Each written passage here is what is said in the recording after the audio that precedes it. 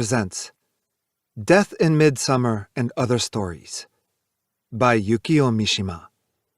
Read by Brian Nishi. To Philippe and Pauline de Rothschild. Death in Midsummer. Le mort nous affecte plus profondément sous le règne pompeux de l'être. Baudelaire, Les Paradis Artificiels. A beach, near the southern tip of the Izu Peninsula, is still unspoiled for sea bathing. The sea bottom is pitted and uneven, it is true, and the surf is a little rough, but the water is clean, the slope out to sea is gentle, and conditions are on the whole good for swimming. Largely because it is so out of the way, A beach has none of the noise and dirt of resorts nearer Tokyo. It is a 2-hour bus ride from Ito. Almost the only inn is the Eirakuso, which also has cottages to rent. There are only 1 or 2 of the shabby refreshment stands that clutter most beaches in summer. The sand is rich and white, and halfway down the beach a rock, surmounted by pines, crouches over the sea almost as if it were the work of a landscape gardener. At high tide, it lies half underwater. And the view is beautiful. When the west wind blows the mists from the sea, the islands offshore come in sight, Oshima near at hand and Toshima farther off, and between them a little triangular island called Utoneshima. Beyond the headland of Nanago lies Cape Sakai, a part of the same mountain mass, throwing its roots deep into the sea. And beyond that, the cape known as the Dragon Palace of Yatsu and Cape Tsumeki, on the southern tip of which a lighthouse beam revolves each night. In her room at the Eirakuso, Tomoko Ikuta was taking a nap. She was the mother of 3 children, though one would never have suspected it to look at the sleeping figure. The knees showed under the one-piece dress, just a little short, of light salmon-pink linen. The plump arms, the unworn face, and the slightly curled lips gave off a girl-like freshness. Perspiration had come out on the forehead and in the hollows beside the nose. Flies buzzed dully, and the air was like the inside of a heated metal dome.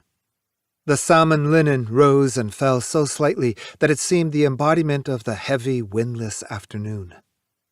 Most of the other guests were down on the beach. Tomoko's room was on the 2nd floor. Below her window was a white swing for children. There were chairs on the lawn, nearly a half-acre wide, as well as tables and a peg for quoit. The quoit lay scattered over the lawn. No one was in sight, and the buzzing of an occasional bee was drowned out by the waves beyond the hedge. The pines came immediately up to the hedge and gave way beyond to the sand and the surf. A stream passed under the inn. It formed the pool before spilling into the ocean, and 14 or 15 geese would splash and honk most indelicately as they fed there every afternoon. Tomoko had 2 sons, Kiyo and Katsuo, who were 6 and 3, and a daughter, Keiko, who was 5. All 3 were down on the beach with Yasue, Tomoko's sister-in-law. Tomoko felt no qualms about asking Yasue to take care of the children while she had a nap herself. Yasue was an old maid. In need of help after Kiyo was born, Tomoko had consulted with her husband and decided to invite Yasue in from the provinces. There was no real reason why Yasue had gone unmarried. She was not particularly alluring, indeed, but then neither was she homely. She had declined proposal after proposal until she was past the age for marrying. Much taken with the idea of following her brother to Tokyo, she leaped at Tomoko's invitation. Her family had plans for marrying her off to a provincial notable. Yasue was far from quick, but she was very good-natured. She addressed Tomoko, younger than she, as an older sister, and was always careful to defer to her. The Kanazawa accent had almost disappeared. Besides helping with the children and the housework, Yasue went to sewing school and made clothes for herself, of course, and for Tomoko and the children, too. She would take out her notebook and sketch new fashions in downtown store windows, and sometimes she would find a shop girl glaring at her and even reprimanding her. She was down on the beach in a stylish green bathing suit. This alone she had not made. It was from a department store. Very proud of her fair North Country skin, she showed hardly a trace of sunburn. She always hurried from the water back to her umbrella. The children were at the edge of the water building a sandcastle, and Yasue amused herself by dripping the watery sand on her white leg. The sand, immediately dry, fell into a dark pattern, sparkling with tiny shell fragments. Yasue hastily brushed at it, as if from a sudden fear that it would not wash off. A half-transparent little insect jumped from the sand and scurried away. Stretching her legs and leaning back on her hands, Yasue looked out to sea. Great cloud masses boiled up, immense in their quiet majesty. They seemed to drink up all the noise below, even the sound of the sea. It was the height of summer, and there was anger in the rays of the sun. The children were tired of the sandcastle. They ran off, kicking up the water in the shallows. Startled from the safe little private world into which she had slipped, Yasue ran after them. But they did nothing dangerous. They were afraid of the roar of the waves. There was a gentle eddy beyond the line where the waves fell back. Kyo and Keiko, hand in hand, stood waist-deep in the water, their eyes sparkling as they braced against the water and felt the sand at the soles of their feet. "Like someone's pulling," said Kyo to his sister. Yasue came up beside them and warned them not to go in any deeper. She pointed at Katsuo. They shouldn't leave him there alone. They should go up and play with him. But they paid no attention to her. They stood hand in hand, smiling happily at each other. They had a secret all their own, the feel of the sand as it pulled away from their feet.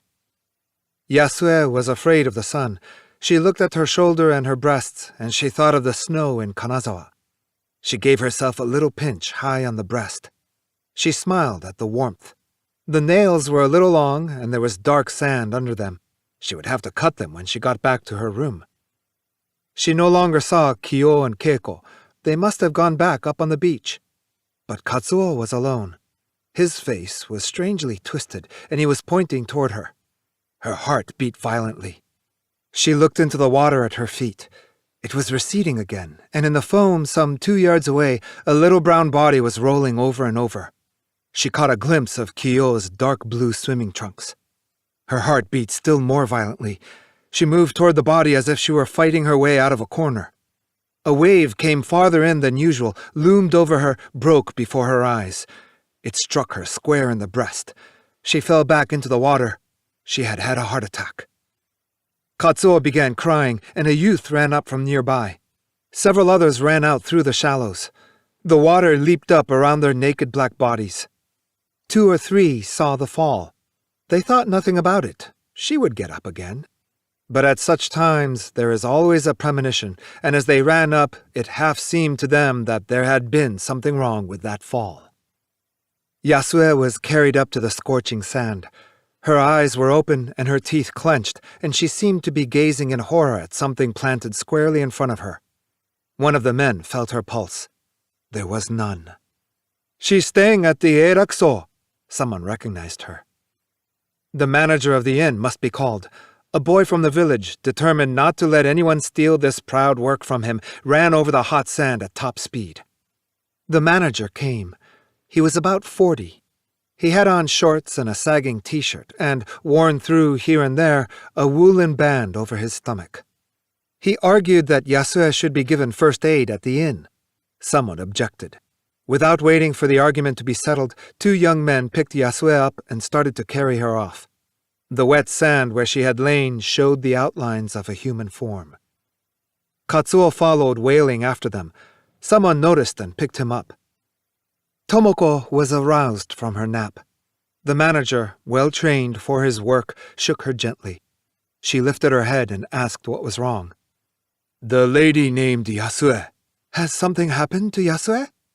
"We've given her first aid, and the doctor will be here in no time." Tomoko jumped up and hurried out with the manager. Yasue lay on the lawn beside the swing, and a near-naked man knelt straddling her. He was giving her artificial respiration. To one side was a heap of straw and broken-up orange crates, and 2 men were doing their best to start a fire. The flames would immediately give way to smoke. The wood was still wet from a storm the night before. A 3rd man fanned away the smoke as it curled toward Yasue's face. Her head thrown back, Yasue looked for all the world as if she were breathing. In the sunlight that filtered through the trees, sweat glistened on the dark back of the man astride her. The white legs, stretched out on the grass, were plump and chalky. They seemed apathetic, quite divorced from the struggle going on above. Tomoko knelt in the grass. "Yasue! Yasue!" Would they save Yasue? Why had it happened? What could she say to her husband? Weeping and incoherent, she jumped from question to question. Presently, she turned sharply to the men around her. Where were the children? "Look, your mother's here." A middle-aged fisherman held a frightened Katsuo in his arms. Tomoko glanced at the boy and nodded her thanks to the fisherman. The doctor came and continued the artificial respiration. Her cheeks burning in the firelight, Tomoko hardly knew what she was thinking. An ant crawled across Yasue's face. Tomoko crushed it and flicked it away. Another ant crawled from the shaking hair up toward the ear. Tomoko crushed it too. Crushing ants became her job. The artificial respiration went on for 4 hours. There were finally signs that rigor mortis was setting in, and the doctor gave up. The body was covered with a sheet and carried to the 2nd floor. The room was dark. A man left the body and ran ahead to switch on the light. Exhausted, Tomoko felt a sort of sweet emptiness come over her. She was not sad. She thought of the children. The children? Down in the playroom with Gengo. All 3 of them? All 3? The men looked at each other. Tomoko pushed them aside and ran downstairs. The fisherman, Gengo, in a cotton kimono, sat on the sofa going over a picture book with Katsuo, who had on an adult's shirt over his swimming trunks. Katsuo's mind was on something else. He was not looking at the book. As Tomoko came in, the guests who knew of the tragedy stopped fanning themselves and looked at her. She almost threw herself on Katsuo. "Kyo and Keiko?" she asked harshly. Katsuo looked up at her timidly. "Kyo, Keiko. All bubbles," he began sobbing. Tomoko ran down to the beach in her bare feet. The pine needles stabbed at her as she went through the grove. The tide had come in, and she had to climb over the rock to the bathing beach. The sand stretched out white below her. She could see far into the dusk. One umbrella, checkered yellow and white, had been left behind. It was her own. The others overtook her on the beach. She was running recklessly through the surf. When they tried to stop her, she brushed them irritably away. "Don't you see? There are 2 children out there." Many had not heard what Gengo had had to say. They thought Tomoko was mad. It hardly seemed possible that no one had thought of the other 2 children in the whole 4 hours they were looking after Yasue. The people at the inn were used to seeing the 3 children together. And however upset their mother might be, it was strange that no warning came to her of the death of her 2 children. Sometimes, however, such an incident sets in motion a sort of group psychology that lets only the same simple thoughts come to everyone. It is not easy to stand outside. It is not easy to register a dissent. Aroused from her afternoon nap, Tomoko had simply taken over what the others passed on to her, and had not thought to question. All that night, there were bonfires some yards apart, up and down the beach. Every 30 minutes, the young men would dive to look for the bodies. Tomoko was on the beach with them. She could not sleep, partly, no doubt, because she had slept too long that afternoon. On the advice of the constabulary, the nets were not set out the following morning. The sun came up over the headland to the left of the beach, and the morning breeze struck Tomoko's face. She had dreaded the daylight. It seemed to her that with the daylight, the whole of the truth must come out, and the tragedy would for the first time become real. "Don't you think you should get some rest?" said one of the older men. "We'll call you if we find anything. You can leave everything to us." Please do," said the inn manager, red-eyed from lack of sleep. "You've had enough bad luck. What will your husband do if you take sick yourself?" Tomoko was afraid to see her husband. Seeing him would be like meeting a trial judge. But she would have to see him. The time was coming near. Yet another disaster was coming near, it seemed to her. Presently, she summoned up her courage to send a telegram. It gave her an excuse to leave the beach. She had begun to feel that the direction of all the divers had been turned over to her. She looked back as she walked off. The sea was quiet. A silvery light flashed in near the shore. Fish were jumping. They seemed quite intoxicated with delight.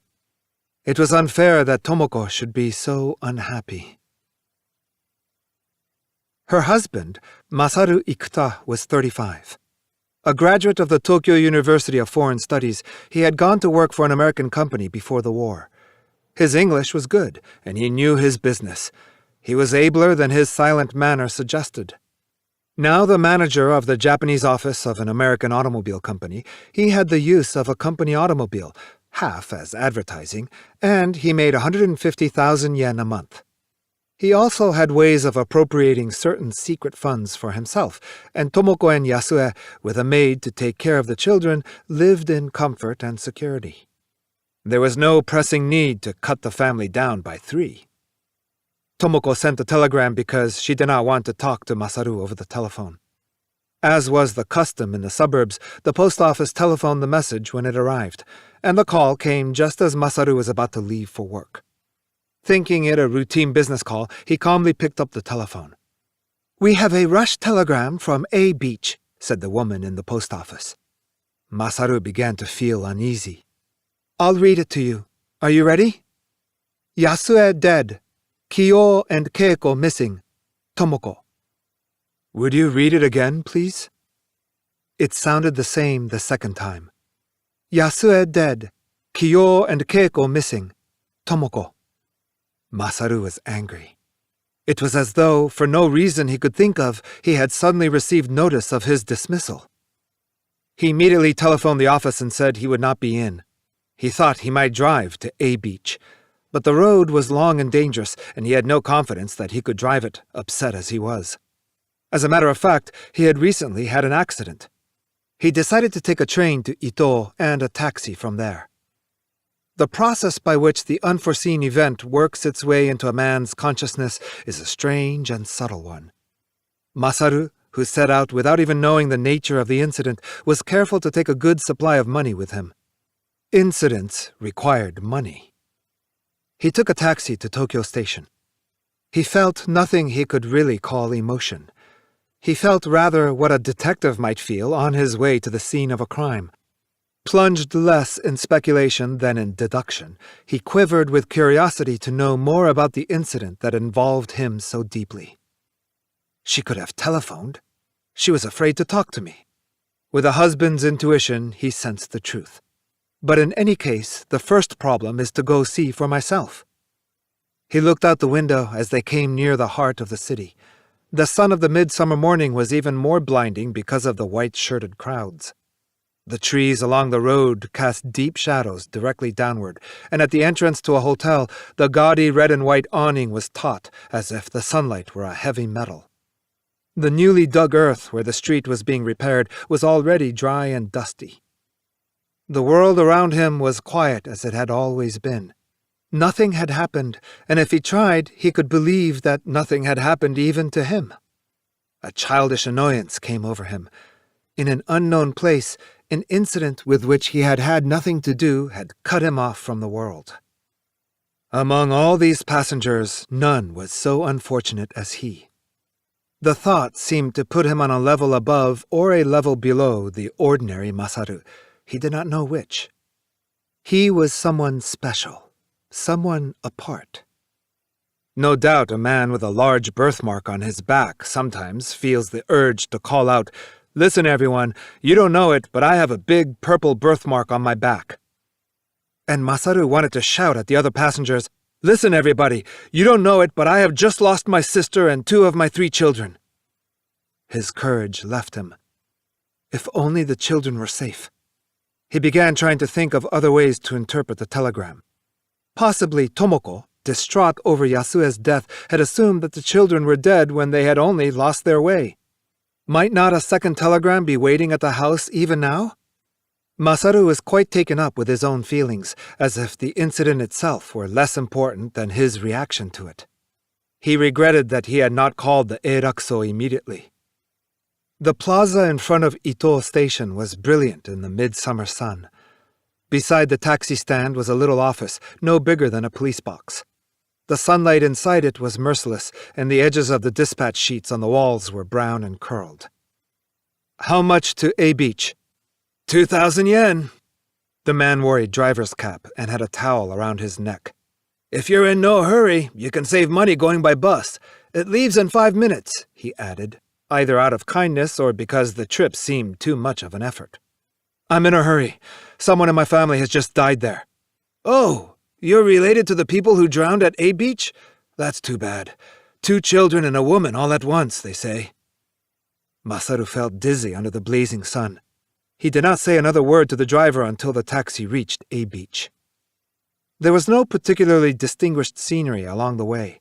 At first, the taxi climbed up one dusty mountain and down the next, and the sea was rarely in sight.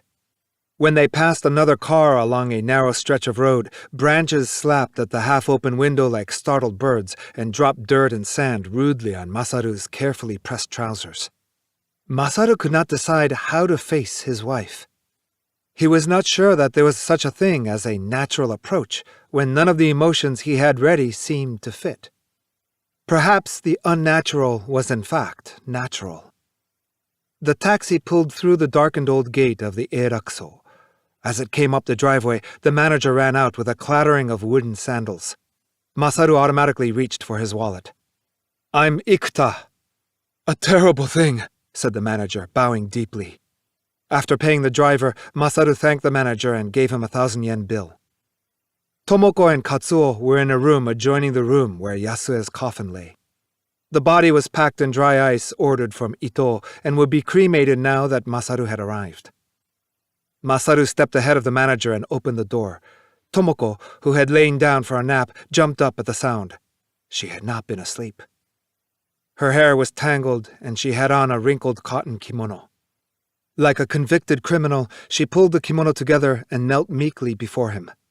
Her motions were astonishingly quick, as though she had planned them in advance. She stole a glance at her husband and collapsed in tears. He did not want the manager to see him lay a comforting hand on her shoulder. That would be worse than having the most intimate bedroom secret spied on. Masaru took off his coat and looked for a place to hang it. Tomoko noticed. Taking a blue hanger from the lintel, she hung up the sweaty coat for him. Masaru sat down beside Katsuo, who had been awakened by his mother's weeping and lay looking up at them. The child, on his knee, was as unresisting as a doll. How can children be so small, he wondered. It was almost as if he were holding a toy. Tomoko knelt weeping in a corner of the room.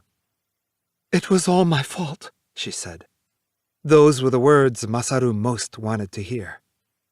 Behind them, the manager, too, was in tears. "I know it's no business of mine, sir, but please don't blame Mrs. Ikuta. It happened while she was taking a nap, and through no fault of hers." Masaru felt as if he had heard or read of all this somewhere. I understand. Obeying the rules, he stood up with the child in his arms and, going over to his wife, laid his hand gently on her shoulder. The gesture came easily. Tomoko wept even more bitterly. The 2 bodies were found the next day. The constabulary, diving all up and down the beach, finally found them under the headland. Sea bugs had nibbled at them, and there were 2 or 3 bugs up each little nostril. Such incidents, of course, go far beyond the dictates of custom, and yet at no time are people more bound to follow custom. Tomoko and Masaru forgot none of the responses and the return gifts custom demanded.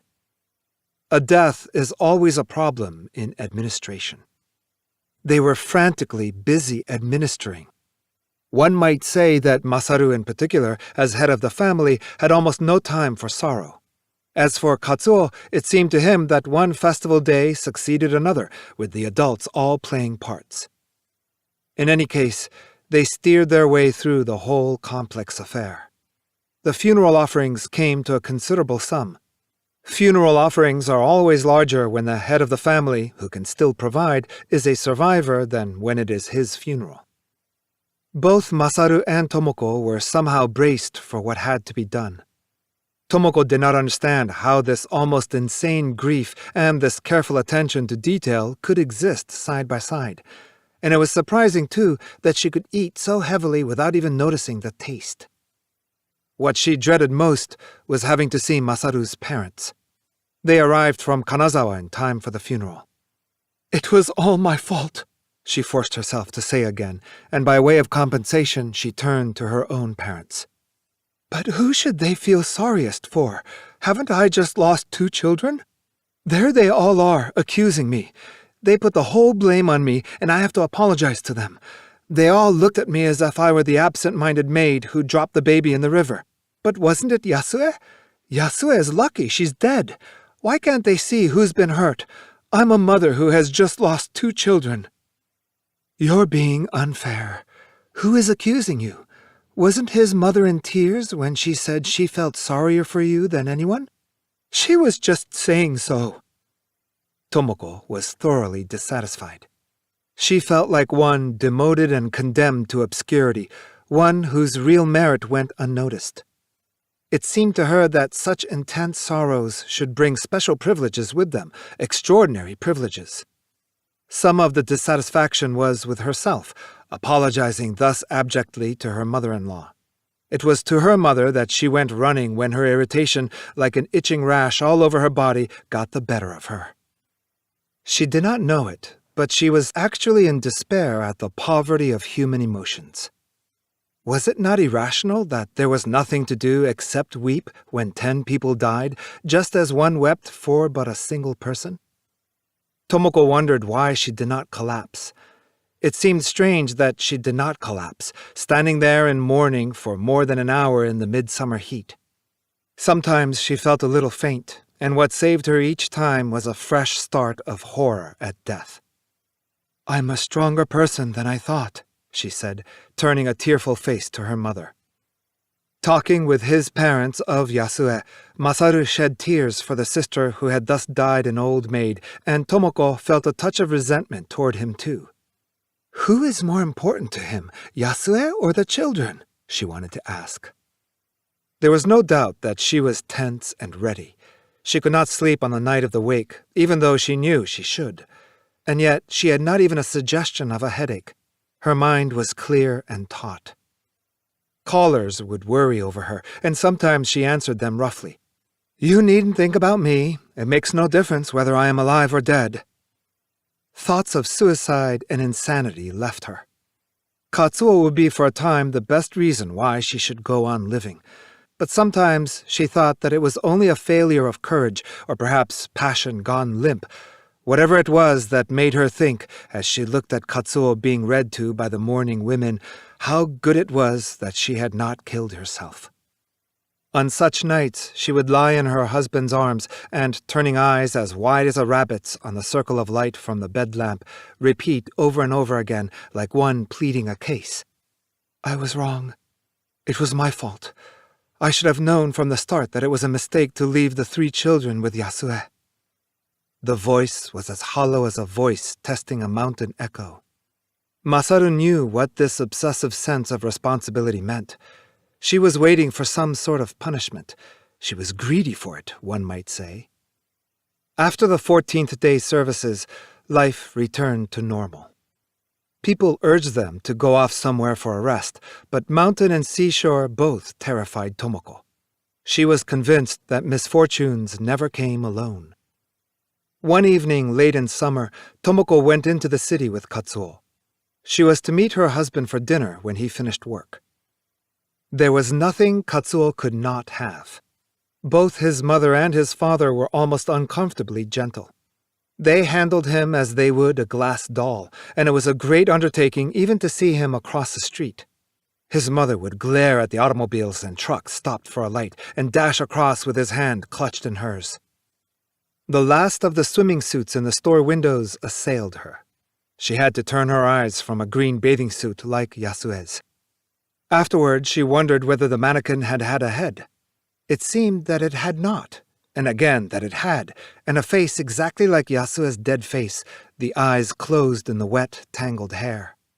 All the mannequins became drowned corpses. If only summer would end. The very word summer carried with it festering thoughts of death, and in the evening sun she felt a festering warmth. Since it was still a little early, she took Katsuo into a department store. It was only a half hour or so before closing time. Katsuo wanted to look at toys, and they went up to the third floor. They hurried past the beach playthings. Mothers were frantically going through a heap of marked-down bathing suits for children. One woman held a pair of dark blue trunks high to the window, and the afternoon sun reflected from the buckle. Enthusiastically looking for a shroud, thought Tomoko. When he had bought his blocks, Katsuo wanted to go up to the roof. The roof playground was cool. A fairly strong breeze from the harbor flapped at the awnings. Tomoko looked through the wire netting at Kachidoki Bridge beyond the city and at the Tsukushima docks and the cargo ships anchored in the bay. Taking his hand from hers, Katsuo went over to the monkey cage. Tomoko stood over him. Possibly because of the wind, the monkey smell was strong. The monkey gazed at them with wrinkled forehead. As it moved from one branch to another, a hand carefully pressed to its hips, Tomoko could see at the side of the oldish little face a dirty ear with red veins showing through. She had never looked so carefully at an animal before. Beside the cage was a pond. The fountain in the middle was turned off. There were beds of portulaca around the brick rim, on which a child about Katsuo's age was teetering precariously. His parents were nowhere in sight. I hope he falls in. I hope he falls in and drowns. Tomoko watched the uncertain legs. The child did not fall. When he had been once around, he noticed Tomoko's gaze and laughed proudly. Tomoko did not laugh. It was as if the child were making fun of her. She took Katsuo by the hand and hurried down from the roof. At dinner, Tomoko spoke after rather too long a silence. "Aren't you quiet, though? And you don't seem the least bit sad." Startled, Masaru looked to see whether anyone had heard. "You don't see? I'm only trying to cheer you up." "There's no need to do that." "So you say, but what about the effect on Katsuo?" "I don't deserve to be a mother anyway." And so the dinner was ruined. Masaru tended more and more to retreat before his wife's sorrow. A man has work to do. He can distract himself with his work. Meanwhile, Tomoko nursed the sorrow. Masaru had to face this monotonous sorrow when he came home, and so he began coming home later at night. Tomoko called a maid who had worked for her long before and gave away all of Kyo's and Keiko's clothes and toys. The maid had children about the same ages. One morning, Tomoko awoke a little later than usual. Masaru, who had been drinking again the night before, lay curled up on his side of the double bed. There was still a dank smell of liquor. The springs squeaked as he turned over in his sleep. Now that Katsuo was alone, she let him sleep in their second-floor bedroom, though she knew, of course, that it would be better not to. Through the white mosquito net over their own bed and the net over Katsuo's, she looked at the child's sleeping face. He always wore a sort of pout when he slept. Tomoko reached out of the mosquito net for the curtain cord. The roughness of the stiff cord in its hempen cover was pleasant against her sweaty hand. The curtain parted a little. The light struck the sandalwood tree from below so that the shadows piled on each other, and the wide clusters of leaves were even softer than usual. Sparrows were chirping noisily. Every morning they would wake up and start chattering to one another, and apparently they would then form a line and run up and down the eaves trough. The confused patter of little feet would go from one end of the trough to the other and back again. Tomoko smiled as she listened. It was a blessed morning. She had to feel that it was, for no reason at all. She lay quietly with her head still on the pillow. A feeling of happiness diffused itself through her whole body. Suddenly she gasped. She knew why she was so happy. Last night for the first time she had not dreamed of the children. Every night she had dreamed of them, and last night she had not. She had had instead some pleasant, foolish little dream. She had forgotten so soon, then. Her heartlessness struck her as fearful. She wept tears of apology to the children's spirits. Masaru opened his eyes and looked at her, but he saw a sort of peace in the weeping and not the usual anguish. "You thought of them again?" "Yes." It seemed too much trouble to tell the truth. But now that she had told a lie, she was annoyed that her husband did not weep with her. If she had seen tears in his eyes, she might have been able to believe her lie. The 49th day services were over. Masaru bought a lot in the Tama cemetery. These were the first deaths in his branch of the family and the first graves. Yasue was charged with watching over the children on the far shore, too. By conference with the main family, her ashes were to be buried in the same lot. Tomoko's fears came to seem groundless as the sadness only grew deeper. She went with Masaru and Katsuo to see the new cemetery lot. Already it was early autumn. It was a beautiful day. The heat was leaving the high, clear sky. Memory sometimes makes hours run side by side for us, or pile one on another. It played this strange trick on Tomoko twice in the course of the day. Perhaps, with the sky and the sunlight almost too clear, the edges of her subconscious, too, were somehow made half-transparent. 2 months before the drownings, there had been that automobile accident. Masaru had not been hurt, of course, but after the drownings, Tomoko never rode with him in the car when she took Katsuo out. Today, Masaru, too, had to go by train. They changed at M for the little branch line to the cemetery. Masaru got off the train first with Katsuo. Held back in the crowd, Tomoko was able to get off only a second or two before the door closed. She heard a shrill whistle as the door slid shut behind her, and, almost screaming, she turned and tried to force it open again. She thought she had left Kyo and Keiko inside. Masaru led her off by the arm.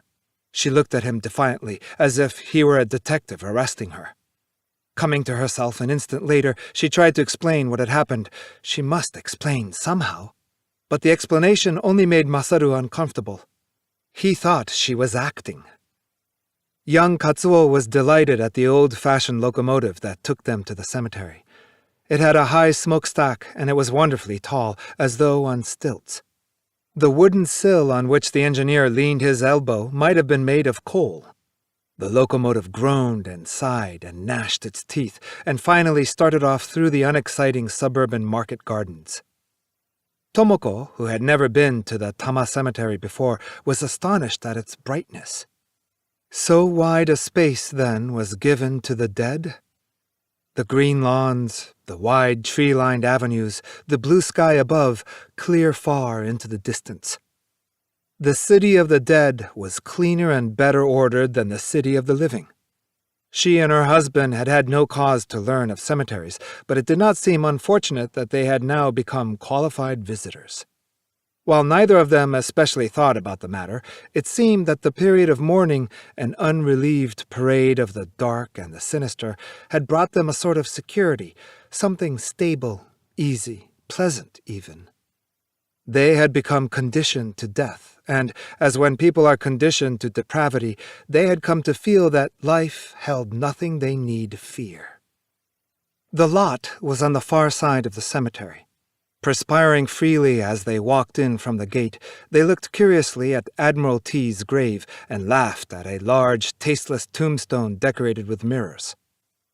Tomoko listened to the subdued humming of the autumn cicadas and smelled the incense and the cool, shady grass. What a nice place. They'll have room to play, and they won't be bored. I can't help thinking it will be good for them. Strange, isn't it? Katsuo was thirsty. There was a high brown tower at the crossroads. The circular steps at the base were stained from the leaking fountain in the center. Several children, tired of chasing dragonflies, were noisily drinking water and squirting water at each other. Now and then a spray of water traced a thin rainbow through the air. Katsuo was a child of action. He wanted a drink, and there was no help for it. Taking advantage of the fact that his mother was not holding his hand, he ran toward the steps. Where was he going? She called sharply. For a drink of water, he answered over his shoulder. She ran after him and took both his arms firmly from behind. That hurt, he protested. He was frightened. Some terrible creature had pounced upon him from behind. Tomoko knelt in the coarse gravel and turned him toward her. He looked at his father, gazing in astonishment from beside a hedge some distance off. You are not to drink that water. We have some here. She began to unscrew the lid of the thermos bottle on her knee. They reached their bit of property. It was in a newly opened section of the cemetery, behind rows of tombstones. Frail young box trees were planted here and there, after a definite pattern one could see if one looked carefully. The ashes had not yet been moved from the family temple, and there was no grave marker. There was only a roped-off bit of level land. And all three of them will be here together, said Masaru. The remark did little to Tomoko. How, she wondered, could facts be so completely improbable? For one child to drown in the ocean, that could happen, and no doubt anyone would accept it as a fact. But for 3 people to drown, that was ridiculous. And yet 10,000 was different again.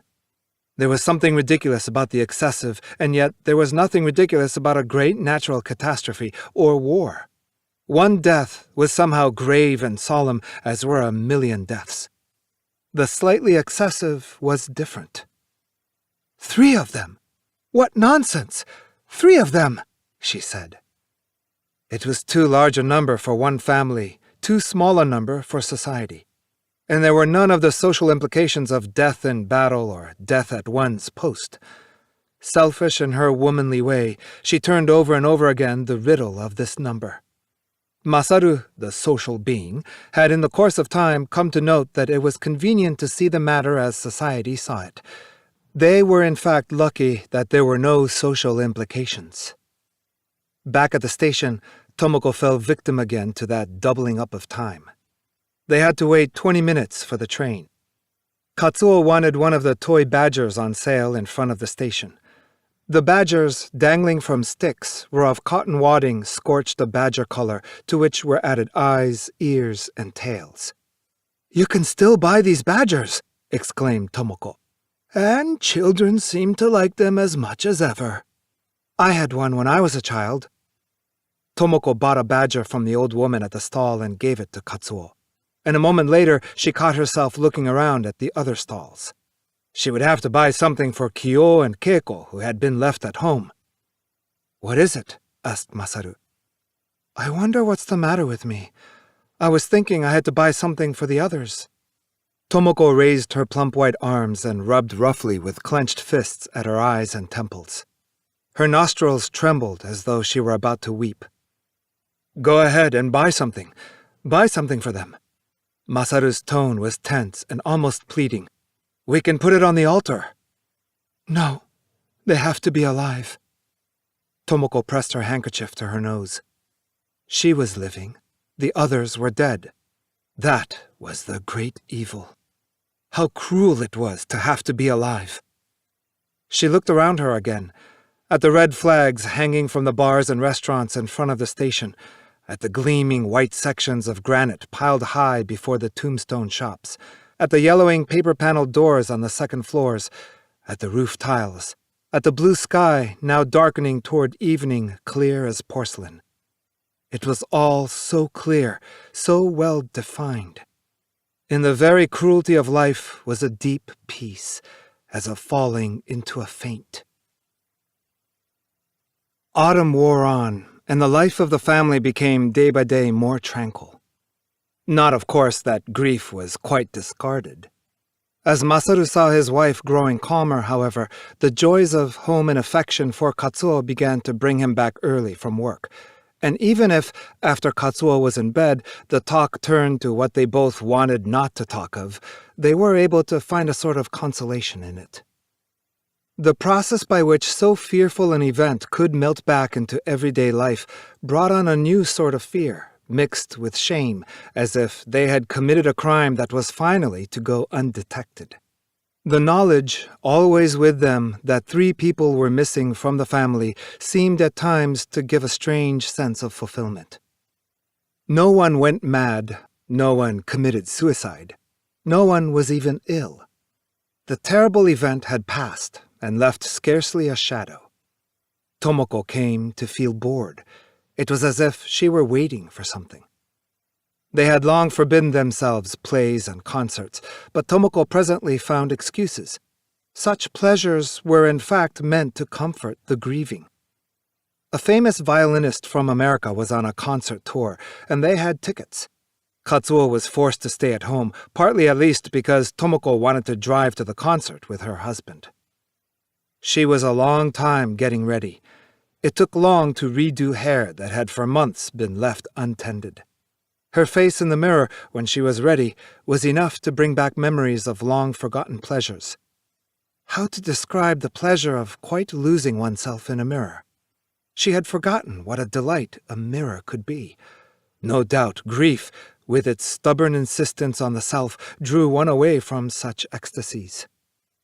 She tried on kimono after kimono, finally choosing a lavish purple one and a brocade obi. Masaru, waiting behind the wheel of the car, was astonished at his beautiful wife.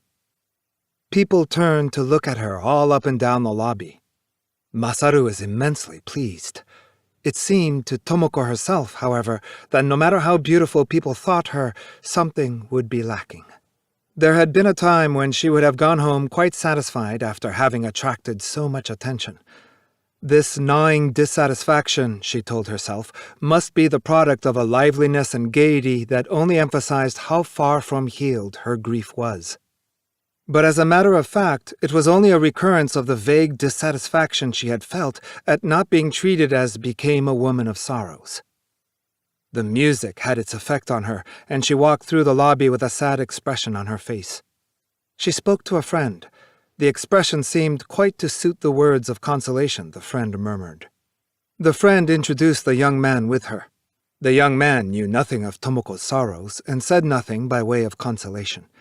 His talk was of the most ordinary, including 1 or 2 lightly critical remarks about the music. What a rude young man, thought Tomoko, looking at the shining head as it moved off through the crowd.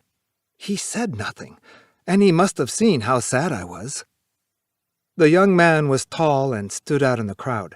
As he turned to one side, Tomoko saw the eyebrows and the laughing eyes, and a lock of hair straying down over the forehead.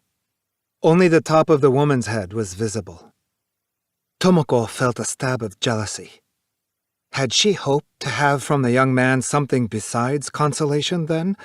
Had she wanted other, rather special words? Her whole moral being quaked at the thought. She had to tell herself that this new suspicion was quite at odds with reason. She, who had never once been dissatisfied with her husband. "Are you thirsty?" asked Masaru, who had been speaking to a friend. "There's an orangeade stand over there." People were sucking the orange liquid from tilted bottles. Tomoko looked over with a puzzled squint one so often sees on the nearsighted. She was not in the least thirsty. She remembered the day she had kept Katsuo from the fountain and had made him drink boiled water instead. Katsuo was not the only one in danger. There must be all sorts of little germs milling about in the orangeade. She went slightly insane in her pursuit of pleasure. There was something vengeful in this feeling that she must have pleasure. Not, of course, that she was tempted to be unfaithful to her husband. Wherever she went, she was with him or wanted to be. Her conscience dwelt rather on the dead. Back from some amusement, she would look at the sleeping face of Katsuo, who had been put to bed early by the maid, and as she thought of the 2 dead children, she would be quite overcome with remorse. Indeed, the pursuit of pleasure became a sure way to stir up a pang of conscience. Tomoko remarked suddenly that she wanted to take up sewing. This was not the first time Masaru had found it hard to follow the twists and jumps in a woman's thinking. Tomoko began her sewing. Her pursuit of pleasure became less strenuous. She quietly looked about her, meaning to become the complete family woman. She felt that she was looking life square in the face. There were clear traces of neglect in her reappraised surroundings. She felt as if she had come back from a long trip. She would spend a whole day washing and a whole day putting things in order. The middle-aged maid had all her work snatched away from her.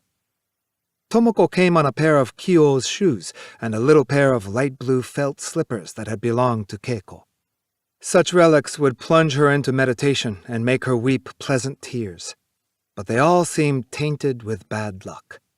She called a friend who was immersed in charities and, feeling most elevated, gave everything to an orphanage, even clothes that might fit Katsuo. As she sat at her sewing machine, Katsuo accumulated a wardrobe. She thought of making herself some fashionable new hats, but she had no time for that. At the machine, she forgot her sorrows. The hum and the mechanical movements cut off that other erratic melody, her emotional ups and downs. Why had she not tried this mechanical cutting off of the emotions earlier? But then, of course, it came at a time when her heart no longer put up the resistance it would once have. One day she pricked her finger, and a drop of blood oozed out. She was frightened. Pain was associated with death. But the fear was followed by a different emotion. If such a trivial accident should indeed bring death, that would be an answer to a prayer. She spent more and more time at the machine. It was the safest of machines, however. It did not even touch her. Even now, she was dissatisfied, waiting for something. Masaru would turn away from this vague seeking, and they would go for a whole day without speaking to each other. Winter approached. The tomb was ready, and the ashes were buried. In the loneliness of winter, one thinks longingly of summer. Memories of summer threw an even sharper shadow across their lives. And yet the memories had come to seem like something out of a storybook. There was no avoiding the fact that around the winter fire, everything took on an air of fiction. In midwinter, there were signs that Tomoko was pregnant. For the first time, forgetfulness came as a natural right. Never before had they been quite so careful. It seemed strange that the child might be born safely, and only natural that they should lose it. Everything was going well. A line was drawn between them and old memories. Borrowing strength from the child she was carrying, Tomoko for the first time had the courage to admit that the pain was gone. She had only to recognize that fact. Tomoko tried to understand. It is difficult to understand while an incident is before one's eyes, however. Understanding comes later. One analyzes the emotions and deduces and explains to oneself. On looking back, Tomoko could not but feel dissatisfied with her inadequate emotions. There could be no doubt that the dissatisfaction would stay longer, a drag on her heart, than the sorrow itself. But there could be no going back for another try. She refused to admit any incorrectness in her responses.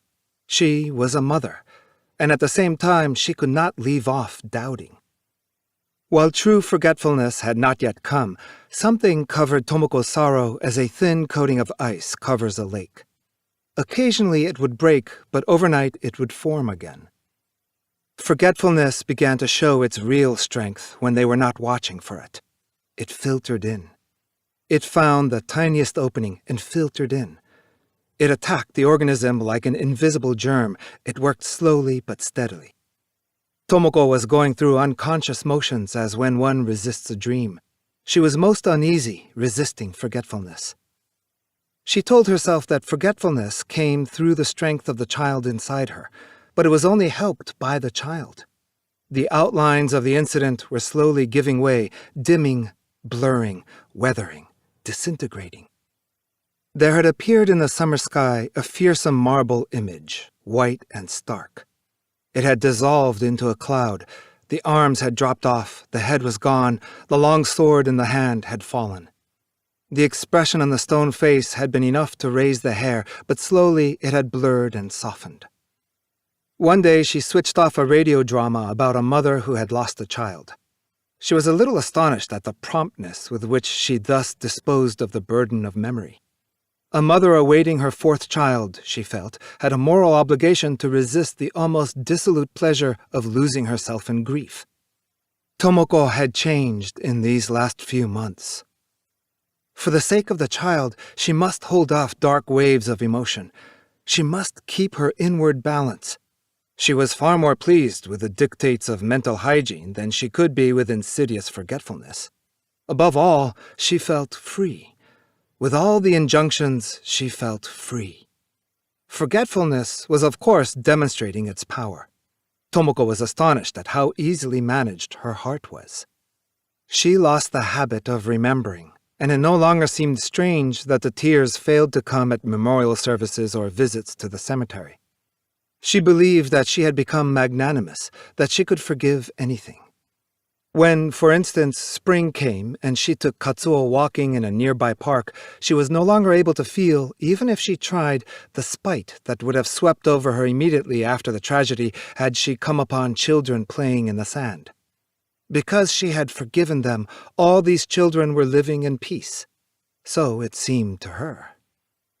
While forgetfulness came to Masaru sooner than to his wife, that was no sign of coldness on his part. It was rather Masaru who had wallowed in sentimental grief. A man, even in his fickleness, is generally more sentimental than a woman. Unable to stretch out the emotion and conscious of the fact that grief was not particularly stubborn in following him about, Masaru suddenly felt alone, and he allowed himself a trifling infidelity. He quickly tired of it. Tomoko became pregnant. He hurried back to her like a child hurrying to its mother. The tragedy left them as a castaway leaves a sinking ship. Soon they were able to view it as it must have seemed to people who noticed it in a corner of the newspapers that day. Tomoko and Masaru even wondered if they had had a part in it. Had they not been but the spectators who happened to be nearest? All who had actually participated in the incident had died and would participate forever. For us to have a part in a historical incident, our very existence must somehow be at stake. And what had Masaru and his wife had at stake? In the first place, had they had time to put anything at stake?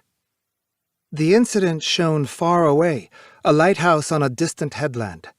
It flashed on and off like the revolving light on Cape Tsumeki, south of A Beach. Rather than an injury, it became a moral lesson, and it changed from a concrete fact to a metaphor. It was no longer the property of the Ikuta family, it was public. As the lighthouse shines on beach wastes and on waves bearing their white fangs at lonely rocks all through the night, and on the groves around it, so the incident shone on the complex everyday life around them. People should read the lesson. An old, simple lesson that parents may be expected to have engraved on their minds. You have to watch children constantly when you take them to the beach.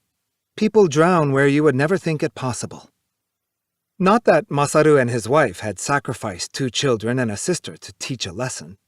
The loss of the 3 had served no other purpose, however, and many a heroic death produces as little. Tomoko's 4th child was a girl, born late in the summer. Their happiness was unbounded. Masaru's parents came from Kanazawa to see the new grandchild, and while they were in Tokyo, Masaru took them to the cemetery. They named the child Momoko. Mother and child did well. Tomoko knew how to take care of a baby, and Katsuo was delighted to have a sister again. It was the following summer, 2 years after the drowning, a year after Momoko's birth. Tomoko startled Masaru by saying she wanted to go to A Beach. "Didn't you say you would never go there again?" "But I want to." "Aren't you strange? I don't want to at all, myself." "Oh? Let's forget about it then." She was silent for 2 or 3 days. Then she said, "I would like to go." "Go by yourself." "I couldn't." "Why?" "I'd be afraid." "Why do you want to go to a place you're afraid of?" "I want all of us to go. We would have been all right if you'd been along. I want you to go too." "You can't tell what might happen if you stay too long, and I can't take much time off." "1 night will be enough." "But it's such an out-of-the-way place." He asked her again what had made her want to go. She only answered that she did not know. Then he remembered one of the rules in the detective stories he was so fond of. The murderer always wants to go back to the scene of the crime, whatever the risks. Tomoko was taken by a strange impulse to revisit the place where the children died. Tomoko asked a third time, with no particular urgency, in the same monotonous way as before, and Masaru determined to take 2 days off, avoiding the weekend crowds. The Eirakso was the only inn at A Beach. They reserved rooms as far as possible from that unhappy room.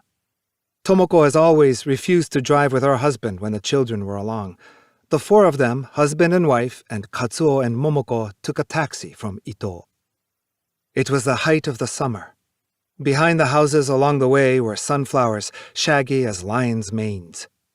The taxi scattered dust on the open, honest faces, but the sunflowers seemed quite undisturbed. As the sea came in sight to the left, Katsuo gave a squeal of delight. He was 5 now, and it was 2 years since he had last been to the coast. They talked little in the taxi. It was shaking too violently to be the best place for conversation. Momoko now and then said something they understood.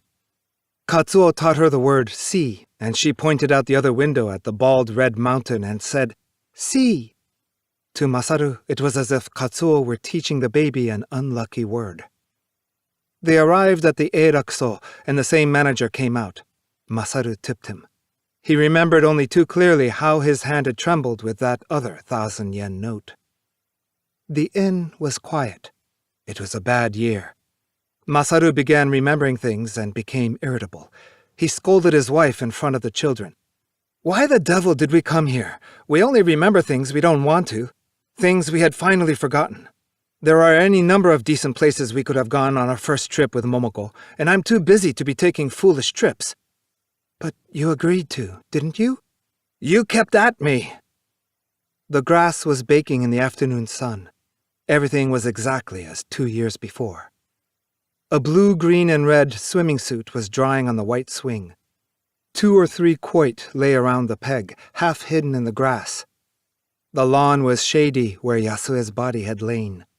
The sun, leaking through the trees to the bare grass, seemed suddenly to dapple the undulations of Yasue's green bathing suit. It was the way the flecks of light moved with the wind. Masaru did not know that the body had lain there. Only Tomoko had the illusion. Just as for Masaru the incident itself had not happened while he did not know of it, so that patch of grass would be forever only a quiet, shady corner. For him, and still more for the other guests, thought Tomoko. His wife was silent, and Masaru tired of scolding her. Katsuo went down into the garden and rolled a quoit across the grass. He squatted down and watched intently to see where it would go. It bounced awkwardly through the shadows, took a sudden jump, and fell. Katsuo watched, motionless. He thought it should get up again. The cicadas were humming. Masaru, now silent, felt the sweat come out around his collar. He remembered his duty as a father. "Let's go down to the beach, Katsuo." Tomoko carried Momoko. The 4 of them went through the gate in the hedge and out under the pine trees. The waves came in swiftly and spread shining over the beach. It was low tide, and they could make their way around the rock to the beach. Taking Katsuo by the hand, Masaru walked across the hot sand in pattens borrowed from the inn. There was not a single beach umbrella. They could see no more than 20 people the whole length of the bathing beach, which began from just beyond the rock. They stood silently at the edge of the water. There were grand clusters of clouds again today, piled one upon another. It seemed strange that a mass so heavy with light could be borne in the air. Above the packed clouds at the horizon, light clouds trailed away as though left behind in the blue by a broom. The clouds below seemed to be enduring something, holding out against something. Excesses of light and shade cloaked in form, a dark, inchoate passion shaped by a will, radiant and architectural as in music. From beneath the clouds, the sea came toward them, far wider and more changeless than the land. The land never seems to take the sea, even its inlets. Particularly along a wide bow of coast, the sea sweeps in from everywhere. The waves came up, broke, fell back. Their thunder was like the intense quiet of the summer sun, hardly a noise at all. Rather, an ear-splitting silence. A lyrical transformation of the waves, not waves, but rather ripples one might call the light, derisive laughter of the waves at themselves. Ripples came up to their feet and retreated again. Masaru glanced sideways at his wife. She was gazing out to sea. Her hair blew in the sea breeze, and she seemed undismayed at the sun. Her eyes were moist and almost regal. Her mouth was closed tight. In her arms, she held 1-year-old Momoko, who wore a little straw hat. Masaru had seen that face before. Since the tragedy, Tomoko's face had often worn that expression, as if she had forgotten herself, and as if she were waiting for something. "What are you waiting for?" he wanted to ask lightly. But the words did not come. He thought he knew without asking. He clutched tighter at Katsuo's hand. Translated and abridged by Edward G. Seidensticker. 3 million yen. "We're to meet her at 9? Asked Kenzo. "At 9, she said, in the toy department on the ground floor," replied Kyoko. "But it's too noisy to talk there, and I told her about the coffee shop on the 3rd floor instead." "That was a good idea." The young husband and wife looked up at the neon pagoda atop the New World building, which they were approaching from the rear. It was a cloudy, muggy night, of a sort common in the early summer rainy season. Neon lights painted the low sky in rich colors. The delicate pagoda, flashing on and off in the softer of neon tones, was very beautiful indeed. It was particularly beautiful when, after all the flashing neon tubes had gone out together, they suddenly flashed on again, so soon that the afterimage had scarcely disappeared. To be seen from all over Asakusa, the pagoda had replaced Gourd Pond, now filled in, as the main landmark of the Asakusa night. To Kenzo and Kyoko, the pagoda seemed to encompass in all its purity some grand, inaccessible dream of life. Leaning against the rail of the parking lot, they looked absently up at it for a time. Kenzo was in an undershirt, cheap trousers, and wooden clogs. His skin was fair, but the lines of the shoulders and chest were powerful, and bushes of black hair showed between the mounds of muscle at the armpits. Kyoko, in a sleeveless dress, always had her own armpits carefully shaved. Kenzo was very fussy.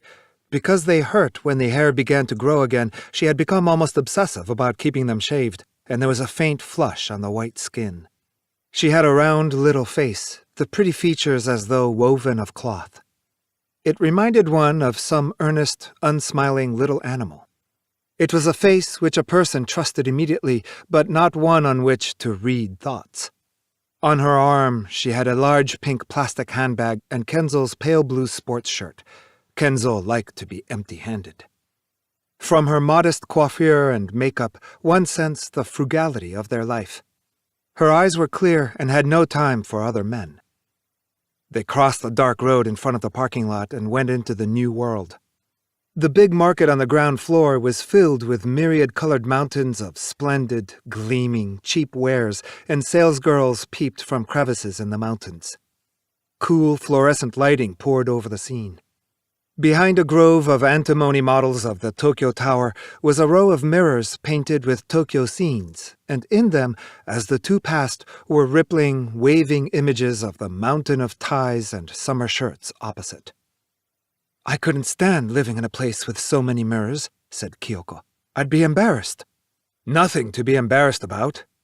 Though his manner was gruff, Kenzo was not one to ignore what his wife said, and his answers were generally perceptive. The two had come to the toy department. "She knows how you love the toy department. That's why she said to meet her here." Kenzo laughed. He was fond of the trains and automobiles and space missiles, and he always embarrassed Kyoko, getting an explanation for each one and trying each one out, but never buying. She took his arm and steered him some distance from the counter. "It's easy to see that you want a boy. Look at the toys you pick." "I don't care whether it's a boy or a girl. I just wish it would come soon." "Another 2 years, that's all." Everything according to plan. They had divided the savings account they were so assiduously building up into several parts, labeled Plan X and Plan Y and Plan Z and the like. Children must come strictly according to plan. However much they might want a child now, it would have to wait until sufficient money for Plan X had accumulated. Seeing the inadvisability, for numerous reasons, of installment buying, they waited until the money for Plan A or Plan B or Plan C had accumulated and then paid cash for an electric washing machine or refrigerator or a television set. Plan A and Plan B had already been carried out. Plan D required little money, but since it had as its object a low-priority clothes cupboard, it was always being pushed back. Neither of them was much interested in clothes. What they had they could hang in the closet, and all they really needed was enough to keep them warm in the winter. They were very cautious when making a large purchase. They collected catalogs and looked at various possibilities and asked the advice of people who had already made the purchase, and, when the time for buying finally came, went off to a wholesaler in Okachimachi. A child was still more serious. First, there had to be a secure livelihood and enough money, more than enough money, to see that the child had surroundings of which a parent need not be ashamed, if not, perhaps, enough to see it all the way to adulthood. Kenzo had already made thorough inquiries with friends who had children, and knew what expenditures for powdered milk could be considered reasonable. With their own plans so nicely formed, the two had nothing but contempt for the thoughtless, floundering ways of the poor. Children were to be produced according to plan in surroundings ideal for rearing them, and the best days were waiting after a child had arrived. Yet they were sensible enough not to pursue their dreams too far. They kept their eyes on the light immediately before them. There was nothing that enraged Kenzo more than the view of the young that life in contemporary Japan was without hope. He was not a person given to deep thinking, but he had an almost religious faith that if a man respected nature and was obedient to it, and if he but made an effort for himself, the way would somehow open. The first thing was reverence for nature, founded on connubial affection. The greatest antidote for despair was the faith of a man and woman in each other. Fortunately, he was in love with Kyoko. To face the future hopefully, therefore, he had only to follow the conditions laid down by nature. Now and then some other woman made a motion in his direction, but he sensed something unnatural in pleasure for the sake of pleasure. It was better to listen to Kyoko complaining about the dreadful price these days of vegetables and fish. The two had made a round of the market and were back at the toy department. Kenzo's eyes were riveted to the toy before him, a station for flying saucers. On the sheet metal base, the complicated mechanism was painted as if viewed through a window, and a revolving light flashed on and off inside the control tower. The flying saucer, of deep blue plastic, worked on the old principle of the flying top. The station was apparently suspended in space, for the background of the metal base was covered with stars and clouds, among the former the familiar rings of Saturn. The bright stars of the summer night were splendid. The painted metal surface was indescribably cool, and it was as if all the discomfort of the muggy night would go if a person but gave himself up to that sky. Before Kyoko could stop him, Kenzo had resolutely snapped a spring at one corner of the station. The saucer went spinning toward the ceiling. The salesgirl reached out and gave a little cry. The saucer described a gentle arc toward the pastry counter across the aisle and settled square on the 1,000,000 yen crackers. "We're in!" Kenzo ran over to it. "What do you mean, we're in?" Embarrassed, Kyoko turned quickly away from the salesgirl and started after him. Look where it landed. This means good luck, not a doubt about it." The oblong crackers were in the shape of decidedly large banknotes, and the baked-in design, again like a banknote, carried the words 1,000,000 yen. On the printed label of the cellophane wrapper, the figure of a bald shopkeeper took the place of Prince Shotoku, who decorates most banknotes. There were 3 large crackers in each package. Over the objections of Kyoko, who thought 50 yen for 3 crackers ridiculous, Kenzo bought a package to make doubly sure of the good luck. He immediately broke the wrapping, gave a cracker to Kyoko, and took one himself. The third went into her handbag. As his strong teeth bit into the cracker, a sweet, slightly bitter taste flowed into his mouth. Kyoko took a little mouse-like bite from her own cracker, almost too large for her grasp. Kenzo brought the flying saucer back to the toy counter. The salesgirl, out of sorts, looked away as she reached to take it. Kyoko had high, arched breasts, and though she was small, her figure was good. When she walked with Kenzo, she seemed to be hiding in his shadow.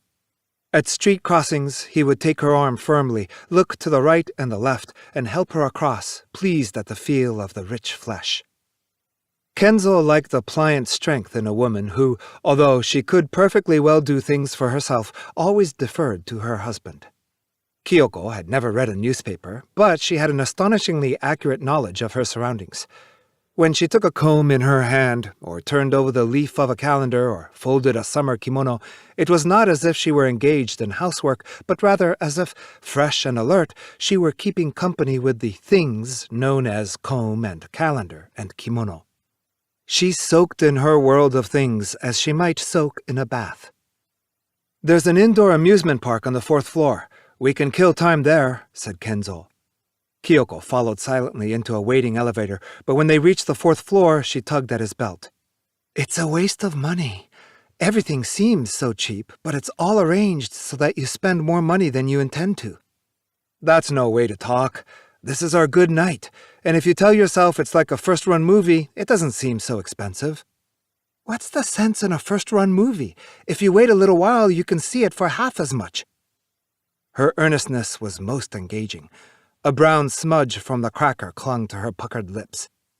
"Wipe your mouth," said Kenzo. "You're making a mess of yourself." Kyoko looked into a mirror on a nearby pillar and removed the smear with the nail of her little finger. She still had 2/3 of a cracker in her hand.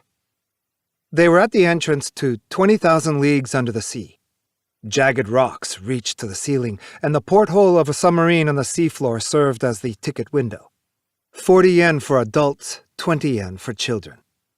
"But 40 yen is too high," said Kyoko, turning away from the mirror. "You aren't any less hungry after you look at all those cardboard fish, and for 40 yen you can get 100 grams of the best kind of real fish. Yesterday they wanted 40 for a cut of black snapper. Oh well, when you're chewing on 1,000,000 yen, you don't talk like a beggar." The brief debate finished, Kenzo bought the tickets. "You've let that cracker go to your head." "But it isn't bad at all. Just right when you're hungry." "You just ate." At a landing like a railway platform, 5 or 6 little boxcars, each large enough for 2 people, stood at intervals along a track. 3 or 4 other couples were waiting, but the 2 climbed unabashedly into a car. It was in fact a little tight for 2, and Kenzo had to put his arm around his wife's shoulders. The operator was whistling somewhat disdainfully. Kenzo's powerful arm, on which the sweat had dried, was solid against Kyoko's naked shoulders and back. Naked skin clung to naked skin like the layers of some intricately folded insect's wing. The car began to shake. "I'm afraid," said Kyoko, with the expression of one not in the least afraid. The cars, each some distance from the rest, plunged into a dark tunnel of rock. Immediately inside, there was a sharp curve, and the reverberations were deafening. A huge shark with shining green scales passed, almost brushing their heads, and Kyoko ducked away. As she clung to her young husband, he gave her a kiss. After the shark had passed, the car ground around a curve in pitch darkness again, but his lips landed unerringly on hers, little fish speared in the dark. The little fish jumped and were still. The darkness made Kyoko strangely shy. Only the violent shaking and grinding sustained her. As she slipped deep into the tunnel, her husband's arm around her, she felt naked and flushed crimson. The darkness, dense and impenetrable, had a strength that seemed to render clothes useless. She thought of a dark shed she had secretly played in as a child. Like a flower springing from the darkness, a red beam of light flashed at them, and Kyoko cried out once more. It was the wide, gaping mouth of a big anglerfish on the ocean floor. Around it, coral fought with the poisonous dark green of seaweed. Kenzo put his cheek to his wife's. She was still clinging to him, and with the fingers of the arm around her shoulders played with her hair. Compared to the motion of the car, the motion of the fingers were slow and deliberate. She knew that he was enjoying the show and enjoying her fright at it as well. "Will it be over soon? I'm afraid." But her voice was drowned out in the roar. Once again, they were in darkness. Though frightened, Kyoko had her store of courage. Kenzo's arms were around her, and there was no fright and no shame she could not bear. Because hope had never left them, the state of happiness was for the two of them just such a state of tension. A big, muddy octopus appeared before them. Once again, Kyoko cried out. Kenzo promptly kissed the nape of her neck. The great tentacles of the octopus filled the cave, and a fierce lightning darted from its eyes. At the next curve, a drowned corpse was standing disconsolately in a seaweed forest. Finally, the light at the far end began to show. The car slowed down, and they were liberated from the unpleasant noise. At the bright platform, the uniformed attendant waited to catch the forward handle of the car. "Is that all?" asked Kenzo. The man said that it was. Arching her back, Kyoko climbed to the platform and whispered in Kenzo's ear, "It makes you feel like a fool paying 40 yen for that." At the door, they compared their crackers. Kyoko had 2/3 left and Kenzo more than half. "Just as big as when we came in," said Kenzo. "It was so full of thrills that we didn't have time to eat." "If you think about it that way, it doesn't seem so bad after all." Kenzo's eyes were already on the gaudy sign by another door.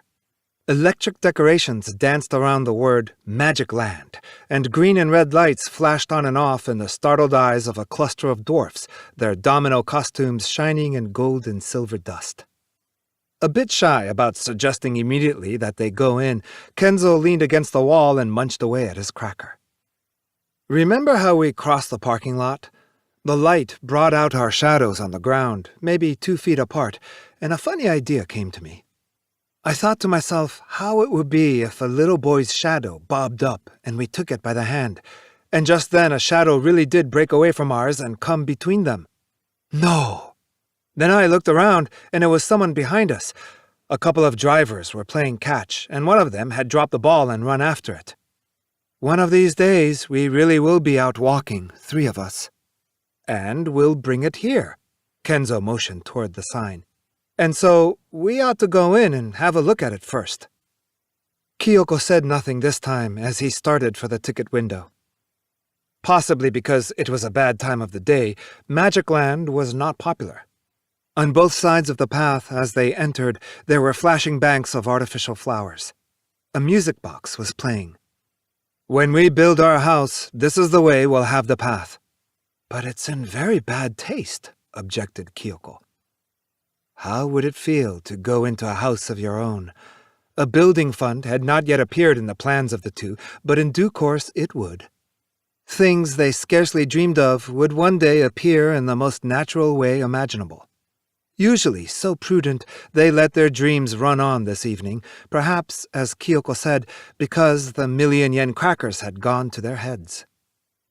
Great artificial butterflies were taking honey from the artificial flowers. Some were as big as briefcases, and there were yellow and black spots on their translucent red wings. Tiny bulbs flashed on and off in their protuberant eyes. In the light from below, a soft aura, as of sunset in a mist, bathed the plastic flowers and grasses. It may have been dust rising from the floor. The first room they came to, following the arrow, was the leaning room. The floor and all the furnishings leaned so that when one entered upright, there was a grating, discordant note to the room. "Not the sort of house I'd want to live in," said Kenzo, bracing himself against a table on which there were yellow wooden tulips. The words were like a command. He was not himself aware of it, but his decisiveness was that of the privileged one whose hope and well-being refused to admit outsiders. It was not strange that in the hope there was a scorn for the hopes of others, and that no one was allowed to lay a finger on the well-being. Braced against the leaning table, the determined figure in the undershirt made Kyoko smile. It was a very domestic scene. Kenzo was like an outraged young man who, having built an extra room on his Sunday holidays, had made a mistake somewhere and ended up with the windows and floors all askew. "You could live in a place like this, though," said Kyoko. Spreading her arms like a mechanical doll, she leaned forward as the room leaned, and her face approached Kenzo's broad left shoulder at the same angle as the wooden tulips. His brow wrinkled in a serious young frown, Kenzo smiled. He kissed the cheek that leaned toward him and bit roughly into his million-yen cracker. By the time they had emerged from the wobbly staircases, the shaking passageways, the log bridges from the railings of which monster heads protruded, and numerous other curious places as well, the heat was too much for them. Kenzo finished his own cracker, took what was left of his wife's between his teeth, and set out in search of a cool evening breeze. Beyond a row of rocking horses, a door led out to a balcony. "What time is it?" asked Kyoko. 9:15. Let's go out and cool off till 9. "I'm thirsty. The cracker was so dry." She fanned at her perspiring white throat with Kenzo's sports shirt. "In a minute you can have something to drink." The night breeze was cool on the wide balcony. Kenzo yawned a wide yawn and leaned against the railing beside his wife. Bare young arms caressed the black railing, wet with the night dew. "It's much cooler than when we came in." "Don't be silly," said Kenzo. "It's just higher." Far below, the black machines of the outdoor amusement park seemed to slumber. The bare seats of the merry-go-round, slightly inclined, were exposed to the dew. Between the iron bars of the aerial observation car, suspended chairs swayed gently in the breeze. The liveliness of the restaurant to the left was in complete contrast. They had a bird's-eye view into all the corners of the wide expanse inside its walls. Everything was there to look at, as if on a stage. The roofs of the separate cottages, the passages joining them, the ponds and brooks in the garden, the stone lanterns, the interiors of the Japanese rooms, some with serving maids whose kimono sleeves were held up by red cords, others with dancing geisha. The strings of lanterns at the eaves were beautiful, and their white lettering was beautiful too. The wind carried away the noises of the place, and there was something almost mystically beautiful about it, congealed in delicate detail there at the bottom of the murky summer night. "I'll bet it's expensive." Kyoko was once more at her favorite romantic topic. "Naturally. Only a fool would go there." "I'll bet they say that cucumbers are a great delicacy, and they charge some fantastic price. How much?" 200, maybe." Kenzo took his sports shirt and started to put it on. Buttoning it for him, Kyoko continued. "They must think their customers are fools. Why, that's 10 times what cucumbers are worth. You can get 3 of the very best for 20 yen. "Oh? They're getting cheap." "The price started going down a week or so ago." It was 5 to 9. They went out to look for a stairway to the coffee shop on the 3rd floor. 2 of the crackers had disappeared. The other was too large for Kyoko's very large handbag and protruded from the unfastened clasp. The old lady, an impatient person, had arrived early and was waiting. The seats from which the loud jazz orchestra could best be seen were all taken, but there were vacant places where the bandstand was out of sight, beside the potted palm probably rented from some gardener. Sitting alone in a summer kimono, the old lady seemed wholly out of place. She was a small woman, not far past middle age, and she had the clean, well-tended face of the plebeian lowlands. She spoke briskly with many delicate gestures. She was proud of the fact that she got along so nicely with young people. "You'll be treating me, of course, so I ordered something expensive while I was waiting." Even as she spoke, the tall glass arrived, pieces of fruit atop a parfait. "Now that was generous of you. All we needed was soda water." Her outstretched little finger taut, the old lady plunged in with her spoon and skillfully brought out the cream beneath. Meanwhile, she was talking along at her usual brisk pace. "It's nice that this place is so noisy and no one can hear us. Tonight we go to Nakano. I think I mentioned it over the phone. An ordinary private house, and, can you imagine it? The customers are housewives having a class reunion. There's not much that the rich ladies don't know about these days, and I imagine they walk around pretending the idea never entered their heads. Anyway, I told them about you, and they said they had to have you and no one else. They don't want someone who's all beaten up by the years, you know, and I must say that I can't blame them. So I asked a good stiff price, and she said it was low, and if they were pleased, they'd give you a good tip. They haven't any idea what the market rate is, of course, but I want you to do your best now. I'm sure I don't need to tell you, but if they're pleased, we'll get all sorts of rich customers. There aren't many that go as well together as you two do, of course, and I'm not worried, but don't do anything to make me ashamed of you. Well, anyhow, the woman of the house is the wife of some important person or other, and she'll be waiting for us at the coffee shop in front of Nakano Station. You know what will happen next. She'll send the taxi through all sorts of back alleys to get us mixed up. I don't imagine she'll blindfold us, but she'll pull us through the back door so we don't have a chance to read the sign on the gate.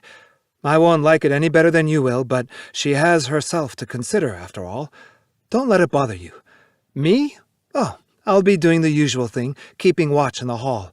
I can bluff my way through. I don't care who comes in. Well, maybe we ought to get started. And let me say it again, I want a good performance from you. It was late in the night, and Kyoko and Kenzo had left the old lady and were back in Asakusa. They were even more exhausted than usual. Kenzo's wooden clogs dragged along the street. The billboards in the park were a poisonous black under the cloudy sky. Simultaneously, they looked up at the new world. The neon pagoda was dark. "What a rotten bunch!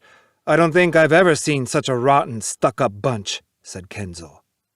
Her eyes on the ground, Kyoko did not answer. "Well, did you ever see a worse bunch of affected old women?" "No, but what can you do? The pay was good." "Playing around with money they pry from their husbands. Don't get to be that way when you have money." "Silly." Kyoko's smiling face was sharply white in the darkness. "A really nasty bunch." Kenzo spat in a strong white arc. "How much?" "This." Kyoko reached artlessly into her handbag and pulled out some bills. 5,000? We've never made that much before. And the old woman took 3,000. Damn, I'd like to tear it up, that's what I'd like to do. That would really feel good." Kyoko took the money back in some consternation. Her finger touched the last of the 1,000,000 yen crackers. "Tear this up in its place," she said softly. Kenzo took the cracker, wadded the cellophane wrapper, and threw it to the ground.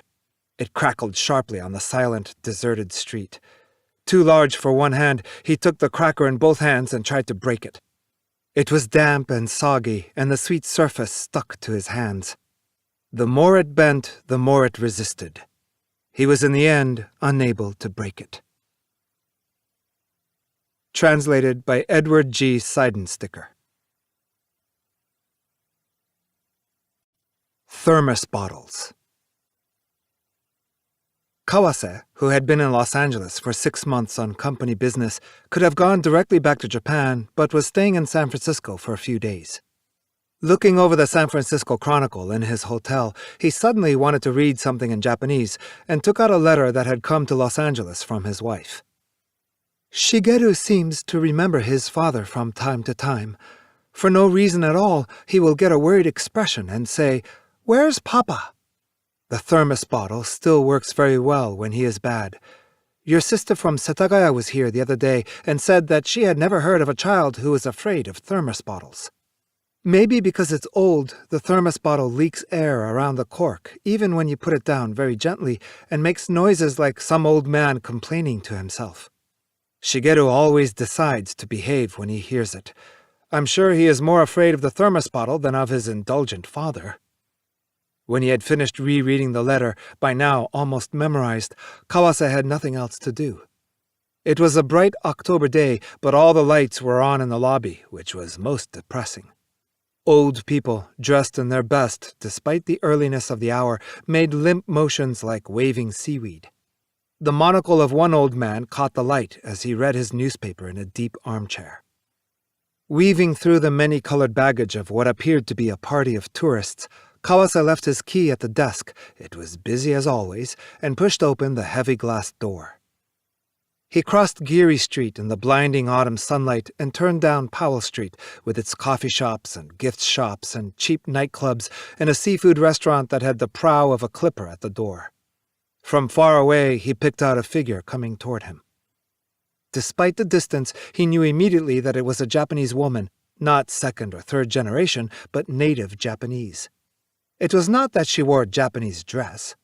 Carefully imitating the conservative dress of the city, she had on a hat, a pearl necklace, and a good silver mink coat. Yet her powdered face was a trifle too white, and though there were no obvious flaws in her dress, her determined walk had something unnatural about it. As a result, the child whose hand she held was half dangling in the air. "Well!" The exclamation was so loud that people turned to look, and the pointed toes of the high-heeled shoes darted at him in tiny steps. "I recognized you right away. You can always tell a Japanese, even from the distance. You walk as if you ought to have a pair of swords in your belt." "And what do you think you look like?" Kawase, too, forgot the greetings one exchanges with an acquaintance not seen for a very long time. It was as if the distance between past and present, usually so precise, had shrunk a few inches. He blamed the shrinkage on the foreign country. The Japanese system of measuring had gone askew. There were times when a sudden encounter abroad produced effusions that were cause for later regret, for the distance could not be forced back to normal afterward. The difficulty was not limited to relations between men and women. Kawase had had the experience with other men, and men who were not particularly close friends. It was more than evident that the woman had undergone rigorous training this last year or two in how to wear Western clothes and Western cosmetics. The results were considerable, but the uneasiness of the new arrival showed in the way she applied face powder. Western women think nothing of opening their compacts in public and scattering powder about, and yet there's a certain casualness in the results, with bare spots left showing beside the nose. There was nothing casual about this woman's makeup. As they stood talking, they first explained what had brought them here. The exporter who was her patron came frequently to the United States, and he had sent her on an inspection trip preparatory to opening a new sort of Japanese restaurant in San Francisco. She would probably become the manager, but it was not as if her patron were exiling an unwanted mistress. Rather, she felt as she might if he were to open an inn for her in Atami or some other resort near Tokyo. He was an entrepreneur on the heroic scale. The child was growing impatient. "Let's have a cup of tea." The woman spoke quite as if they were walking down the Ginza together. Kawase agreed, since he had nothing else to do, but he did not know what to call her. Asaka, or Faint Perfume, her professional name as a geisha some 5 years before, would scarcely do. 2. The coffee shop was not of the elaborate sort they might have found on the Ginza. A noisy dining room for short orders, a long counter winding around the center, a noisy shop selling tobacco and gifts, and nothing more. Kawase lifted the little girl to a stool at the counter. It was a natural arrangement to put her between them and talk over her head. She was a silent child, and her weight and warmth left a sort of faint, pleasant recollection in the muscles of Kawase's arms. There were no other Orientals in the place. The stainless steel around the service window clouded with steam and quickly cleared again, reflecting the white aprons of the waitresses. They were all middle-aged women heavily made up. Though they exchanged brief greetings with regular customers, they were not quick to smile. "Clark Gable's wife is in San Francisco," said the blonde woman on Kawase's left. "I met her at a party." "Oh, she must be getting along in years." Turning half an ear on the conversation, Asaka took off her coat and bundled it around her hips. Only at the nape of the neck, which she no longer needed to worry about as she had as a geisha, did she show the easy negligence of the professional woman turned amateur again. She wore her hair up, and Kawase was startled at how dark the skin was. "They aren't very friendly, but they do work hard," said Asaka in a loud voice, motioning to the waitresses with her eyes. Kawase was pleased to see in the roving eyes how enthusiasm for her new work took in everything around her.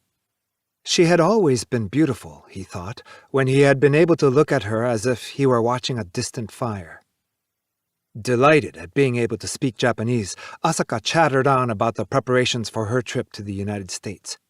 First, she had learned English from her patron. She had quite given up Japanese music, both old and popular, and devoted all of her spare time to linguaphone records. She had adopted Western clothes, which she had earlier worn only in the worst of the summer heat, and she had made daily trips to an expensive seamstress. She had asked her patron for advice and instruction on all the colors and designs. It appeared that the patron was not a man to make a clear distinction between lechery and education, and he could not have had better material than Asaka for building a woman to his taste. She may have danced the mambo in kimono in nightclubs, but never before, it would seem, had a man so assiduously instructed her in the West. And never before had a man found a woman who responded more favorably. Their orders came as she was finishing the long story. With a stiff, perfunctory smile, the waitress slammed a vanilla milkshake before the wide-eyed little girl. The glass must have held all of a pint. "My name is Hamako," said Asaka, rather belatedly introducing her daughter. "How do you do?" She put her hand to the child's head and urged her to bow. Hamako declined to do so, however. Instead, she knelt on the stool and concentrated on the straw. She was too small to reach it sitting down. It pleased Kawase that the child was not one for ceremony. Her features were good, resembling those of her mother, and her profile, as she sucked at the straw and brushed away hair with her outspread hand, was very pretty. She was quiet, leaving conversation to her elders. "People are always asking how I could have produced such a quiet child." But immediately Asaka returned to more adult topics. The shop was filled with a peculiarly American odor, half the hygienic smell of medicines, half the sweet, clinging odor of bodies. The customers were almost all women, middle-aged or older, with proud eyes and heavily painted lips, attacking large sweets and open sandwiches. Despite the noise and bustle of the store, there was something very lonely about the individual women and their appetites. Sad, lonely, like a performance by so many consuming machines. "I want to ride on the cable car," said Hamako, who had half emptied her glass. "That's what she wants every day, and we can perfectly well afford a taxi." "Oh, the richest tourists ride the cable car. You won't be lowering yourself." "Is that sarcasm? But I'm not surprised. You were something of a needler in the old days." It was Asaka's first mention of the old days. "Well, I'll take you for a ride in the cable car if your mother won't." Kawase slipped a quarter under the saucer and picked up the check. He shook his head. He did not have a headache, but now that he was on the way home, all the weariness of travel seemed to collect in one place. He thought that a cable car ride might clear it away. Preparatory to helping Hamako down, Asaka squirmed back into her mink coat. Kawase helped her. "I'm always forgetting. The gentleman is supposed to help. I'm not used to such kindness." "You'll have to learn to be more arrogant." "To be more dignified." Asaka sat up on the stool and arched her back. The young swelling of her suit coat was such as to arouse the envy of the women around the counter. Kawase remembered how in the old days he would stand behind her as she arched her back just so and help tie her obi. Compared to the stiff, clean austerity of the obi, the softness of the mink coat seemed to evade the grasp. A strange simile came into Kawase's mind. It was as if the great vermilion-lacquered, black-riveted gate of some noble lady's mansion were suddenly to change into a slick revolving door. 3. They avoided talk of the old days, like a pair weaving in and out among puddles after a rainstorm, so deftly that neither of them found the process awkward. For talk of the present, they had only San Francisco. They were two travelers who had no other life. The more he looked at her, the more he could see behind her Western elegance the influence of that educator, her patron. The Asaka of old was something of an expert on the Japanese dance, and she would naturally fall into dance poses, her delicate fingers in a formal pattern, when she brought her hand to her mouth to laugh, or was frightened, or heard something she would rather not have heard. Now everything was changed. Yet she had not really acquired Western elegance in place of the old Japanese elegance. Her movements were remarkably angular.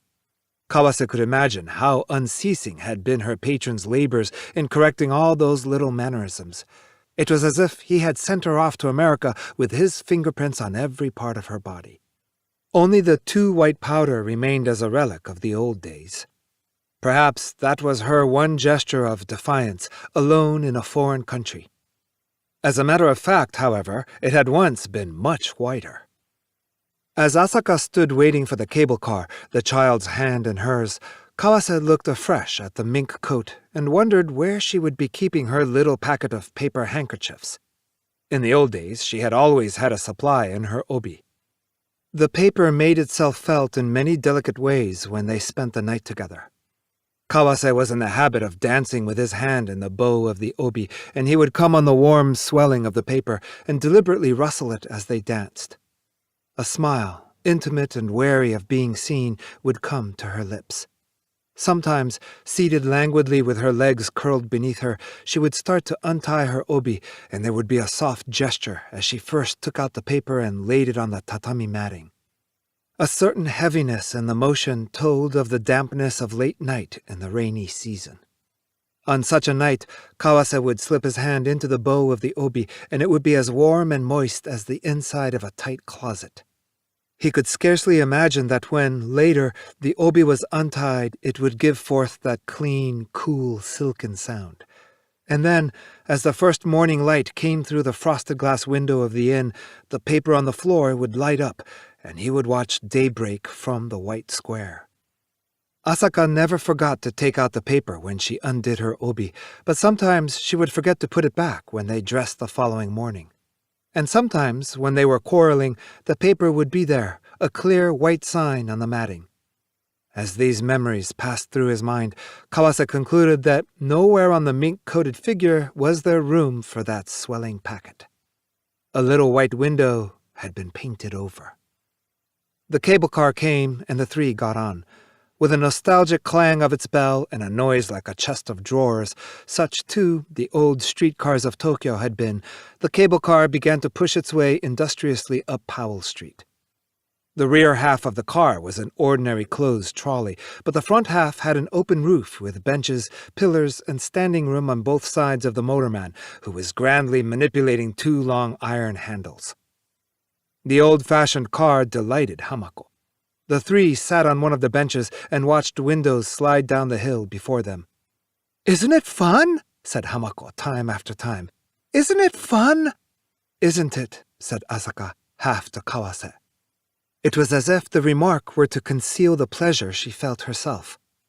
He sensed in the exchange her comradely way of making it appear that they were no ordinary, respectable mother and child. At the top of the hill, they got off the car and, since they had no business there, took another car down. The steep descent was even more interesting.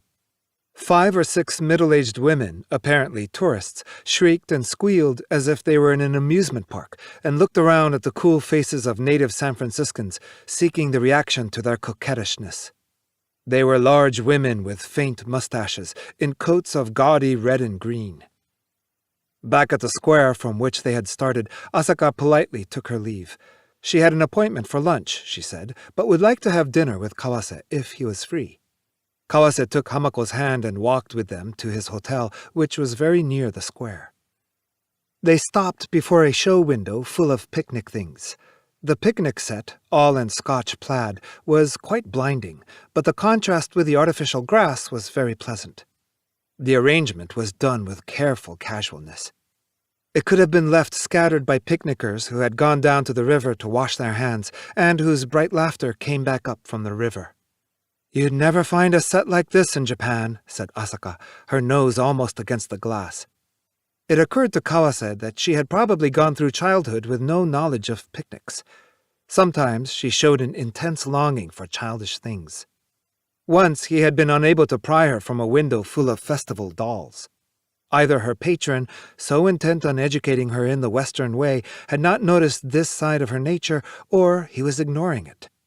Kawase felt confident in his own perceptiveness. Lost in the display, Asaka seemed to forget his presence. Suddenly, she pointed at a thermos bottle covered with Scotch plaid. "Hamako, you're a big girl now, and you aren't afraid of that anymore, are you?" "No." "But you still remember the days when you were?" "No." There she is, answering just like a grown-up. Asaka smiled as if, for the first time, to seek Kawase's assent. Kawase had been looking at the bright sunlight on the pavement, and the smiling face turned toward him seemed to mix with the brilliant white afterimage, like some weird luminous mask floating in the air. He had only been half listening to the exchange, but he felt a painful knot in his chest. A moment later, he saw that he must pretend not to understand a conversation that an outsider would not understand. "What are you talking about?" he asked, trying to make the matter seem trivial. "Nothing, really. But from the time she was about 1.5 years old, she was terrified of thermos bottles. If there's tea inside, it makes a funny bubbling noise around the cork, and she was terrified of that noise. When she wouldn't obey, I'd bring a thermos bottle and threaten her with it. Not that I have to anymore." "Children pick strange things to be afraid of." Asaka went on quite as if she were describing the child's unusual talents. "But who ever heard of a child that was afraid of thermos bottles? Her grandmother had a good laugh over it. She said that Hamako would probably have a stroke if she grew up and the president of some thermos bottle company proposed to her." 4.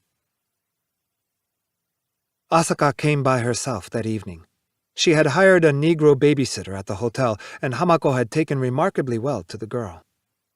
They had raw oysters and crab sauté at a French restaurant called the Old Poodle Dog and finished in a blaze of cherries jubilee. Kawase had recovered from the jolt the thermos bottle had given him. He told himself that he was a victim of silly illusions and blamed his altogether too lively imagination. The sadness of his wife's letter came back to him, and for no reason at all he felt that his own wife and child were far sadder than Asaka and her child. It was a foolish, baseless notion, and yet he could not put it from his mind. Borrowing the strength of alcohol, he tried to flee from the present by turning to the forbidden subject of the old days. "Was it during the rainy season, I wonder? Once at a hotel you had stomach cramps, and we had to call a doctor. You had us all in a cold sweat. I thought I was going to die, and that brassy doctor only made things worse. I didn't like him at all. The bill was high, too. I remember the kimono I had on that night. It was a summer kimono, naturally, heavy silk with horizontal stripes sewed so that stripes met at the seams in different colors. First a stripe of blurry sepia, maybe 3 inches wide, then a stripe of gray the same width, and on top of that, white. Do you remember?" "Very well." In fact, the memory had dimmed. "The obi was a good one, too. 2 sprays of white bamboo on a vermilion background. But I never wore it again. I was always afraid of stomach cramps." It was a strange combination. A woman in a black cocktail suit, a jeweled pin on her breast, bringing a lipstick-smeared wineglass to her mouth time after time, and talking of an old kimono. Only a little more and Kawase would have said it. "That business about the thermos bottle this morning, it made me wonder if you were getting even with me after all these years. As a matter of fact, my own boy—" But he caught himself and closed his mouth just in time. They had parted 5 years before in most unpleasant circumstances. The quarrel began when one of Asaka's colleagues, Kikuchiyo, passed on a secret to Kawase. She asked if Kawase knew that Asaka had been very friendly with a big export trader for some months, that he was going to redeem her from her obligations as a geisha, and that the two had already gone off together to Hakone a number of times. To Kawase, this was startling news. Although it was broad daylight, he summoned Asaka to their usual rendezvous, a snack bar over a Ginza shoe store. His indignation did not entirely make sense. One could ask, in the first place, if it was not out of proportion to his affection for her. All his relations with women contained a tacit understanding that he would not marry. He lost no opportunity to comment cynically on those who longed for normal married life, and he always demanded that the woman join in the laughter. It followed that she would hold herself back in self-defense, and so the two would come to look upon their relationship as frank and sprightly. They wished and strove to think it so. Half for reasons of expediency and half for reasons of taste, Kawase was determined to have just such an affair with Asaka. In the end, the effort touched their vanity and brought a dim light of despair, and an emptiness came into their quips and jokes. They fell into the illusion that they were beyond being wounded. Then Kikuchiyo brought her report. Whether true or not, it was inevitable. Kikuchiyo was merely the one who happened to be on hand when the moment arrived. Quite aware that his indignation might be comical, Kawase was taken with another impulse, to have a try at seeing where the indignation would lead him. In fact, it was for a time like the first touch of ardor he had known. He was rather pleased. But Asaka's response was wholly unacceptable. After his own willful fashion, he had thought that, as she had responded to his jokes with jokes of her own, so she would respond to this first show of ardor with ardor of her own. Hating to be the only comical one, he had hoped that the woman too would give herself up to the comedy and answer with appropriate excitement.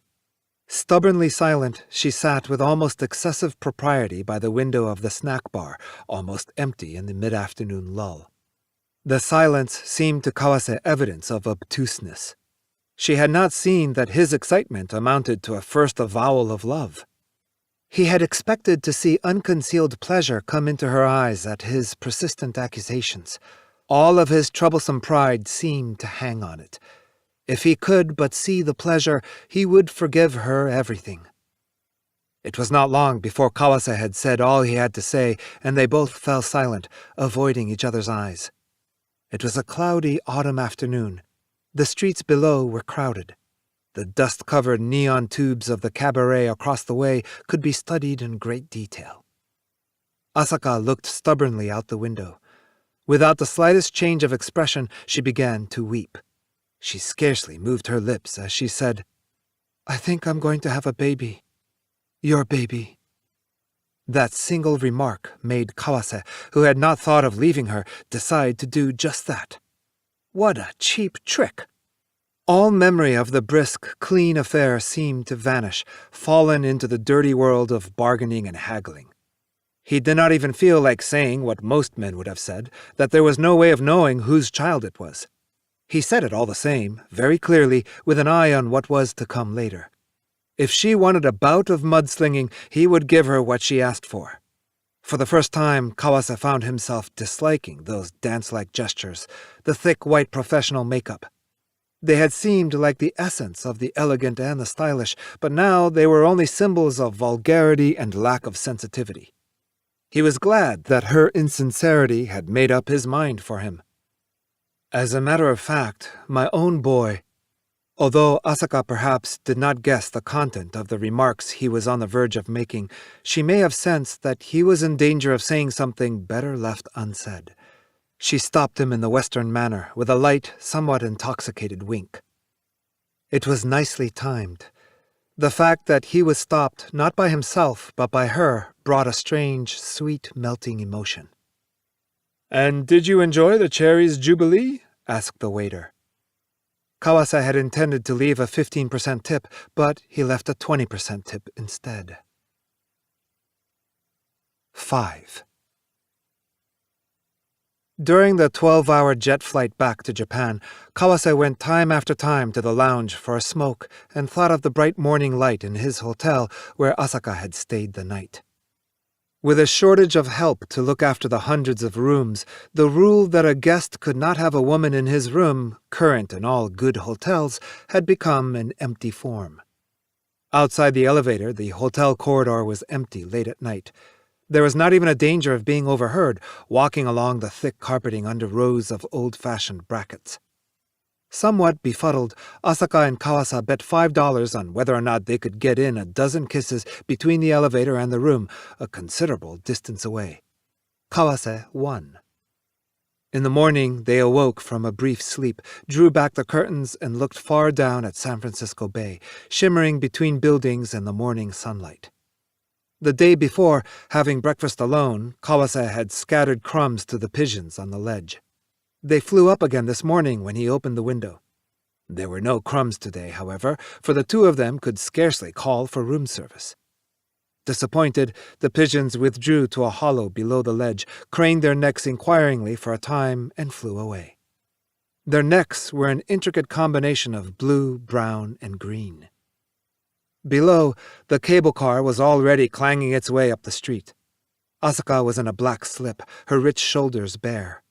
It was flesh with which he had long been familiar, and yet, here abroad, it seemed to give off a strong, simple scent, as of the meadows, quite the opposite of the artificial scent it had in kimono and powder. That the earthiness in her skin, like the effect of the sun sinking into the skins of her ancestors over the ages, should give such pleasure to a person whose skin was the same color, was one of those strange reversals possible only in a foreign country.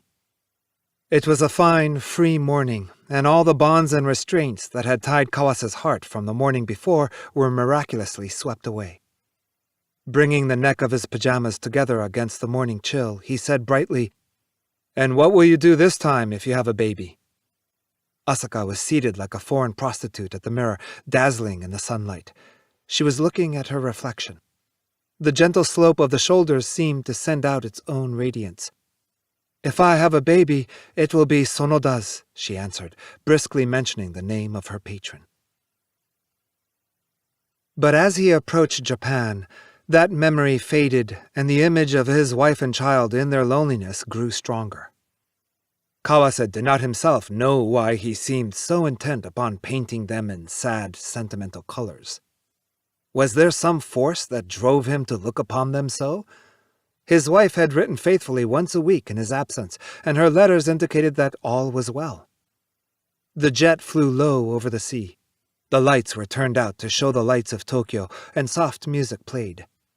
The plane would apparently go directly into Haneda Airport from the bay off Yokohama. Clusters of lights came slowly up at them. All the strained sadness of the city, the more people crowded into it, the more sadness, seemed to be in those clusters of lights.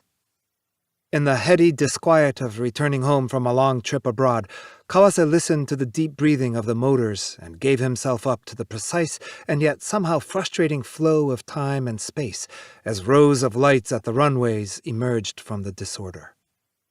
The confusion of customs, the irritation of waiting for his baggage, performing the last duties required of the traveler at the end of the road, he climbed the red-carpeted stairs and immediately saw his wife, child in arms, among the welcomers.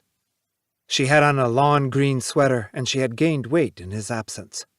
The outline of her face was somehow blurred, making her, if anything, more attractive. "See, there's Papa," she said to the child, who hung impassively on her neck, worn out by the crowd and the excitement. At length, as if he could think of no alternative, he wrinkled his nose and smiled. There was nothing lonely or unhappy about them. The signs were that they had been quite content in Kawase's absence. He was disappointed that his wife should be so bright and cheerful. Several of his subordinates went with him to his house for a homecoming party. Kawase had no chance to talk to his wife. The child was nodding at his knee. "Maybe he should go to bed," said one of the men from the office. Amid the appurtenances of Japan, straw mats, sliding paper doors, alcove, round window, countless little dishes and decanters on the table, Kawase had become the classical Japanese gentleman once more. He had to assert his authority. If you show him a thermos bottle, he'll be wide awake again. "A thermos bottle?" "Kimiko," Kawase called to his wife, "bring a thermos bottle."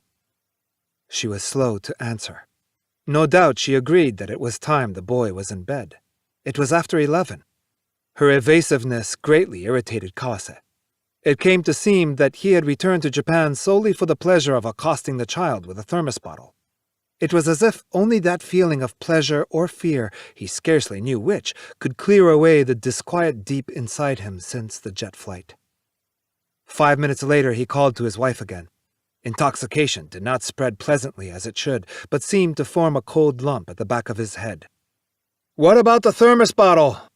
"Yes." "But see how sleepy he is," said Komiya, the same young man. "I think we can do without the thermos bottle." Emboldened by sake, Komiya was being somewhat forward. Kawase glanced at him. He was a very intelligent young man, one of the best in Kawase's section, and he had a distinctive face, thick eyebrows that came faintly together over the bridge of the nose. Catching the man's eye, Kawase felt something stab at the icy lump in his head. He knows the boy's afraid of thermos bottles. Instead of asking why, Kawase shoved the child at Komiya, who caught it as if it were a football and looked at Kawase in frank amazement. "You put him to bed, then," said Kawase. Sensing that it was a dangerous moment, the others became even noisier. Kawase's wife slipped in, took the child from Komiya, and went off to put it to bed, almost asleep despite the clamor. The smoothness of the operation did not please Kawase. It was 1 o'clock by the time the guests left. Kawase helped his wife clear the table. Though exhausted, he felt more awake than ever and not in the least intoxicated. His displeasure seemed to have made itself known to his wife. They exchanged as few words as possible while they were engaged in this small cooperative task. "Thank you very much. Why don't you go to bed? You must be tired." Splashing at the dishwasher, she did not look around. Kawase did not answer. The dishes of leftovers by the sink were starkly white in the fluorescent light. After a time, he said, "What about the thermos bottle? I knew he was sleepy, but you could have brought it on my first night home." "It's broken." Over the sound of the water, his wife answered in a bright, unnaturally high voice. It was odd that Kawase did not find the news surprising. "Who broke it? Shigeru?" She shook her head. The stiff, heaped-up waves of hair, reset for his homecoming, shook softly. "Who did break it, then?" She had been washing dishes, but suddenly her arms were motionless, and he sensed that she had them braced against the stainless steel of the sink, as if pushing at it. The lawn green sweater was shaking. "But what is there to cry about? I just asked you who broke it." "I broke it," she said in little gasps. Kawase did not have the courage to lay his hand on her shoulder. He was afraid of thermos bottles. Translated by Edward G. Seidensticker. The Priest of Shiga Temple and His Love. According to Eshin's Essentials of Salvation, the 10 pleasures are but a drop in the ocean when compared to the joys of the Pure Land. In that land, the earth is made of emerald, and the roads that lead across it are lined by cordons of gold rope. The surface is endlessly level, and there are no boundaries. Within each of the sacred precincts are 50,000 million halls and towers wrought of gold, silver, lapis lazuli, crystal, coral, agate, and pearls. And wondrous garments are spread out on all the jeweled daises. Within the halls and above the towers, a multitude of angels are forever playing sacred music and singing paeans of praise to the Tathagata Buddha. In the gardens that surround the halls and the towers and the cloisters are great gold and emerald ponds where the faithful may perform their ablutions, and the gold ponds are lined with silver sand, and the emerald ponds are lined with crystal sand.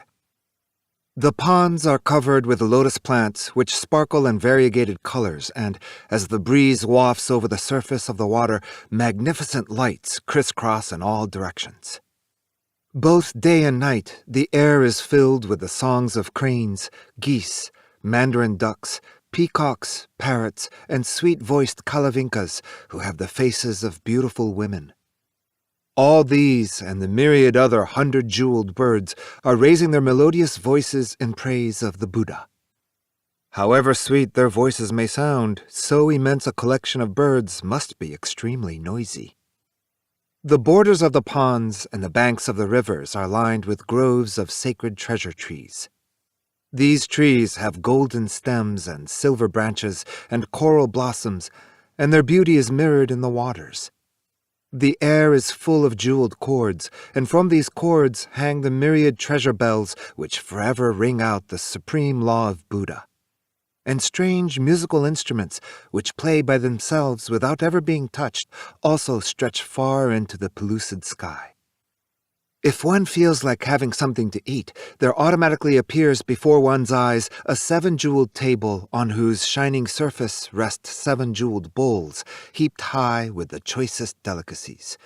But there is no need to pick up these viands and put them in one's mouth. All that is necessary is to look at their inviting colors and to enjoy their aroma.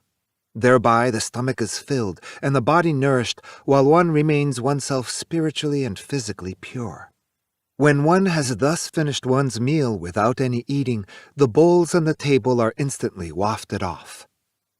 Likewise, one's body is automatically arrayed in clothes without any need for sewing, laundering, dyeing, or repairing. Lamps, too, are unnecessary, for the sky is illumined by an omnipresent light. Furthermore, the Pure Land enjoys a moderate temperature all year round, so that neither heating nor cooling is required.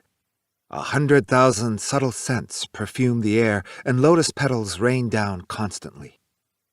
In the chapter of the inspection gate, we are told that since uninitiated sightseers cannot hope to penetrate deep into the Pure Land, they must concentrate first on awakening their powers of external imagination, and thereafter on steadily expanding these powers. Imaginative power can provide a shortcut for escaping from the trammels of our mundane life and for seeing the Buddha. If we are endowed with a rich, turbulent imagination, we can focus our attention on a single lotus flower and from there can spread out to infinite horizons. By means of microscopic observation and astronomical projection, the lotus flower can become the foundation for an entire theory of the universe and an agent whereby we may perceive the truth. And first, we must know that each of the petals has 84,000 veins and that each vein gives off 84,000 lights. Furthermore, the smallest of these flowers has a diameter of 250 yojana. Thus, assuming that the yojana of which we read in the holy writings correspond to 75 miles each, we may conclude that a lotus flower with a diameter of 19,000 miles is on the small side. Now, such a flower has 84,000 petals, and between each of the petals there are 1,000,000 jewels, each emitting 1,000 lights.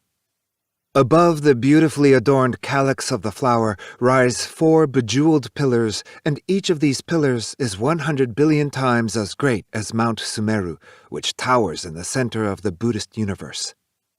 From the pillars hang great draperies, and each drapery is adorned with 50,000 million jewels, and each jewel emits 84,000 lights, and each light is composed of 84,000 different golden colors, and each of these golden colors in its turn is variously transmogrified. To concentrate on such images is known as thinking of the lotus seat on which Lord Buddha sits, and the conceptual world that hovers in the background of our story is a world imagined on such a scale.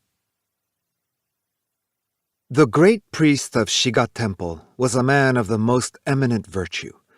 His eyebrows were white, and it was as much as he could do to move his old bones along as he hobbled on his stick from one part of the temple to another. In the eyes of this learned ascetic, the world was a mere pile of rubbish.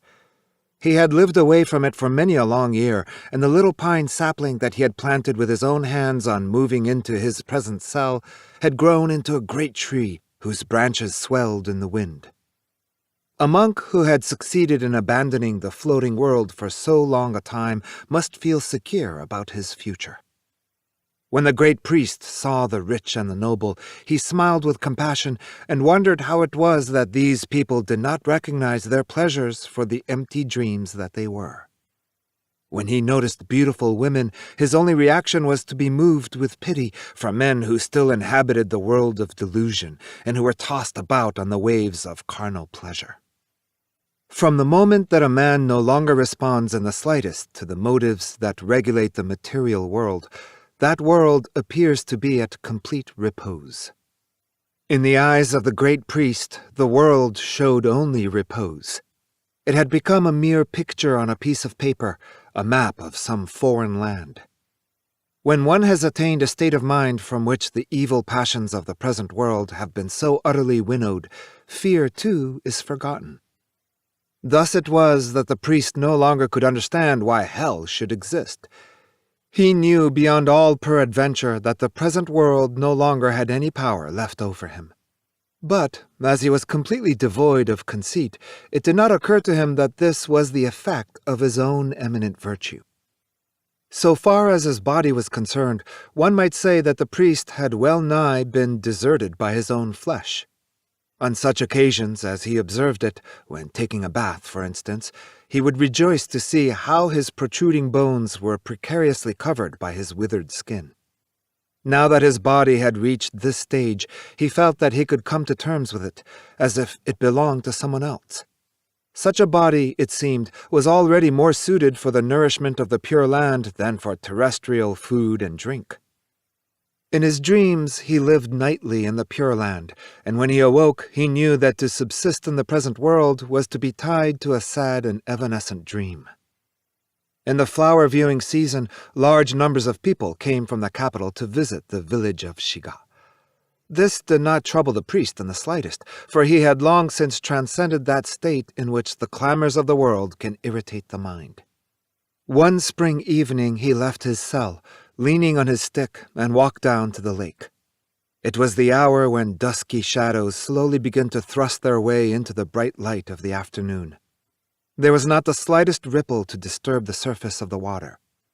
The priest stood by himself at the edge of the lake and began to perform the holy rite of water contemplation. At that moment, an ox-drawn carriage, clearly belonging to a person of high rank, came around the lake and stopped close to where the priest was standing. The owner was a court lady from the Kyogoku district of the capital who held the exalted title of Great Imperial Concubine. This lady had come to view the springtime scenery in Shiga, and now, on her return, she had stopped the carriage and raised the blind in order to have a final look at the lake. Unwittingly, the great priest glanced in her direction, and at once he was overwhelmed by her beauty. His eyes met hers, and, as he did nothing to avert his gaze, she did not take it upon herself to turn away. It was not that her liberality of spirit was such as to allow men to gaze on her with brazen looks, but the motives of this austere old ascetic could hardly, she felt, be those of ordinary men. After a few moments, the lady pulled down the blind. Her carriage started to move, and, having gone through the Shiga Pass, rode slowly down the road that led to the capital.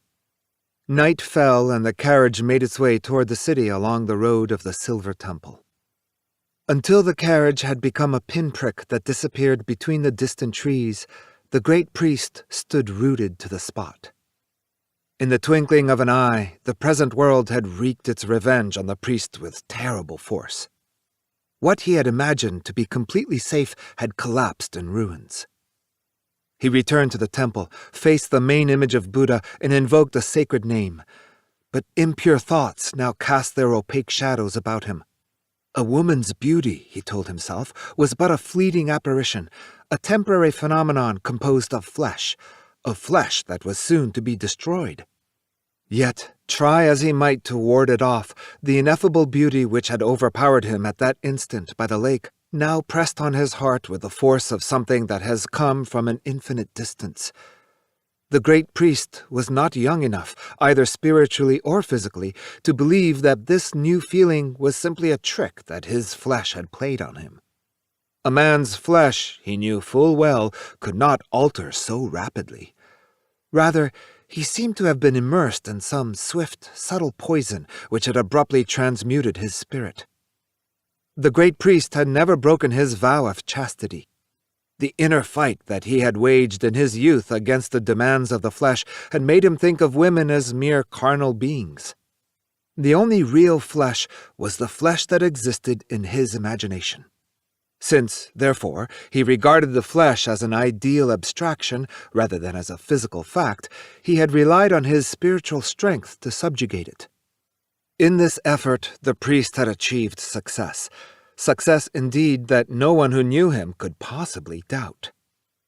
Yet the face of the woman who had raised the carriage blind and gazed across the lake was too harmonious, too refulgent, to be designated as a mere object of flesh, and the priest did not know what name to give it.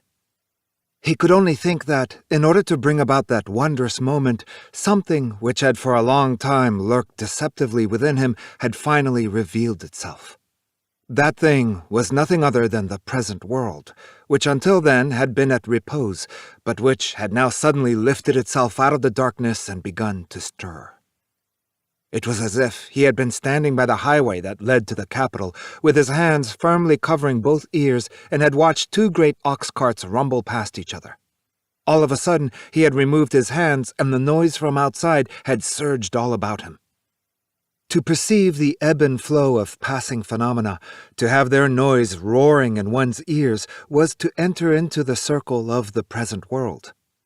For a man like the great priest, who had severed his relations with all outside things, it was to place himself once again into a state of relationship. Even as he read the sutras, he would time after time hear himself heaving great sighs of anguish. Perhaps nature, he thought, might serve to distract his spirits, and he gazed out of the window of his cell at the mountains that towered in the distance under the evening sky. Yet his thoughts, instead of concentrating on the beauty, broke up like tufts of cloud and drifted away. He fixed his gaze on the moon, but his thoughts continued to wander as before, and when once again he went and stood before the main image in a desperate effort to regain his purity of mind, the countenance of the Buddha was transformed and looked like the face of the lady in the carriage. His universe had been imprisoned within the confines of a small circle.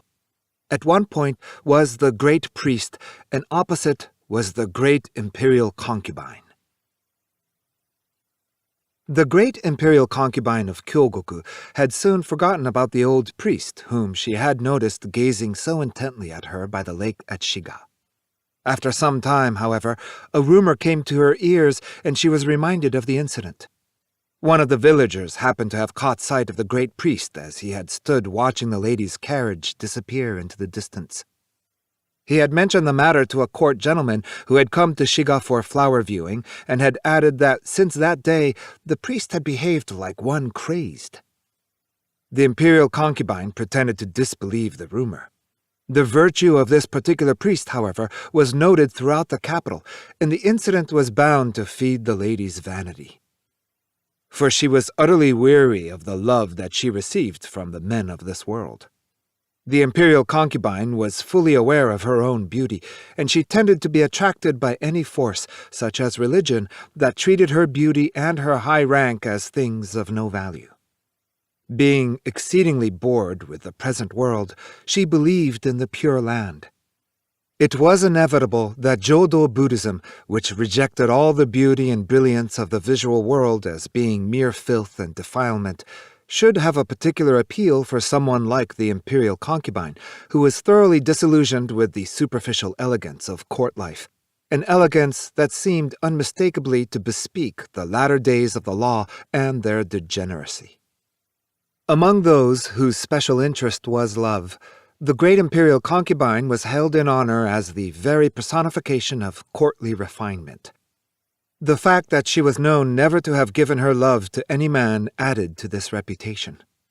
Though she performed her duties toward the emperor with the most perfect decorum, no one for a moment believed that she loved him from her heart.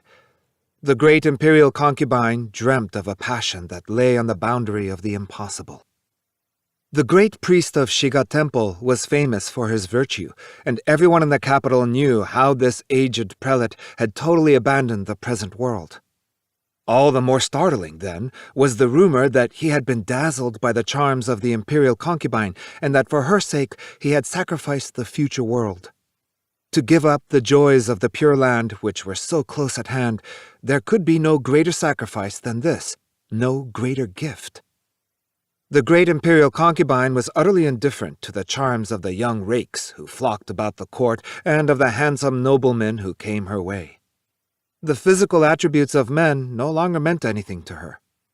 Her only concern was to find a man who could give her the strongest and deepest possible love. A woman with such aspirations is a truly terrifying creature. If she is a mere courtesan, she will no doubt be satisfied with worldly wealth. The great imperial concubine, however, already enjoyed all those things that the wealth of the world can provide. The man whom she awaited must offer her the wealth of the future world. The rumors of the great priest's infatuation spread throughout the court. In the end, the story was even told half-jokingly to the emperor himself. The great concubine took no pleasure in this bantering gossip, and preserved a cool, indifferent mien. As she was well aware, there were two reasons why the people of the court could joke freely about a matter which would normally have been forbidden. First, by referring to the great priest's love, they were paying a compliment to the beauty of the woman who could inspire even an ecclesiastic of such great virtue to forsake his meditations. Secondly, everyone fully realized that the old man's love for the noble woman could never possibly be requited. The great imperial concubine called to mind the face of the old priest whom she had seen through her carriage window. It did not bear the remotest resemblance to the face of any of the men who had loved her until then. Strange it was that love should spring up in the heart of a man who did not have the slightest qualification for being loved.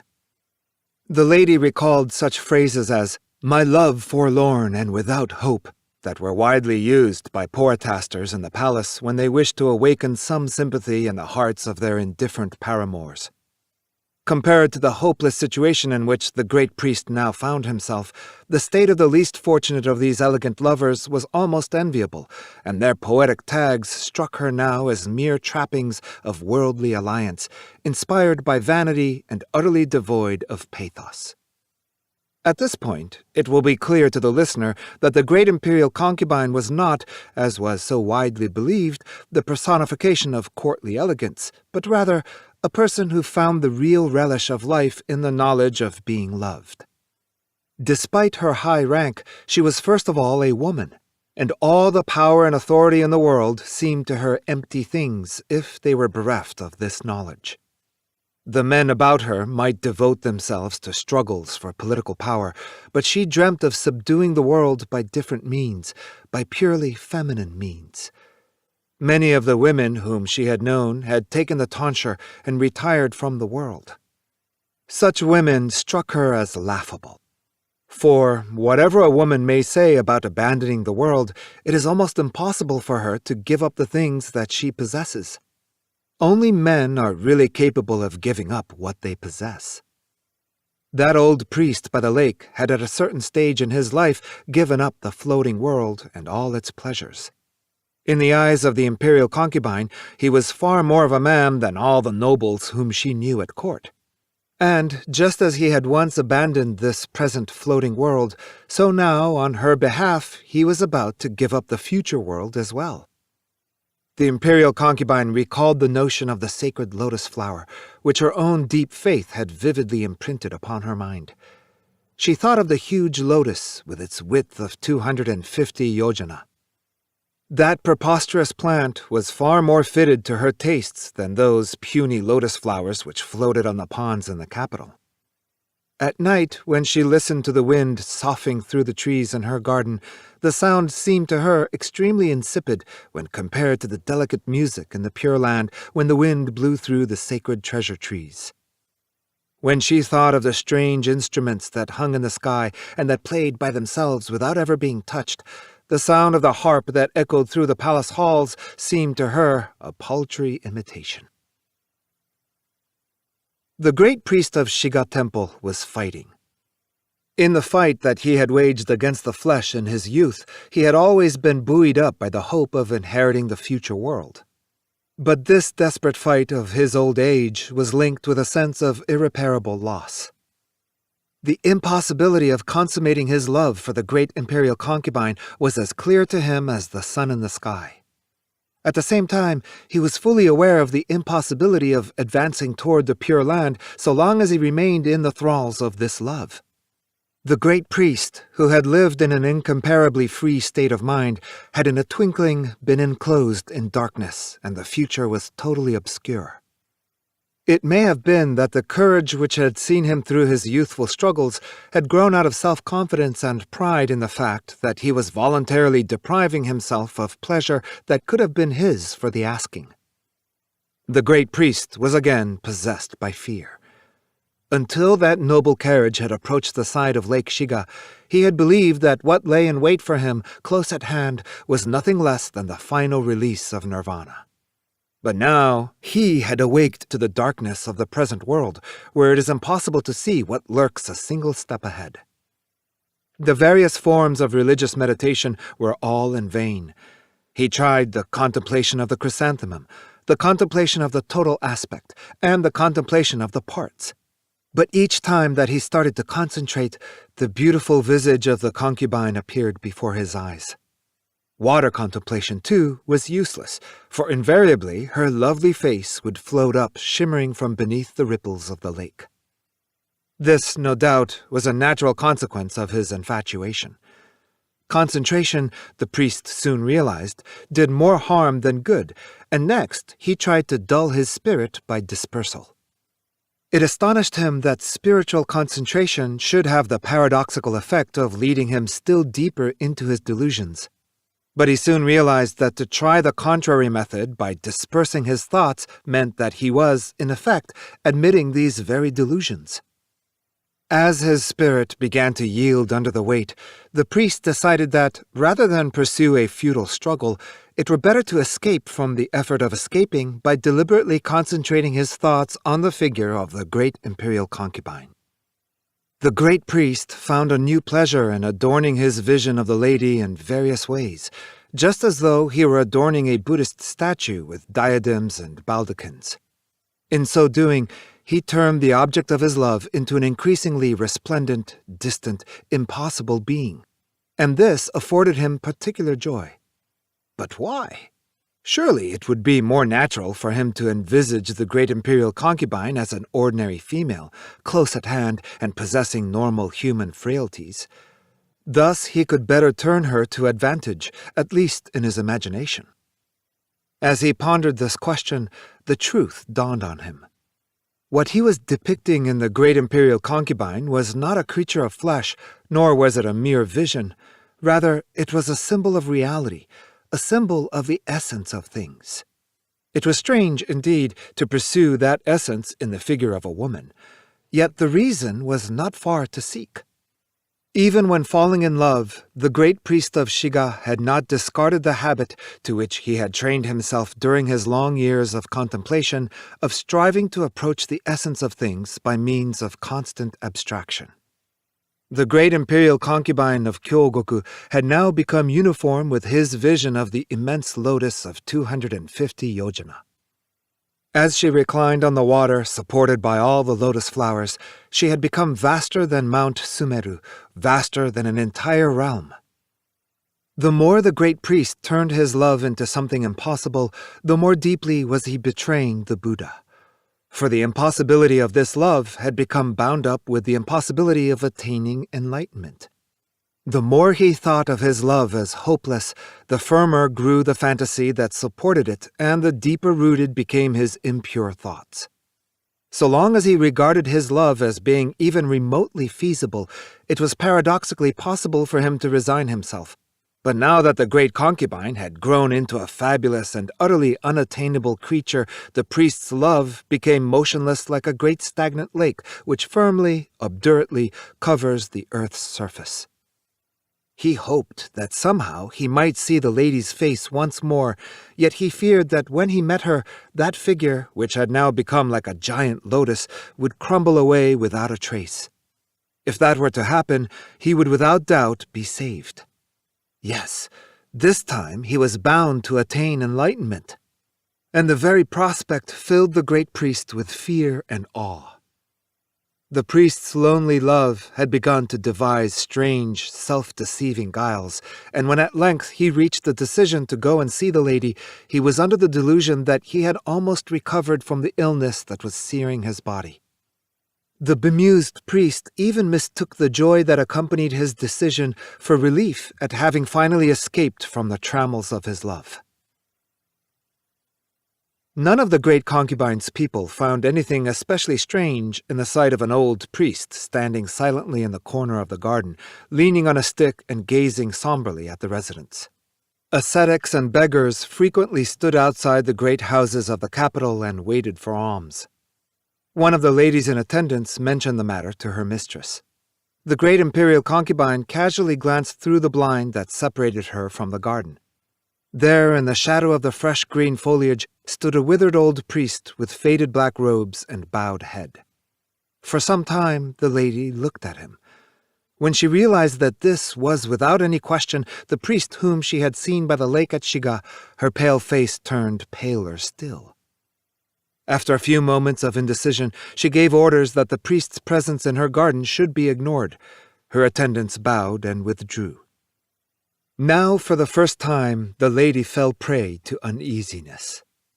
In her lifetime, she had seen many people who had abandoned the world, but never before had she laid eyes on someone who had abandoned the future world. The sight was ominous and inexpressibly fearful. All the pleasure that her imagination had conjured up from the idea of the priest's love disappeared in a flash. Much as he might have surrendered the future world on her behalf, that world, she now realized, would never pass into her own hands. The great imperial concubine looked down at her elegant clothes and at her beautiful hands, and then she looked across the garden at the uncomely features of the old priest and at his shabby robes. There was a horrible fascination in the fact that a connection should exist between them. How different it all was from the splendid vision. The great priest seemed now like a person who had hobbled out of hell itself.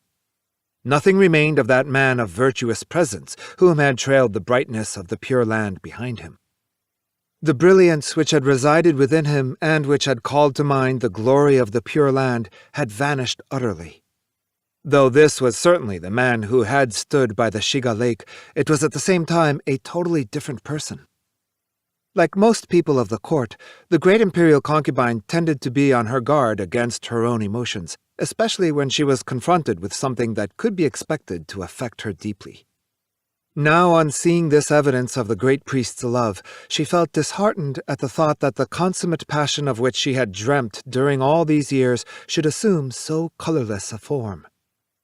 When the priest had finally limped into the capital leaning on his stick, he had almost forgotten his exhaustion. Secretly, he made his way into the grounds of the great imperial concubine's residence at Kyogoku and looked across the garden. Behind those blinds, he thought, was sitting none other than the lady whom he loved. Now that his adoration had assumed an immaculate form, the future world once again began to exert its charm on the great priest. Never before had he envisaged the Pure Land in so immaculate, so poignant an aspect. His yearning for it became almost sensual. Nothing remained for him but the formality of meeting the great concubine, of declaring his love, and of thus ridding himself once and for all of the impure thoughts that tied him to this world and that still prevented him from attaining the Pure Land. That was all that remained to be done. It was painful for him to stand there supporting his old body on his stick. The bright rays of the May sun poured through the leaves and beat down on his shaven head. Time after time he felt himself losing consciousness, and without his stick he would certainly have collapsed. If only the lady would realize the situation and invite him into her presence so that the formality might be done with. The great priest waited. He waited and supported his ever-growing weariness on his stick. At length the sun was covered with the evening clouds. Dusk gathered, yet still no word came from the great imperial concubine. She, of course, had no way of knowing that the priest was looking through her, beyond her, into the Pure Land. Time after time she glanced out through the blinds. He was standing there immobile. The evening light thrust its way into the garden. Still he continued standing there. The great imperial concubine became frightened. She felt that what she saw in the garden was an incarnation of that deep-rooted delusion of which she had read in the sutras. She was overcome by the fear of tumbling into hell. Now that she had led astray a priest of such high virtue, it was not the Pure Land to which she could look forward, but hell itself, whose terrors she and those about her knew in such detail. The supreme love of which she had dreamt had already been shattered. To be loved as she was, that in itself represented damnation. Whereas the great priest looked beyond her into the Pure Land, she now looked beyond the priest into the horrid realms of hell. Yet this haughty noblewoman of Kyogoku was too proud to succumb to her fears without a fight, and she now summoned forth all the resources of her inbred ruthlessness. The great priest, she told herself, was bound to collapse sooner or later. She looked through the blind, thinking that by now he must be lying on the ground. To her annoyance, the silent figure stood there motionless. Night fell, and in the moonlight the figure of the priest looked like a pile of chalk-white bones. The lady could not sleep for fear. She no longer looked through the blind, and she turned her back to the garden. Yet all the time she seemed to feel the piercing gaze of the great priest on her back. This, she knew, was no commonplace love. From fear of being loved, from fear of falling into hell, the great imperial concubine prayed more earnestly than ever for the Pure Land. It was for her own private Pure Land that she prayed, a Pure Land which she tried to preserve invulnerable within her heart. This was a different Pure Land from the priest's, and it had no connection with his love. She felt sure that if she were ever to mention it to him, it would instantly disintegrate. The priest's love, she told herself, had nothing to do with her. It was a one-sided affair in which her own feelings had no part, and there was no reason that it should disqualify her from being received into her Pure Land. Even if the great priest were to collapse and die, she would remain unscathed. Yet, as the night advanced and the air became colder, this confidence began to desert her. The priest remained standing in the garden. When the moon was hidden by the clouds, he looked like a strange, gnarled old tree. That form out there has nothing to do with me, thought the lady, almost beside herself with anguish, and the words seemed to boom within her heart. Why in heaven's name should this have happened? At that moment, strangely, the great imperial concubine completely forgot about her own beauty. Or perhaps it would be more correct to say that she had made herself forget it. Finally, faint traces of white began to break through the dark sky, and the priest's figure emerged in the dawn twilight. He was still standing. The great imperial concubine had been defeated. She summoned a maid and told her to invite the priest to come in from the garden and to kneel outside her blind. The great priest was at the very boundary of oblivion when the flesh is on the verge of crumbling away. He no longer knew whether it was for the great imperial concubine that he was waiting or for the future world. Though he saw the figure of the maid approaching from the residence into the dusky garden, it did not occur to him that what he had been awaiting was finally at hand. The maid delivered her mistress's message. When she had finished, the priest uttered a dreadful, almost inhuman cry. The maid tried to lead him by the hand, but he pulled away and walked by himself toward the house with fantastically swift, firm steps. It was dark on the other side of the blind, and from outside it was impossible to see the lady's form. The priest knelt down and, covering his face with his hands, he wept. For a long time he stayed there without a word, and his body shook convulsively. Then, in the dawn darkness, a white hand gently emerged from behind the lowered blind. The priest of the Shiga temple took it in his own hands and pressed it to his forehead and cheek. The great imperial concubine of Kyogoku felt a strange cold hand touching her hand. At the same time, she was aware of a warm moisture. Her hand was being bedewed by someone else's tears. Yet when the pallid shafts of morning light began to reach her through the blind, the lady's fervent faith imbued her with a wonderful inspiration. She became convinced that the unknown hand which touched hers belonged to none other than the Buddha. Then the great vision sprang up anew in the lady's heart. The emerald earth of the Pure Land, the millions of seven-jeweled towers, the angels playing music, the golden ponds strewn with silver sand, the resplendent lotus, and the sweet voices of the Kalavinkas, all this was born afresh. If this was the Pure Land that she was to inherit, and so she now believed, why should she not accept the great priest's love? She waited for the man with the hands of Buddha to ask her to raise the blind that separated her from him. Presently he would ask her, and then she would remove the barrier, and her incomparably beautiful body would appear before him as it had on that day by the edge of the lake at Shiga, and she would invite him to come in. The great imperial concubine waited. But the priest of Shiga temple did not utter a word. He asked her for nothing. After a while, his old hands relaxed their grip, and the lady's snow-white hand was left alone in the dawn light. The priest departed. The heart of the great imperial concubine turned cold.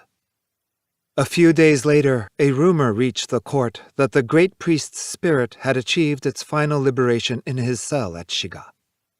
At this news, the lady of Kyogoku set to copying the sutras in roll after roll of beautiful writing.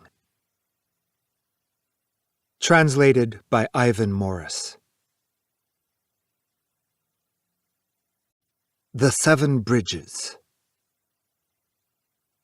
At 11:30 on the night of the September full moon, as soon as the party at which they had been entertaining broke up, Koyumi and Kanako returned to the Laurel House and at once slipped into cotton kimonos. They would really have preferred to bathe before setting out again, but they had no time tonight. Koyumi was 42, a plump little figure, barely 5 feet tall, wrapped in a white kimono patterned with black leaves. Kanako, the other geisha, though only 22 and quite a good dancer, had no patron and seemed fated never to be assigned a decent part in the annual spring and autumn geisha dances. Her crepe kimono was dyed dark blue whorls on white. Kanako spoke. "I wonder what design Masako's kimono will be tonight." "Clover, you can be sure. She's desperate to have a baby." "Has she gone that far, then?" "That's the trouble. She hasn't," Koyumi answered. "She's still a long way from success. What a Virgin Mary that'd make her, getting a baby from a man simply from having a crush on him." There's a common superstition among the geishas that a woman who wears a summer kimono with a clover pattern or a winter kimono with a landscape design will soon become pregnant. When at last they were ready to leave, Koyumi felt the sudden pangs of hunger. It happened every time she set out on the evening's round of parties, but she felt as if hunger were always an unexpected catastrophe striking without warning from the blue. She was never bothered by hunger while appearing before customers, no matter how boring the party might be, but before and after she performed, the hunger which she had quite forgotten would assail her like a sudden fit. Koyumi could never prepare for this eventuality by eating appropriately at a suitable time. Sometimes, for example, when she went in the evening to the hairdresser, she would see the other geishas of the neighborhood ordering a meal and eating it with relish as they waited their turn. But the sight produced no impression on Koyumi. She didn't even think that the risotto, or whatever the dish was, might taste good. And yet, an hour later, hunger pangs would suddenly strike, and the saliva would gush like a hot spring from the roots of her small, strong teeth. Koyumi and Kanako paid a monthly bill to the Laurel House for publicity and for their meals. Koyumi's meal bill had always been exceptionally large. Not only was she a heavy eater, but she was finicky in her tastes. But, as a matter of fact, ever since she developed her eccentric habit of feeling hungry only before and after appearances, her food bill had gradually been decreasing, and it threatened now to drop below Kanako's. Koyumi had no recollection of when this eccentric habit had originated, nor of when she first made it her practice to stop by the kitchen before the first party of the evening to demand, all but dancing with impatience, "Haven't you a little something I can eat?" It was now her custom to take her dinner in the kitchen of the first house and her supper in the kitchen of the last house of the evening. Her stomach had attuned itself to this routine, and her food bill at the Laurel House had accordingly dwindled. The Ginza was already deserted as the two geisha started walking toward the Yone house in Shimbashi. Kanako pointed up at the sky over a bank with metal blinds barring the windows. "We're lucky it's clear, aren't we? You can really see the man in the moon tonight." Koyumi's thoughts were only for her stomach. Her first party tonight had been at Yone's and her last at the Fuminoya. She realized now that she should have eaten supper at the Fuminoya before starting out, but there had been no time. She had rushed right back to the Laurel House to change. She would have to ask for supper at their destination, Yone's, in the same kitchen where she had eaten dinner that evening. The thought weighed on her.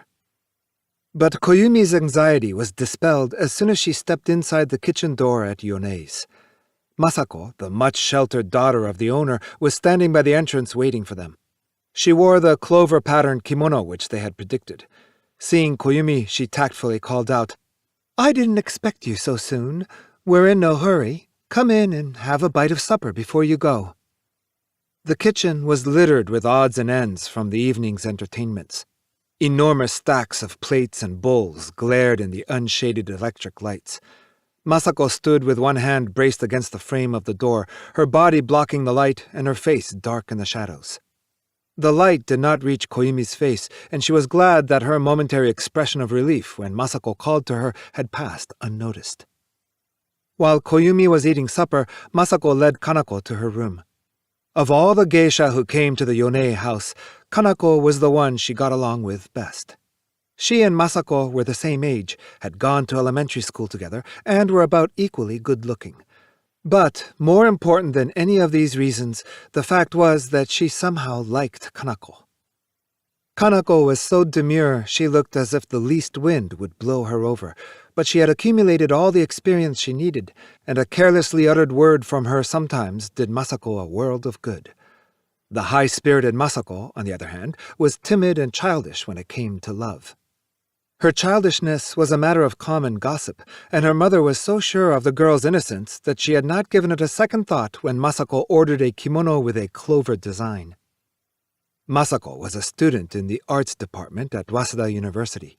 She had always been an admirer of R, the movie actor, but ever since he had visited Yonei's, her passion for him had been mounting. Her room was now cluttered with pictures of him. She had ordered a white china vase enameled with the photograph of R and herself taken on the memorable occasion of his visit. It stood on her desk filled with flowers. Kanako said when she was seated, "They announced the cast today." She twisted her thin little mouth into a frown. "Did they?" Masako, sorry for Kanako, pretended not to know. "All I got was a bit part again. I'll never get anything better. It's enough to discourage me for good. I feel like a girl in a musical who stays in the chorus year after year." "I'm sure you'll get a good part next year." Kanako shook her head. "In the meantime, I'm getting old. Before you know it, I'll be like Koyumi." "Don't be silly. You've still got 20 years ahead of you." It would not have been proper in the course of this conversation for either girl to mention what she would be praying for tonight, but even without asking, each already knew the other's prayers. Masako wanted an affair with R, Kanako a good patron, and they both knew that Koyumi wanted money. Their prayers, it was clear, would have quite different objects, all eminently reasonable. If the moon failed to grant these wishes, the moon, and not they, would be at fault. Their hopes showed plainly and honestly on their faces, and theirs were such truly human desires that anyone seeing the three women walking in the moonlight would surely be convinced that the moon would have no choice but to recognize their sincerity and grant their wishes. Masako spoke. "We'll have one more coming along tonight." "Not really. Who?" "A maid. Her name's Mina, and she came from the country a month ago. I told Mother I didn't want her coming with me, but Mother said she'd worry if she didn't send somebody along." Kanako asked, "What's she like?" "Just wait till you see her. She's what you'd call well-developed." At that moment, Mina opened the sliding doors behind them and, still standing, poked in her head. "I thought I told you that when you open sliding doors, you're supposed to kneel down first and then open them." Masako's tone was haughty. "Yes, miss." Mina's coarse, heavy voice seemed to reflect nothing of Masako's feelings. Kanako had to restrain a laugh at Mina's appearance. She wore a one-piece dress made up of strange bits and patches of kimono material. Her hair was set in a rumpled permanent, and her extraordinarily brawny arms, showing through her sleeves, rivaled her face in duskiness. Her heavy features were crushed under the swollen mass of her cheeks, and her eyes were like slits. No matter which way she chose to shut her mouth, one or another of her irregular teeth protruded. It was difficult to uncover any expression in that face. "Quite a bodyguard," Kanako murmured into Masako's ear. Masako forced a severe expression to her face. "You're sure you understand? I've told you already, but I'll tell you once more. From the minute we set foot out of this house, you're not to open your mouth, no matter what happens, until we've crossed all 7 bridges. Even one word, and you won't get whatever you're praying for. And if anybody you know talks to you, you're out of luck, but I don't suppose there's much danger of that in your case. One more thing, you're not allowed to go back over the same road twice. Anyway, Koyumi will be leading. All you have to do is follow." At the university, Masako had to submit reports on the novels of Marcel Proust, but when it came to matters of this nature, the modern education she had received at school deserted her completely. "Yes, miss," Mina answered. It was by no means clear whether or not she had actually understood. "You've got to come along anyway. You might as well make a wish. Have you thought of something?" "Yes, miss," Mina said, a smile slowly spreading over her face. "Why, she acts like everyone else," commented Kanako. Koyumi appeared at that moment, cheerfully patting her midriff. "I'm all set now." "Have you picked good bridges for us?" asked Masako. "We'll start with Miyoshi Bridge. It goes over 2 rivers, so it counts as 2 bridges. Doesn't that make things easier? Pretty clever of me, if I must say so." The 3 women, aware that once they stepped outside they would be unable to utter another word, began to talk loudly and all at once, as if to discharge a great accumulation of chatter. The chatter continued until they had reached the kitchen door. Masako's black-lacquered geta were waiting for her on the earthen floor by the door. As her bare feet stepped into the geta, her polished and manicured toenails gave off a luster faintly visible in the dark. Koyumi exclaimed, "That's real style! Nail rouge and black geta! Not even the moon can resist you now." "Nail rouge? That dates you, Koyumi." "I know the word. Mannequin, isn't it?" Masako and Kanako, exchanging glances, burst out laughing. The 4 women stepped out onto Showa Avenue, Koyumi leading them. They passed a parking lot where a great many taxis, their work ended for the day, reflected the moonlight from their black chassis. The cries of insects could be heard from under the cars. Traffic was still heavy on Showa Avenue, but the street itself was fast asleep, and the roar of passing motorcycles sounded lonely and isolated without the accompaniment of the usual street noises. A few scraps of cloud drifted in the sky under the moon, now and then touching the heavy bank of cloud girdling the horizon. The moon shone unobscured.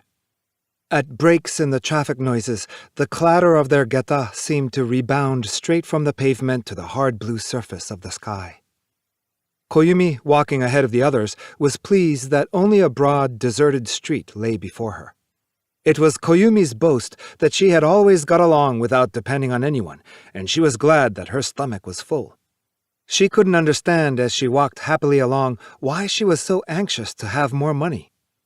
Koyumi felt as if her real wish was to melt gently and meaninglessly into the moonlight falling on the pavement ahead of her. Splinters of glass glittered in cracks in the sidewalk. Even bits of glass could glitter in the moonlight. It made her wonder if her long-standing wish were not something like that broken glass. Masako and Kanako, their little fingers hooked, trod on the long shadow Koyumi trailed behind her. The night air was cool, and they both felt a faint breeze penetrate their sleeves, chilling and tightening their breasts, damp with perspiration from excitement over their departure. Through linked fingers, their prayers were communicated, the more eloquently because no words were spoken. Masako was picturing to herself R's sweet voice, his long, finely drawn eyes, his locks curling under the temples. She, the daughter of the owner of a first-class restaurant in Shimbashi, was not to be lumped together with his other fans. She saw no reason why her prayer could not be granted. She remembered that when R spoke, his breath, falling on her ear, had been fragrant, not smelling in the least of liquor. She remembered that young, manly breath, heavy with the sultriness of summer hay. If such recollections came to her when she was alone, she felt something like a ripple of water slide over her skin from her knees to the thighs. She was as certain, yet as uncertain, that R's body existed somewhere in the world as of the accuracy of her recurring memories. The element of doubt constantly tortured her. Kanako was dreaming of a rich, fat, middle-aged man. He would have to be fat, or he wouldn't really seem rich. How happy she would be, she thought, if she could shut her eyes and feel herself engulfed by his generous, unstinted protection. Kanako was accustomed to shutting her eyes, but her experience up to now had been that when she opened them again, the man in question had disappeared. The 2 girls looked back over their shoulders as if by common consent. Mina was silently trudging behind them. Her hands pressed to her cheeks, she was grotesquely lurching along, kicking up the hems of her dress at each step. Her eyes stared vacantly into space, devoid of any purpose. Masako and Kanako felt that Mina's appearance constituted an insult to their prayers. They turned right on Showa Avenue, just where the first and second wards of the East Ginza meet. Light from street lamps fell like splashes of water at regular intervals along the row of buildings. Shadows hid the moonlight from the narrow street. Soon they could see Miyoshi Bridge rising before them, the first of the 7 bridges they were to cross. It is built in a curious Y shape because of the fork in the river at this spot. The gloomy buildings of the Central District Office squatted on the opposite bank, the white face of a clock in its tower proclaiming an absurdly incorrect hour against the dark sky. Miyoshi Bridge has a low railing, and at each of the corners of the central section, where the 3 arms of the bridge meet, stands an old-fashioned lamppost hung with a cluster of electric lights. Each cluster has 4 lamps, but not all were lit, and the unlit globes shone a dead white in the moonlight. Swarms of winged insects flocked silently around the lamps. The water in the river was ruffled by the moonlight. At the end of the bridge, before they crossed it, the women, led by Koyumi, joined their hands in prayer. A dim light went out in the window of a small building nearby, and a man, apparently leaving after finishing his overtime work, the last to leave, emerged from the building. He started to lock the door when he noticed the strange spectacle and stopped in his tracks. The women gradually began to cross the bridge. It was hardly more than a continuation of the pavement over which they had been striding so confidently, but, faced with their first bridge, their steps became heavy and uncertain, as though they were stepping onto a stage. It was only a few feet to the other side of the first arm of the bridge, but those few feet brought a sense of accomplishment and relief. Koyumi paused under a lamppost and, looking back at the others, joined her hands in prayer again. The 3 women imitated her. According to Koyumi's calculations, crossing 2 of the 3 arms of the bridge would count as crossing 2 independent bridges. This meant that they would have to pray 4 times on Miyoshi Bridge, once before and after crossing each arm. Masako noticed, when an occasional taxi passed, the astonished faces of the passengers pressed against the windows, but Koyumi paid no attention to such things. The women, having arrived before the district office, turned their backs to it and prayed for the 4th time. Kanako and Masako began to feel, along with relief at having safely crossed the first 2 bridges, that the prayers which they had not taken very seriously until now represented something of irreplaceable importance. Masako had come to feel that she would rather be dead if she couldn't be with R. The mere act of crossing 2 bridges had multiplied many times the strength of her desires. Kanako was now convinced that life would not be worth living if she couldn't find a good patron. Their hearts swelled with emotion as they prayed, and Masako's eyes suddenly grew warm. She happened to glance to her side. Mina, her eyes shut, was reverently joining her hands.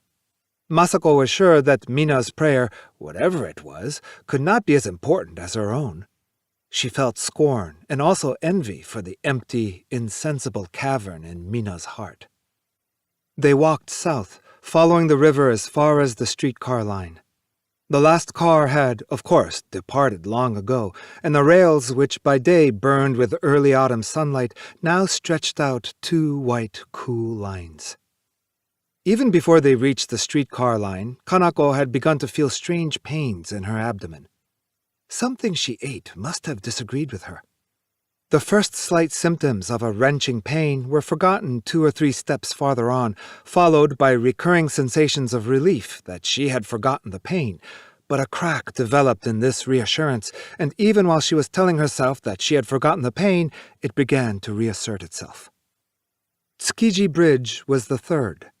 They noticed at the end of this bleak-looking bridge in the heart of the city a willow tree, faithfully planted in the traditional manner. A forlorn willow that they normally would never have noticed as they sped past it in a car grew from a tiny patch of earth at a break in the concrete.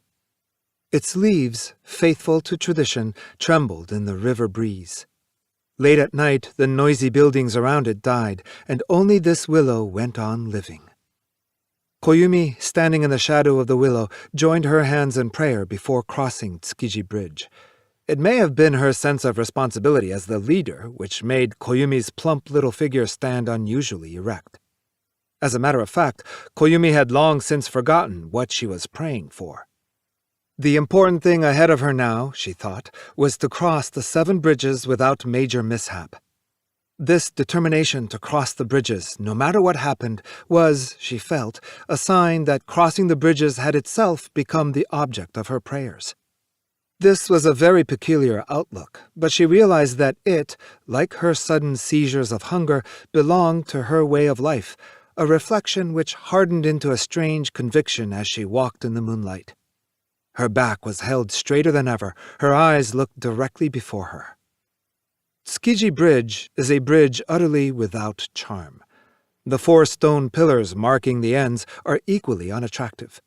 But as the women crossed the bridge, they could smell for the first time something like the odor of the sea, and a wind reminiscent of a salt breeze was blowing. Even the red neon sign of an insurance company, visible to the south farther down the river, looked to them like a beacon warning of the steady approach of the sea. They crossed the bridge and prayed again. Kanako felt that her pain, now acute, was making her nauseous. They crossed the streetcar line and walked between the old yellow buildings of the S Enterprises and the river. Kanako gradually began to fall behind. Masako, worried, also slowed her pace, but unfortunately she could not open her mouth to ask if Kanako was all right. Kanako finally made her understand by pressing her hands against her abdomen and grimacing with pain.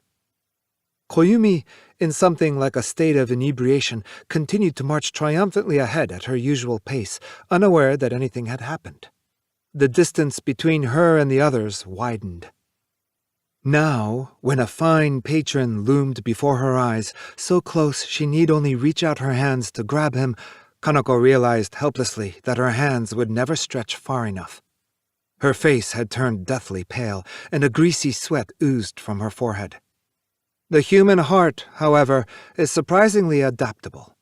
As the pain in her abdomen grew more intense, Kanako's wish, so ardently desired a moment before, her prayer which had seemed so close to fulfillment, somehow lost all reality, and she came to feel that it had been from the start an unrealistic, fantastic, and childish dream.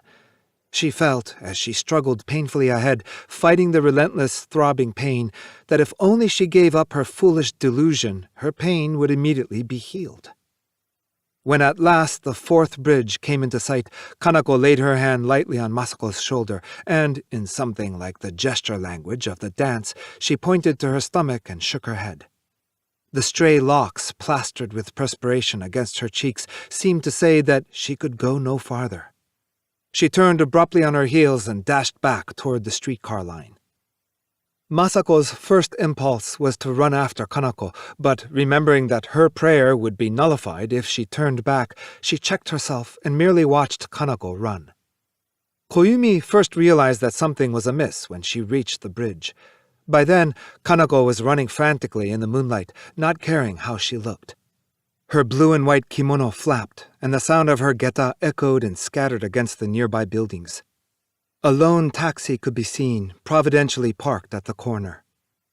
The 4th bridge was Irifuna Bridge. They would cross it in the direction opposite to that they had taken over at Tsukiji Bridge. The 3 women gathered at the end of the bridge and prayed with identical motions.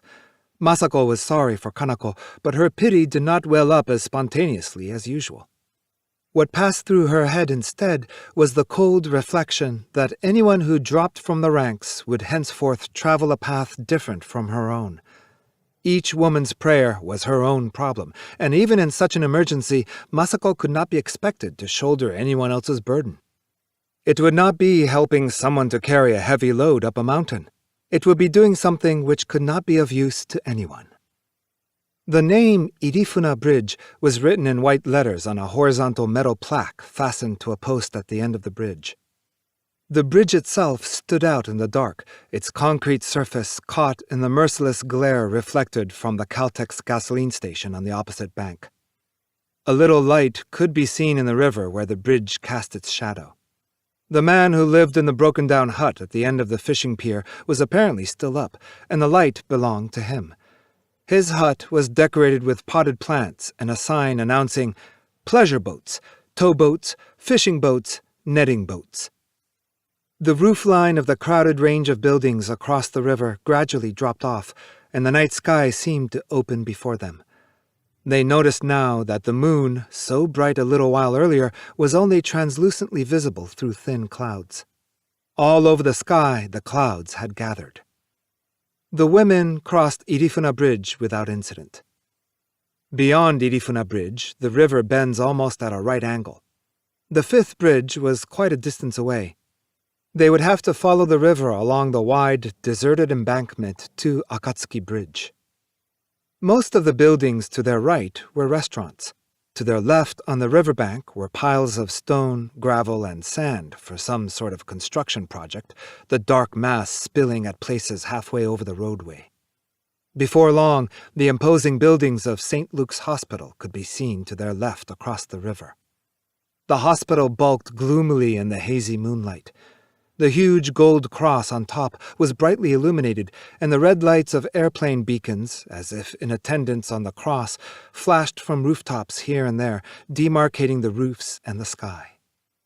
The lights were out in the chapel behind the hospital, but the outlines of its Gothic rose window were plainly visible. In the hospital windows, a few dim lights were still burning. The three women walked on in silence. Masako, her mind absorbed by the task ahead of her, could think of little else. Their pace had imperceptibly quickened until she was now damp with perspiration. Then, at first she thought it must be her imagination, the sky, in which the moon was still visible, grew threatening, and she felt the first drops of rain against her forehead. Fortunately, however, the rain showed no signs of developing into a downpour. Now, Akatsuki Bridge, their fifth, loomed ahead. The concrete posts, whitewashed for some unknown reason, shone a ghostly color in the dark. As Masako joined her hands in prayer at the end of the bridge, she tripped and almost fell on an exposed iron pipe in the roadway. Across the bridge was the streetcar turn before St. Luke's Hospital. The bridge was not long. The women were walking so quickly that they were across it almost immediately, but on the other side, Koyumi met with misfortune. A woman with her hair let down after washing and a metal basin in her hand approached from the opposite direction. She was walking quickly, her kimono opened in slatternly fashion off the shoulders. Masako caught only a glimpse of the woman, but the deadly pallor of the face under the wet hair made her shudder. The woman stopped on the bridge and turned back. "Why, if it isn't Koyumi? It's been ages, hasn't it? Are you pretending you don't know me? Koyumi, you remember me?" She craned her neck at Koyumi, blocking her path. Koyumi lowered her eyes and did not answer. The woman's voice was high-pitched and unfocused, like the wind escaping through a crevice. Her prolonged monotone suggested that she was calling not Koyumi, but someone who wasn't actually there. "I'm just on my way back from the bathhouse. It's really been ages. Of all places to meet." Koyumi, feeling the woman's hand on her shoulder, finally opened her eyes. She realized that it was useless to begrudge the woman an answer. The fact that she had been addressed by an acquaintance was enough to destroy her prayer. Masako looked at the woman's face. She thought for a moment, then walked on, leaving Koyumi behind. Masako remembered the woman's face. She was an old geisha who had appeared for a while in Shimbashi just after the war. Koen was her name. She had become rather peculiar, acting like a teenage girl despite her age, and she finally had been removed from the register of geisha. It was not surprising that Koen had recognized Koyumi, an old friend, but it was a stroke of good fortune that she should have forgotten Masako. The sixth bridge lay directly ahead, Sakai Bridge, a small structure marked only by a metal sign painted green. Masako hurried through her prayers at the foot of the bridge and all but raced across. When she looked back, she noticed to her relief that Koyumi was no longer to be seen. Directly behind her followed Mina, her face maintaining its usual sullen expression. Now that she was deprived of her guide, Masako had no clue where to find the seventh and last bridge. She reasoned, however, that if she kept going along the same street, she would sooner or later come to a bridge parallel to Akatsuki Bridge. She would only have to cross the final bridge for her prayers to be answered. A sprinkling of raindrops again struck Masako's face. The road ahead was lined with wholesale warehouses, and construction shacks blocked her view of the river. It was very dark. Bright street lamps in the distance made the darkness in between seem all the blacker. Masako was not especially afraid to walk through the streets so late at night. She had an adventurous nature, and her goal, the accomplishment of her prayer, lent her courage. But the sound of Mina's geta echoing behind her began to hang like a heavy pall on Masako. The sound actually had a cheerful irregularity, but the utter self-possession of Mina's gait, as contrasted with her own mincing steps, seemed to be pursuing Masako with its derision. Until Kanako dropped from the ranks, Mina's presence had merely aroused a kind of contempt in Masako's heart, but since then it had come somehow to weigh on her, and now that there were only two of them left, Masako could not help being bothered, despite herself, by the riddle of what this girl from the backwoods could possibly be praying for. It was disagreeable to have this stolid woman with her unfathomable prayers treading in her footsteps. No, it was not so much unpleasant as disquieting, and Masako's uneasiness gradually mounted until it was close to terror.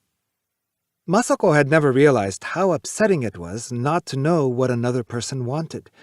She felt there was something like a lump of blackness following her, not at all like Kanako or Koyumi, whose prayers had been so transparently clear she could see through them. Masako tried desperately to arouse her longings for R to an even more feverish pitch than before. She thought of his face. She thought of his voice. She remembered his youthful breath. But the image shattered at once, and she did not attempt to restore it.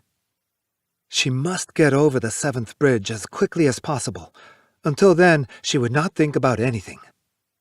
The street lamps she had seen from the distance now began to look like the lights at the end of a bridge. She could tell that she was approaching a main thoroughfare, and there were signs that a bridge could not be far off.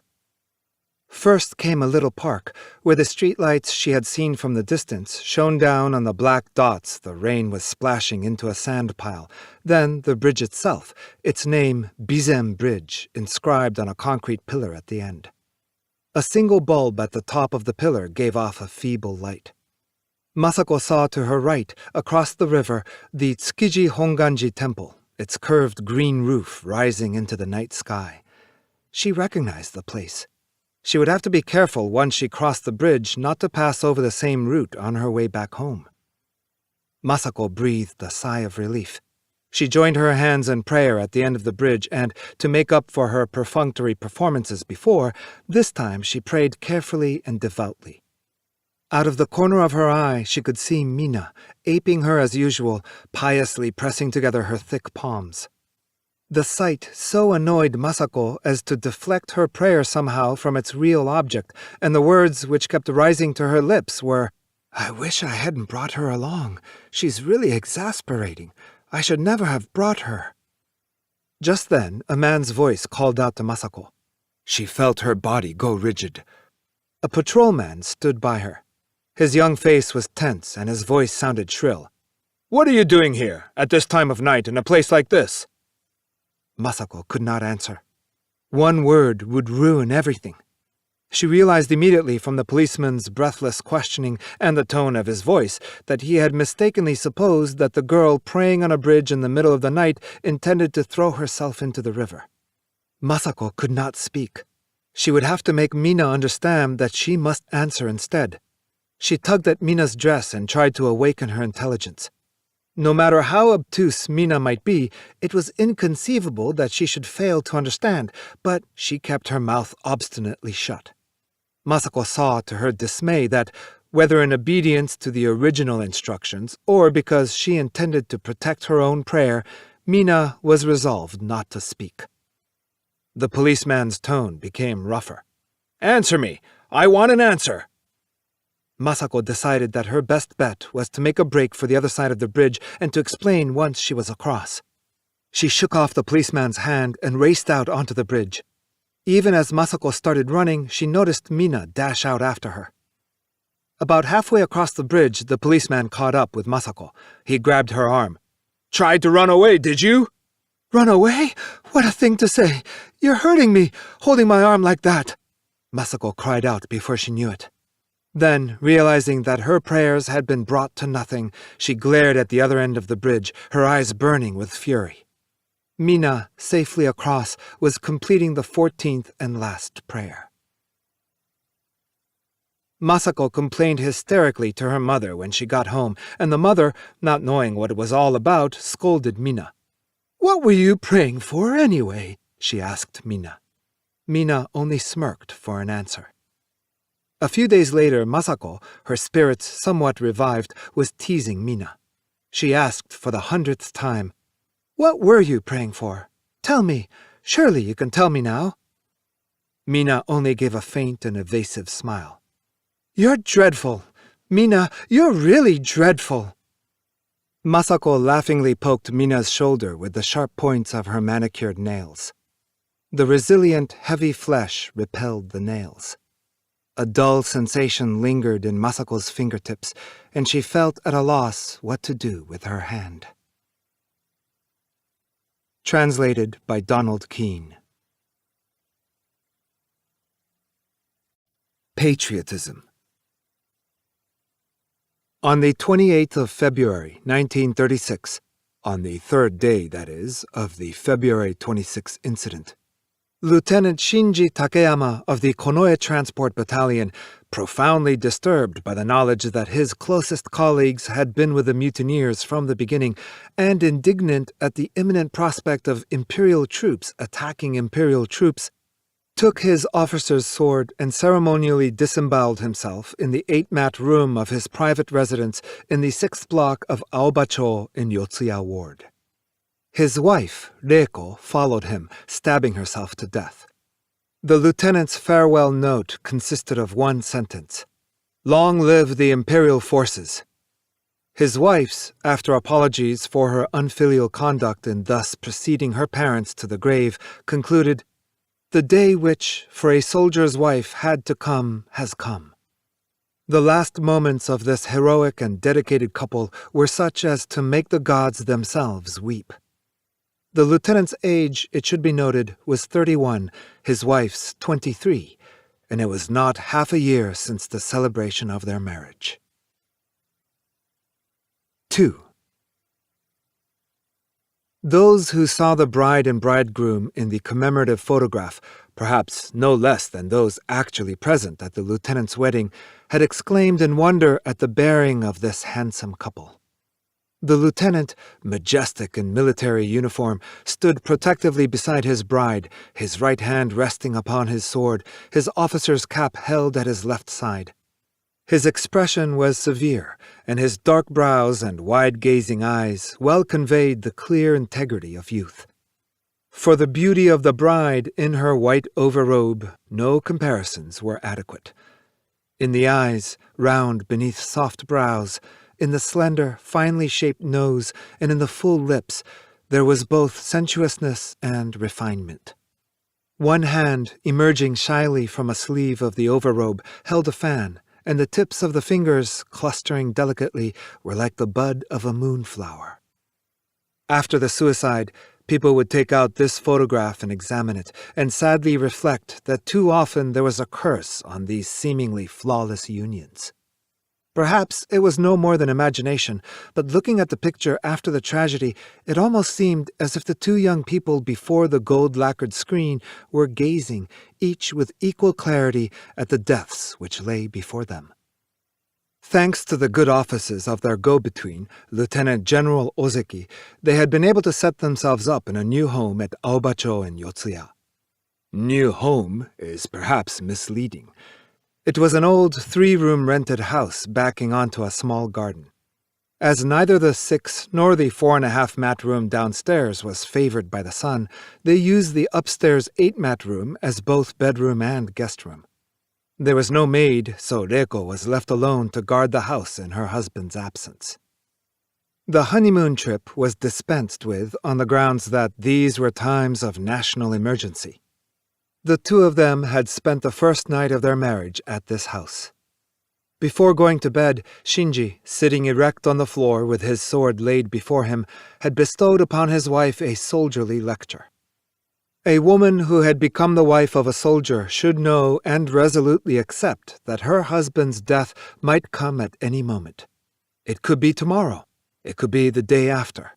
But, no matter when it came, he asked, was she steadfast in her resolve to accept it? Reiko rose to her feet, pulled open a drawer of the cabinet, and took out what was the most prized of her new possessions, the dagger her mother had given her. Returning to her place, she laid the dagger without a word on the mat before her, just as her husband had laid his sword. A silent understanding was achieved at once, and the lieutenant never again sought to test his wife's resolve. In the first few months of her marriage, Reiko's beauty grew daily more radiant, shining serene like the moon after rain. As both were possessed of young, vigorous bodies, their relationship was passionate. Nor was this merely a matter of the night. On more than one occasion, returning home straight from maneuvers and begrudging even the time it took to remove his mud-splashed uniform, the lieutenant had pushed his wife to the floor almost as soon as he had entered the house. Reiko was equally ardent in her response. For a little more or a little less than a month, from the first night of their marriage, Reiko knew happiness, and the lieutenant, seeing this, was happy too. Reiko's body was white and pure, and her swelling breasts conveyed a firm and chaste refusal. But, upon consent, those breasts were lavish with their intimate, welcoming warmth. Even in bed, these two were frighteningly and awesomely serious. In the very midst of wild, intoxicating passions, their hearts were sober and serious. By day, the lieutenant would think of his wife in the brief rest periods between training, and all day long, at home, Reiko would recall the image of her husband. Even when apart, however, they had only to look at the wedding photograph for their happiness to be once more confirmed. Reiko felt not the slightest surprise that a man who had been a complete stranger until a few months ago should now have become the sun about which her whole world revolved. All these things had a moral basis, and were in accordance with the education rescript's injunction that husband and wife should be harmonious. Not once did Reiko contradict her husband, nor did the lieutenant ever find reason to scold his wife. On the god shelf below the stairway, alongside the tablet from the great Ise shrine, were set photographs of their imperial majesties, and regularly every morning, before leaving for duty, the lieutenant would stand with his wife at this hallowed place, and together they would bow their heads low. The offering water was renewed each morning, and the sacred sprig of sasaki was always green and fresh. Their lives were lived beneath the solemn protection of the gods and were filled with an intense happiness which set every fiber in their bodies trembling. 3. Although Lord Privy Seal Saito's house was in their neighborhood, neither of them heard any noise of gunfire on the morning of February 26th. It was a bugle, sounding muster in the dim, snowy dawn when the 10-minute tragedy had already ended, which first disrupted the lieutenant's slumbers. Leaping at once from his bed, and without speaking a word, the lieutenant donned his uniform, buckled on the sword held ready for him by his wife, and hurried swiftly out into the snow-covered streets of the still darkened morning. He did not return until the evening of the 28th. Later, from the radio news, Reiko learned the full extent of this sudden eruption of violence. Her life throughout the subsequent 2 days was lived alone, in complete tranquility and behind locked doors.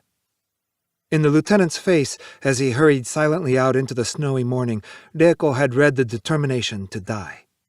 If her husband did not return, her own decision was made. She, too, would die. Quietly, she attended to the disposition of her personal possessions. She chose her sets of visiting kimonos as keepsakes for friends of her school days, and she wrote a name and address on the stiff paper wrapping in which each was folded. Constantly admonished by her husband never to think of the morrow, Reiko had not even kept a diary and was now denied the pleasure of assiduously rereading her record of the happiness of the past few months and consigning each page to the fire as she did so. Ranged across the top of the radio were a small china dog, a rabbit, a squirrel, a bear, and a fox. There were also a small vase and a water pitcher. These comprised Reiko's one and only collection. But it would hardly do, she imagined, to give such things as keepsakes. Nor again would it be quite proper to ask specifically for them to be included in the coffin.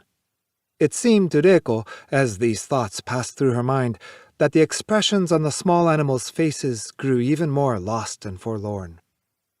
Reiko took the squirrel in her hand and looked at it, and then, her thoughts turning to a realm far beyond these childlike affections, she gazed up into the distance at the great sun-like principle which her husband embodied. She was ready and happy to be hurtled along to her destruction in that gleaming sun chariot, but now, for these few moments of solitude, she allowed herself to luxuriate in this innocent attachment to trifles. The time when she had genuinely loved these things, however, was long past. Now she merely loved the memory of having once loved them, and their place in her heart had been filled by more intense passions, by a more frenzied happiness. For Reiko had never, even to herself, thought of those soaring joys of the flesh as a mere pleasure. The February cold and the icy touch of the china squirrel had numbed Reiko's slender fingers, yet even so, in her lower limbs, beneath the ordered repetition of the pattern which crossed the skirt of her trim meisen kimono, she could feel now, as she thought of the lieutenant's powerful arms reaching out toward her, a hot moistness of the flesh which defied the snows. She was not in the least afraid of the death hovering in her mind. Waiting alone at home, Reiko firmly believed that everything her husband was feeling or thinking now, his anguish and distress, was leading her, just as surely as the power in his flesh, to a welcome death. She felt as if her body could melt away with ease and be transformed to the merest fraction of her husband's thought. Listening to the frequent announcements on the radio, she heard the names of several to her husband's colleagues mentioned among those of the insurgents. This was news of death. She followed the developments closely, wondering anxiously, as the situation became daily more irrevocable, why no imperial ordinance was sent down, and watching what had at first been taken as a movement to restore the nation's honor come gradually to be branded with the infamous name of mutiny. There was no communication from the regiment. At any moment, it seemed, fighting might commence in the city streets, where the remains of the snow still lay. Toward sundown on the 28th, Reiko was startled by a furious pounding on the front door. She hurried downstairs. As she pulled with fumbling fingers at the bolt, the shape dimly outlined beyond the frosted glass panel made no sound, but she knew it was her husband. Reiko had never known the bolt on the sliding door to be so stiff. Still, it resisted. The door just would not open. In a moment, almost before she knew she had succeeded, the lieutenant was standing before her on the cement floor inside the porch, muffled in a khaki greatcoat, his top boots heavy with slush from the street. Closing the door behind him, he returned the bolt once more to its socket. With what significance, Reiko did not understand. "Welcome home." Reiko bowed deeply, but her husband made no response. As he had already unfastened his sword and was about to remove his greatcoat, Reiko moved around behind to assist. The coat, which was cold and damp and had lost the odor of horse dung it normally exuded when exposed to the sun, weighed heavily upon her arm. Draping it across a hanger and cradling the sword and leather belt in her sleeves, she waited while her husband removed his top boots, and then followed behind him into the living room.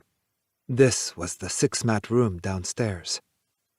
Seen in the clear light from the lamp, her husband's face, covered with a heavy growth of bristle, was almost unrecognizably wasted and thin.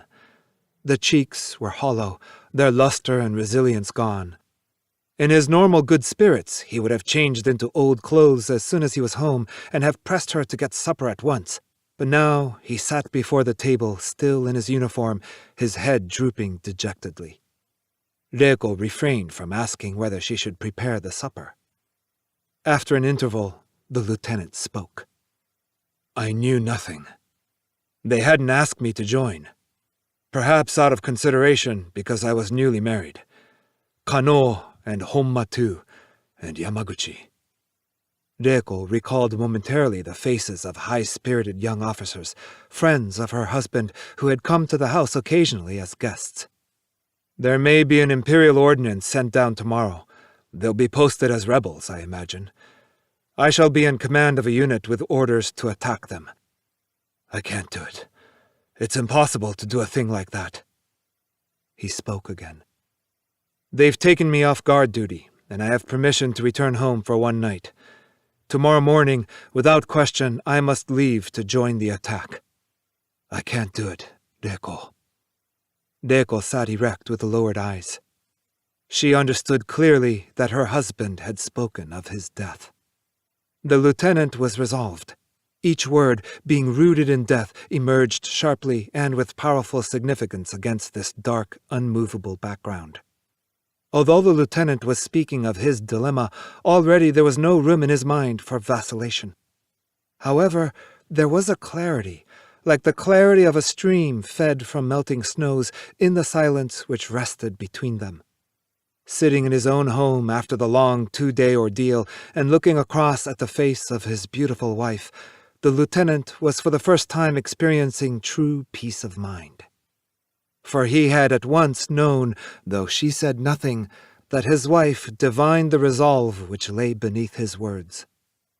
Well, then. The lieutenant's eyes opened wide. Despite his exhaustion, they were strong and clear, and now for the first time they looked straight into the eyes of his wife. Tonight I shall cut my stomach. Reiko did not flinch. Her round eyes showed tension as taut as the clang of a bell. I'm ready, she said. I ask permission to accompany you. The lieutenant felt almost mesmerized by the strength in those eyes. His words flowed swiftly and easily, like the utterances of a man in delirium, and it was beyond his understanding how permission in a matter of such weight could be expressed so casually. Good. We'll go together. But I want you as a witness first for my own suicide. Agreed? When this was said, a sudden release of abundant happiness welled up in both their hearts. Reiko was deeply affected by the greatness of her husband's trust in her. It was vital for the lieutenant, whatever else might happen, that there should be no irregularity in his death. For that reason, there had to be a witness. The fact that he had chosen his wife for this was the first mark of his trust. The second and even greater mark was that though he had pledged that they should die together, he did not intend to kill his wife first.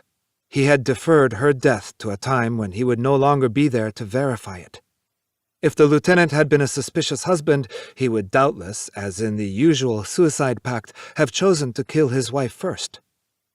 When Reiko said, I ask permission to accompany you, the lieutenant felt these words to be the final fruit of the education which he had himself given his wife starting on the first night of their marriage, and which had schooled her, when the moment came, to say what had to be said without a shadow of hesitation. This flattered the lieutenant's opinion of himself as a self-reliant man. He was not so romantic or conceited as to imagine that the words were spoken spontaneously, out of love for her husband.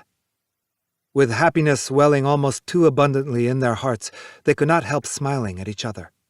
Reiko felt as if she had returned to her wedding night. Before her eyes was neither pain nor death. She seemed to see only a free and limitless expanse opening out into vast distances. The water is hot. Will you take your bath now? Ah, yes, of course. And supper? The words were delivered in such level domestic tones that the lieutenant came near to thinking, for the fraction of a second, that everything had been a hallucination. I don't think we'll need supper, but perhaps you could warm some sake? As you wish. As Reiko rose and took a tanzen gown from the cabinet for after the bath, she purposely directed her husband's attention to the open drawer. The lieutenant rose, crossed to the cabinet, and looked inside. From the ordered array of paper wrappings he read, one by one, the addresses of the keepsakes. There was no grief in the lieutenant's response to this demonstration of heroic resolve. His heart was filled with tenderness. Like a husband who is proudly shown the childish purchases of a young wife, the lieutenant, overwhelmed by affection, lovingly embraced his wife from behind and implanted a kiss upon her neck. Reiko felt the roughness of the lieutenant's unshaven skin against her neck. This sensation, more than being just a thing of this world, was for Reiko almost the world itself, but now, with the feeling that it was soon to be lost forever, it had freshness beyond all her experience. Each moment had its own vital strength, and the senses in every corner of her body were reawakened. Accepting her husband's caresses from behind, Reiko raised herself on the tips of her toes, letting the vitality seep through her entire body. First the bath, and then, after some sake, lay out the bedding upstairs, will you? The lieutenant whispered the words into his wife's ear. Reiko silently nodded. Flinging off his uniform, the lieutenant went to the bath. To faint background noises of slopping water, Reiko tended the charcoal brazier in the living room and began the preparations for warming the sake. Taking the tanzan, a sash, and some underclothes, she went to the bathroom to ask how the water was. In the midst of a coiling cloud of steam, the lieutenant was sitting cross-legged on the floor, shaving, and she could dimly discern the rippling movements of the muscles on his damp, powerful back as they responded to the movement of his arms. There was nothing to suggest a time of any special significance. Reiko, going busily about her tasks, was preparing side dishes from odds and ends in stock. Her hands did not tremble. If anything, she managed even more efficiently and smoothly than usual. From time to time, it is true, there was a strange throbbing deep within her breast. Like distant lightning, it had a moment of sharp intensity and then vanished without trace. Apart from that, nothing was in any way out of the ordinary. The lieutenant, shaving in the bathroom, felt his warmed body miraculously healed at last of the desperate tiredness of the days of indecision and filled, in spite of the death which lay ahead, with pleasurable anticipation. The sound of his wife going about her work came to him faintly. A healthy physical craving, submerged for 2 days, reasserted itself. The lieutenant was confident there had been no impurity in that joy they had experienced when resolving upon death. They had both sensed at that moment, though not, of course, in any clear and conscious way, that those permissible pleasures which they shared in private were once more beneath the protection of righteousness and divine power, and of a complete and unassailable morality. On looking into each other's eyes and discovering there an honorable death, they had felt themselves safe once more behind steel walls which none could destroy, encased in an impenetrable armor of beauty and truth. Thus, so far from seeing any inconsistency or conflict between the urges of his flesh and the sincerity of his patriotism, the lieutenant was even able to regard the two as parts of the same thing. Thrusting his face close to the dark, cracked, misted wall mirror, the lieutenant shaved himself with great care. This would be his death face. There must be no unsightly blemishes.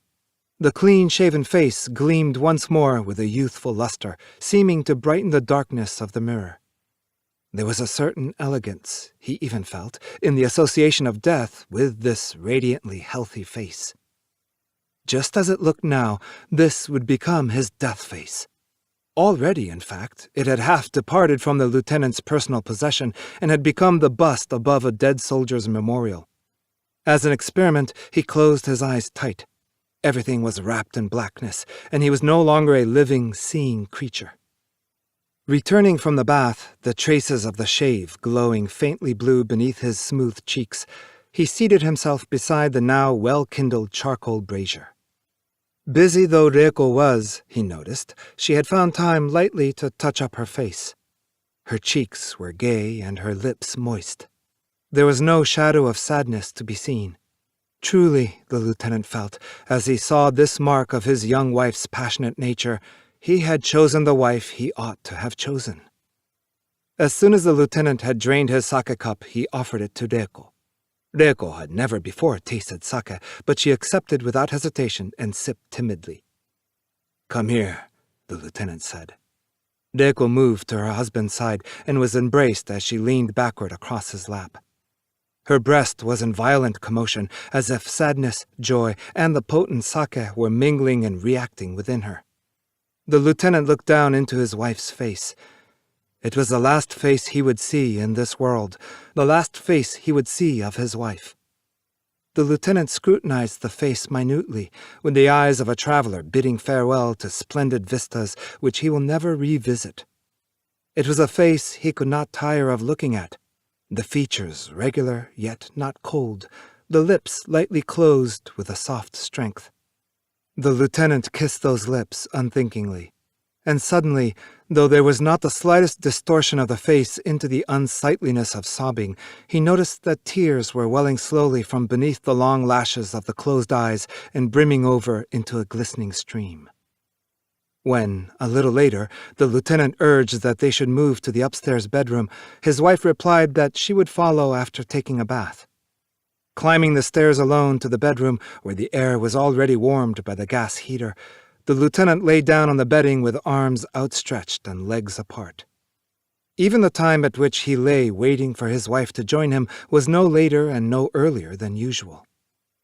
He folded his hands beneath his head and gazed at the dark boards of the ceiling and the dimness beyond the range of the standard lamp. Was it death he was now waiting for, or a wild ecstasy of the senses? The two seemed to overlap, almost as if the object of this bodily desire was death itself. But, however that might be, it was certain that never before had the lieutenant tasted such total freedom. There was the sound of a car outside the window. He could hear the screech of its tires skidding in the snow piled at the side of the street. The sound of its horn re-echoed from nearby walls. Listening to these noises, he had the feeling that this house rose like a solitary island in the ocean of a society going as restlessly about its business as ever. All around, vastly and untidily, stretched the country for which he grieved. He was to give his life for it. But would that great country, with which he was prepared to remonstrate to the extent of destroying himself, take the slightest heed of his death? He did not know, and it did not matter. His was a battlefield without glory, a battlefield where none could display deeds of valor. It was the front line of the spirit. Reiko's footsteps sounded on the stairway. The steep stairs in this old house creaked badly. There were fond memories in that creaking, and many a time, while waiting in bed, the lieutenant had listened to its welcome sound. At the thought that he would hear it no more, he listened with intense concentration, striving for every corner of every moment of this precious time to be filled with the sound of those soft footfalls on the creaking stairway. The moments seemed transformed to jewels, sparkling with inner light. Reiko wore a Nagoya sash about the waist of her yukata, but as the lieutenant reached toward it, its redness sobered by the dimness of the light, Reiko's hand moved to his assistance, and the sash fell away, slithering swiftly to the floor. As she stood before him, still in her yukata, the lieutenant inserted his hands through the side slits beneath each sleeve, intending to embrace her as she was, but at the touch of his fingertips upon the warm naked flesh, and as the armpits closed gently about his hands, his whole body was suddenly aflame. In a few moments, the two lay naked before the glowing gas heater. Neither spoke the thought, but their hearts, their bodies, and their pounding breasts blazed with the knowledge that this was the very last time. It was as if the words, "the last time," were spelled out in invisible brushstrokes across every inch of their bodies. The lieutenant drew his wife close and kissed her vehemently. As their tongues explored each other's mouths, reaching out into the smooth, moist interior, they felt as if the still unknown agonies of death had tempered their senses to the keenness of red-hot steel. The agonies they could not yet feel, the distant pains of death, had refined their awareness of pleasure. "This is the last time I shall see your body," said the lieutenant. "Let me look at it closely." And, tilting the shade on the lampstand to one side, he directed the rays along the full length of Reiko's outstretched form. Reiko lay still with her eyes closed. The light from the low lamp clearly revealed the majestic sweep of her white flesh. The lieutenant, not without a touch of egocentricity, rejoiced that he would never see this beauty crumble in death. At his leisure, the lieutenant allowed the unforgettable spectacle to engrave itself upon his mind. With one hand he fondled the hair, with the other he softly stroked the magnificent face, implanting kisses here and there where his eyes lingered. The quiet coldness of the high, tapering forehead, the closed eyes with their long lashes beneath faintly etched brows, the set of the finely shaped nose, the gleam of teeth glimpsed between full, regular lips, the soft cheeks, and the small, wise chin. These things conjured up in the lieutenant's mind the vision of a truly radiant death face, and again he pressed his lips tight against the white throat, where Reiko's own hand was soon to strike, and the throat reddened faintly beneath his kisses. Returning to the mouth, he laid his lips against it with the gentlest of pressures, and moved them rhythmically over Reiko's with the light rolling motion of a small boat. If he closed his eyes, the world became a rocking cradle. Wherever the lieutenant's eyes moved, his lips faithfully followed. The high, swelling breasts, surmounted by nipples like the buds of a wild cherry, hardened as the lieutenant's lips closed about them. The arms flowed smoothly downward from each side of the breast, tapering toward the wrists, yet losing nothing of their roundness or symmetry, and at their tips were those delicate fingers which had held the fan at the wedding ceremony. One by one, as the lieutenant kissed them, the fingers withdrew behind their neighbor as if in shame. The natural hollow curving between the bosom and the stomach carried in its lines a suggestion not only of softness but of resilient strength, and while it gave forewarning of the rich curves spreading outward from here to the hips, it had, in itself, an appearance only of restraint and proper discipline. The whiteness and richness of the stomach and hips was like milk brimming in a great bowl, and the sharply shadowed dip of the navel could have been the fresh impress of a raindrop, fallen there that very moment. Where the shadows gathered more thickly, hair clustered, gentle and sensitive, and as the agitation mounted in the now no longer passive body, there hung over this region a scent like the smoldering of fragrant blossoms, growing steadily more pervasive. At length, in a tremulous voice, Reiko spoke. "Show me. Let me look too, for the last time." Never before had he heard from his wife's lips so strong and unequivocal a request. It was as if something which her modesty had wished to keep hidden to the end had suddenly burst its bonds of constraint. The lieutenant obediently lay back and surrendered himself to his wife. Lithely she raised her white trembling body, and, burning with an innocent desire to return to her husband what he had done for her, placed 2 white fingers on the lieutenant's eyes, which gazed fixedly up at her, and gently stroked them shut. Suddenly overwhelmed by tenderness, her cheeks flushed by a dizzying uprush of emotion, Reiko threw her arms about the lieutenant's close-cropped head. The bristly hairs rubbed painfully against her breast, the prominent nose was cold as it dug into her flesh, and his breath was hot. Relaxing her embrace, she gazed down at her husband's masculine face.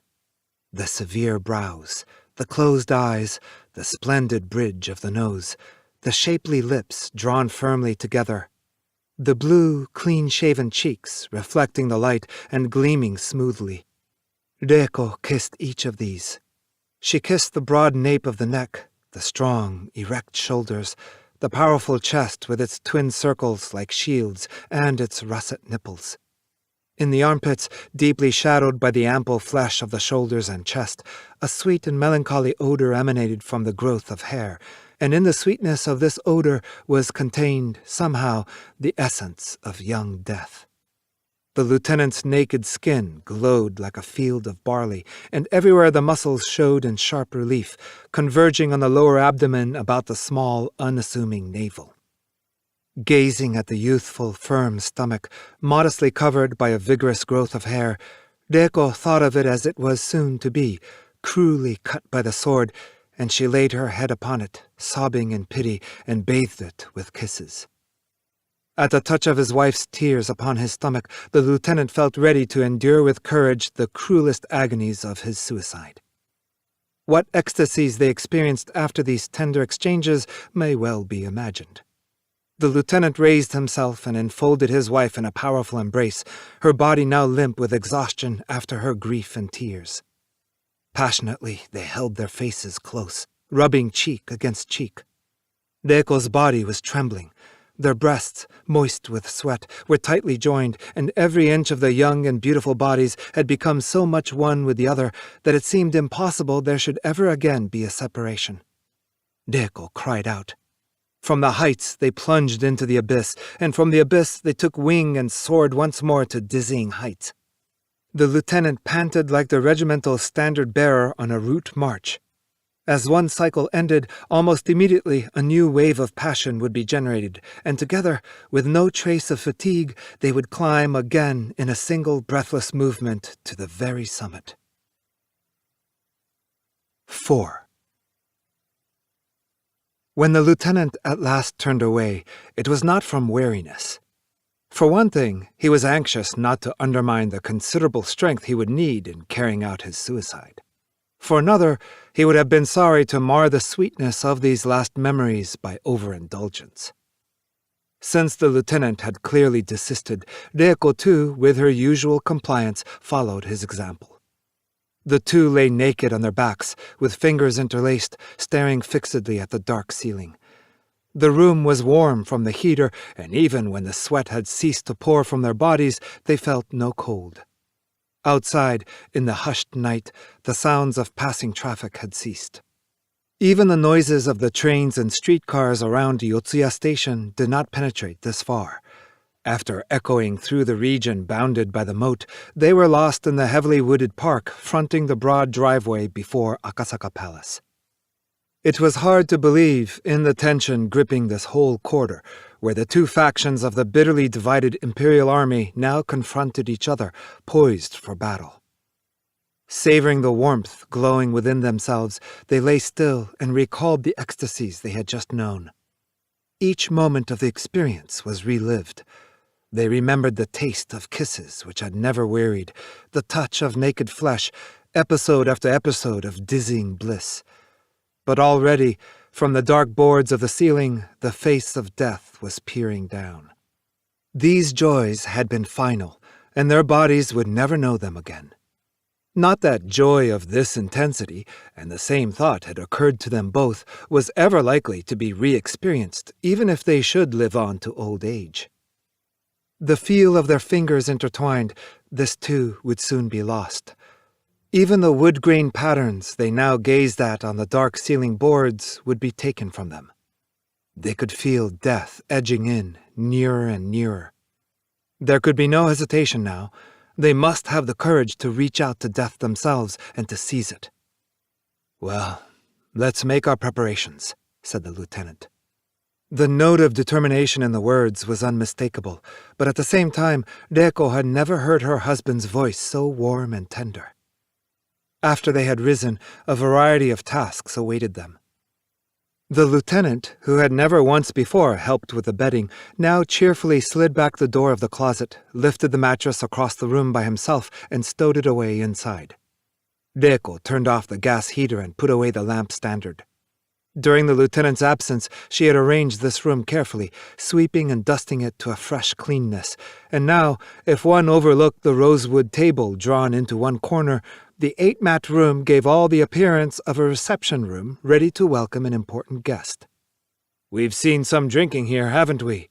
With Kano and Honma and Noguchi." "Yes, they were great drinkers, all of them." "We'll be meeting them before long, in the other world. They'll tease us, I imagine, when they find I've brought you with me." Descending the stairs, the lieutenant turned to look back into this calm, clean room, now brightly illuminated by the ceiling lamp. There floated across his mind the faces of the young officers who had drunk there, and laughed, and innocently bragged. He had never dreamed then that he would one day cut open his stomach in this room. In the 2 rooms downstairs, husband and wife busied themselves smoothly and serenely with their respective preparations.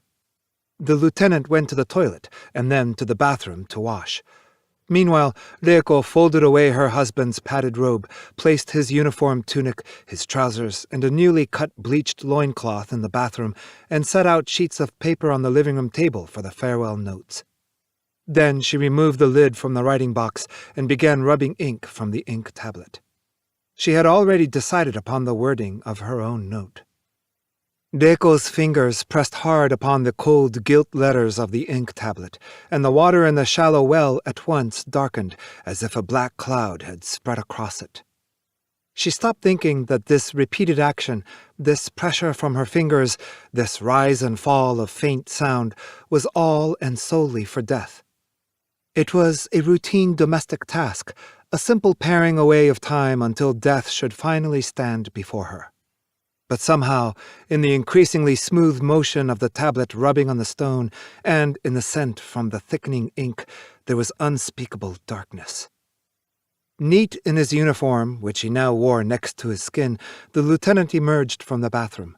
Without a word, he seated himself at the table, bolt upright, took a brush in his hand, and stared undecidedly at the paper before him. Reiko took a white silk kimono with her and entered the bathroom. When she reappeared in the living room, clad in the white kimono and with her face lightly made up, the farewell note lay completed on the table beneath the lamp. The thick black brushstrokes said simply, "Long live the Imperial Forces, Army Lieutenant Takeyama Shinji."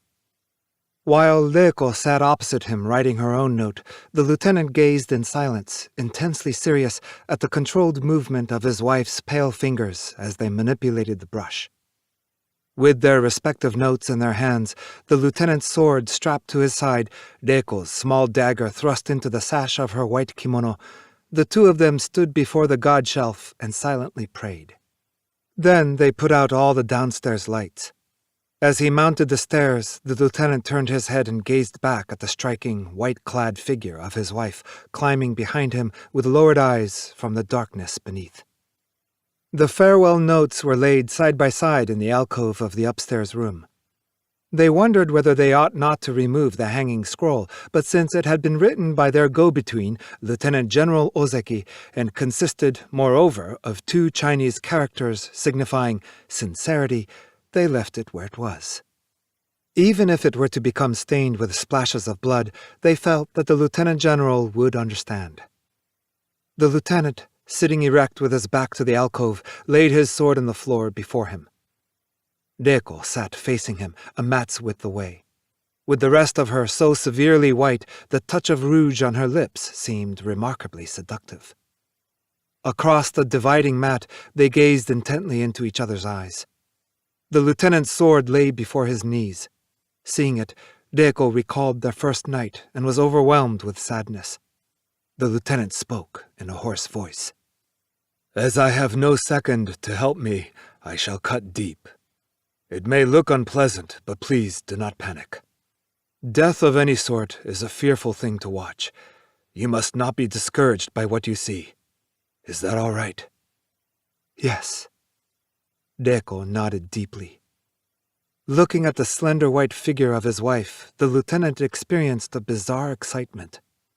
What he was about to perform was an act in his public capacity as a soldier, something he had never previously shown his wife. It called for a resolution equal to the courage to enter battle. It was a death of no less degree and quality than death in the front line. It was his conduct on the battlefield that he was now to display. Momentarily, the thought led the lieutenant to a strange fantasy.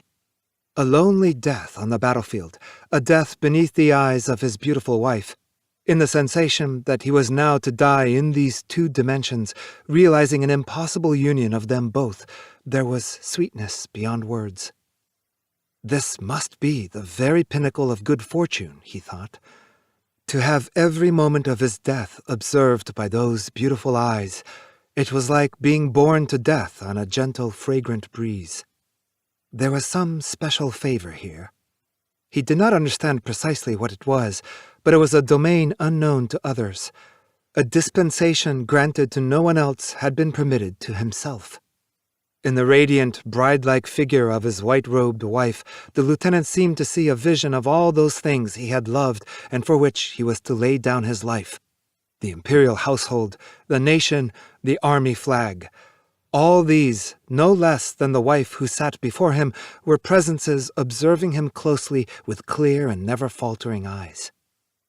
Reiko, too, was gazing intently at her husband, so soon to die, and she thought that never in this world had she seen anything so beautiful. The lieutenant always looked well in uniform, but now, as he contemplated death with severe brows and firmly closed lips, he revealed what was perhaps masculine beauty at its most superb. "It's time to go," the lieutenant said at last. Reiko bent her body low to the mat in a deep bow. She could not raise her face. She did not wish to spoil her makeup with tears, but the tears could not be held back. When at length she looked up, she saw hazily through the tears that her husband had wound a white bandage around the blade of his now unsheathed sword, leaving 5 or 6 inches of naked steel showing at the point.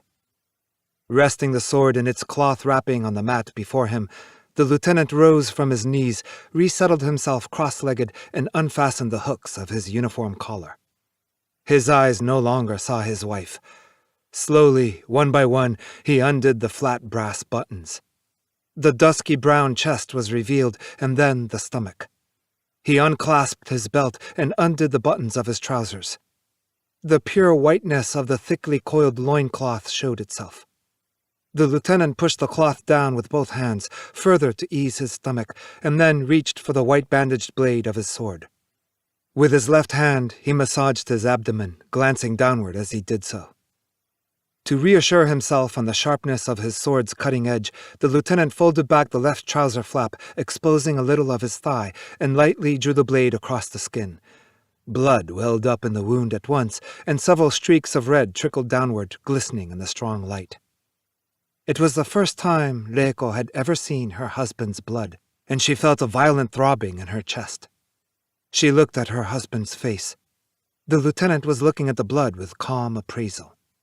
For a moment, though thinking at the same time that it was hollow comfort, Reiko experienced a sense of relief.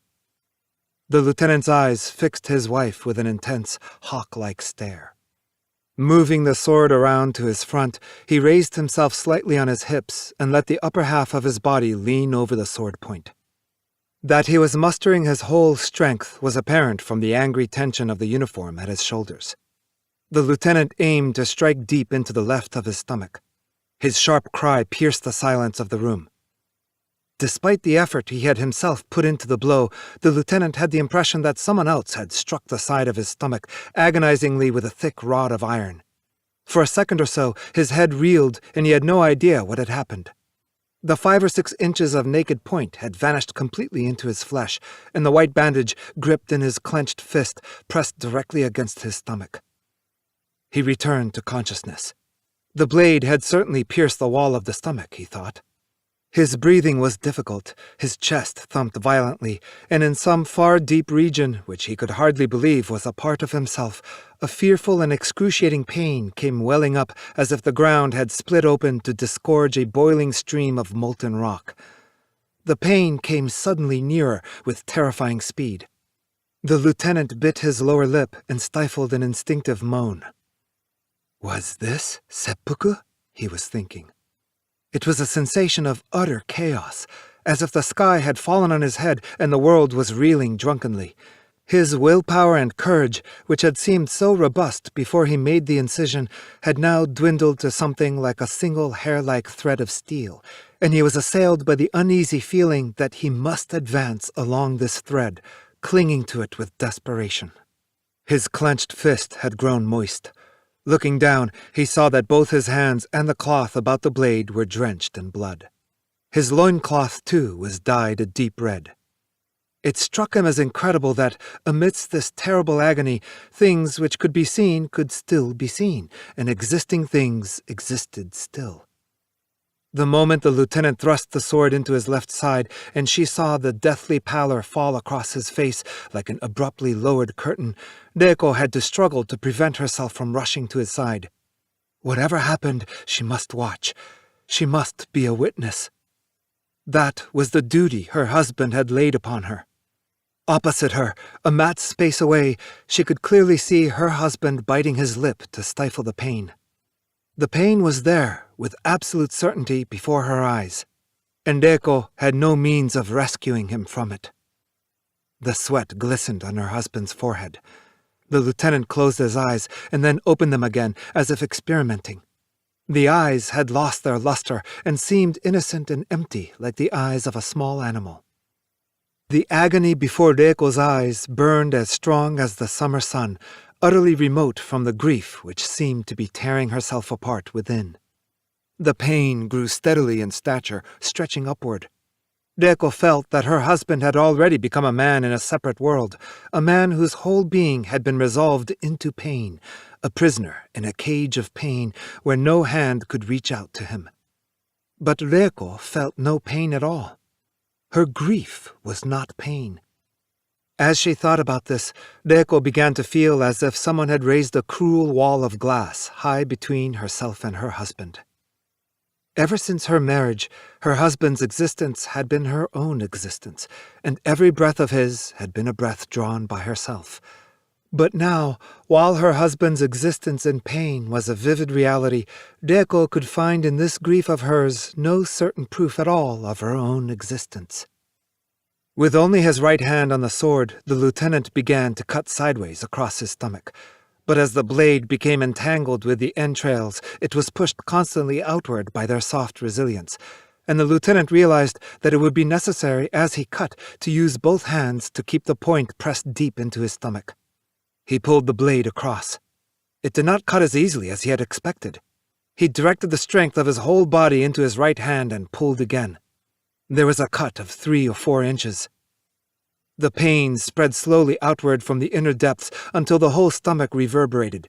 It was like the wild clanging of a bell, or like 1,000 bells which jangled simultaneously at every breath he breathed and every throb of his pulse, rocking his whole being. The lieutenant could no longer stop himself from moaning.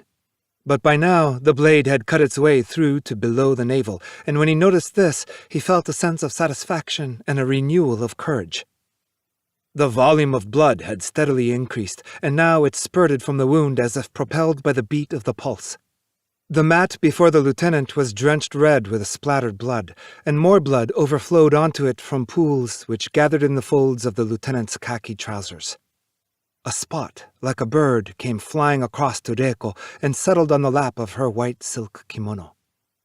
By the time the lieutenant had at last drawn the sword across to the right side of his stomach, the blade was already cutting shallow and had revealed its naked tip, slippery with blood and grease. But, suddenly stricken by a fit of vomiting, the lieutenant cried out hoarsely.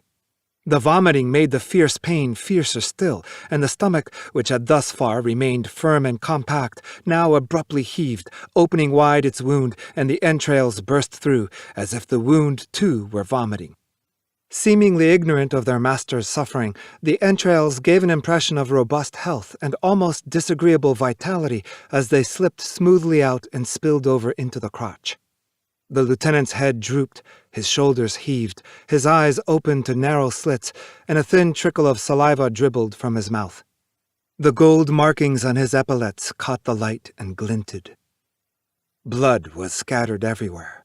The lieutenant was soaked in it to his knees, and he sat now in a crumpled and listless posture, one hand on the floor. A raw smell filled the room. The lieutenant, his head drooping, retched repeatedly, and the movement showed vividly in his shoulders. The blade of the sword, now pushed back by the entrails and exposed to its tip, was still in the lieutenant's right hand. It would be difficult to imagine a more heroic sight than that of the lieutenant at this moment, as he mustered his strength and flung back his head. The movement was performed with sudden violence, and the back of his head struck with a sharp crack against the alcove pillar. Reiko had been sitting until now with her face lowered, gazing in fascination at the tide of blood advancing toward her knees, but the sound took her by surprise, and she looked up. The lieutenant's face was not the face of a living man. The eyes were hollow, the skin parched, the once so lustrous cheeks and lips the color of dried mud. The right hand alone was moving. Laboriously gripping the sword, it hovered shakily in the air like the hand of a marionette and strove to direct the point at the base of the lieutenant's throat. Reiko watched her husband make this last, most heart-rending, futile exertion. Glistening with blood and grease, the point was thrust at the throat again and again, and each time it missed its aim. The strength to guide it was no longer there. The straying point struck the collar and the collar badges. Although its hooks had been unfastened, the stiff military collar had closed together again and was protecting the throat. Reiko could bear the sight no longer. She tried to go to her husband's help, but she could not stand. She moved through the blood on her knees, and her white skirts grew deep red. Moving to the rear of her husband, she helped no more than by loosening the collar. The quivering blade at last contacted the naked flesh of the throat. At that moment, Reiko's impression was that she herself had propelled her husband forward, but that was not the case. It was a movement planned by the lieutenant himself, his last exertion of strength. Abruptly, he threw his body at the blade, and the blade pierced his neck, emerging at the nape. There was a tremendous spurt of blood, and the lieutenant lay still, cold, blue-tinged steel protruding from his neck at the back. 5. Slowly, her socks slippery with blood, Reiko descended the stairway. The upstairs room was now completely still. Switching on the ground floor lights, she checked the gas jet and the main gas plug and poured water over the smoldering, half-buried charcoal in the brazier. She stood before the upright mirror in the 4.5-mat room and held up her skirts. The bloodstains made it seem as if a bold, vivid pattern was printed across the lower half of her white kimono. When she sat down before the mirror, she was conscious of the dampness and coldness of her husband's blood in the region of her thighs, and she shivered. Then, for a long while, she lingered over her toilet preparations. She applied the rouge generously to her cheeks, and her lips, too, she painted heavily. This was no longer makeup to please her husband.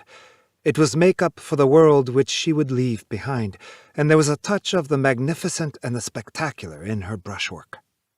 When she rose, the mat before the mirror was wet with blood. Reiko was not concerned about this. Returning from the toilet, Reiko stood finally on the cement floor of the porchway. When her husband had bolted the door here last night, it had been in preparation for death. For a while, she stood immersed in the consideration of a simple problem. Should she now leave the bolt drawn? If she were to lock the door, it could be that the neighbors might not notice their suicide for several days. Reiko did not relish the thought of their 2 corpses putrefying before discovery. After all, it seemed, it would be best to leave it open. She released the bolt and also drew open the frosted glass door a fraction. At once, a chill wind blew in. There was no sign of anyone in the midnight streets, and stars glittered ice-cold through the trees in the large house opposite. Leaving the door as it was, Reiko mounted the stairs. She had walked here and there for some time, and her socks were no longer slippery. About halfway up, her nostrils were already assailed by a peculiar smell. The lieutenant was lying on his face in a sea of blood. The point protruding from his neck seemed to have grown even more prominent than before. Reiko walked heedlessly across the blood. Sitting beside the lieutenant's corpse, she stared intently at the face, which lay on one cheek on the mat. The eyes were opened wide, as if the lieutenant's attention had been attracted by something. She raised the head, folding it in her sleeve, wiped the blood from the lips, and bestowed a last kiss. Then she rose and took from the closet a new white blanket and a waistcord. To prevent any derangement of her skirts, she wrapped the blanket about her waist and bound it there firmly with the cord. Reiko sat herself on a spot about 1 foot distant from the lieutenant's body. Drawing the dagger from her sash, she examined its dully gleaming blade intently and held it to her tongue. The taste of the polished steel was slightly sweet. Reiko did not linger. When she thought how the pain, which had previously opened such a gulf between herself and her dying husband, was now to become a part of her own experience, she saw before her only the joy of herself entering a realm her husband had already made his own. In her husband's agonized face, there had been something inexplicable which she was seeing for the first time. Now she would solve that riddle.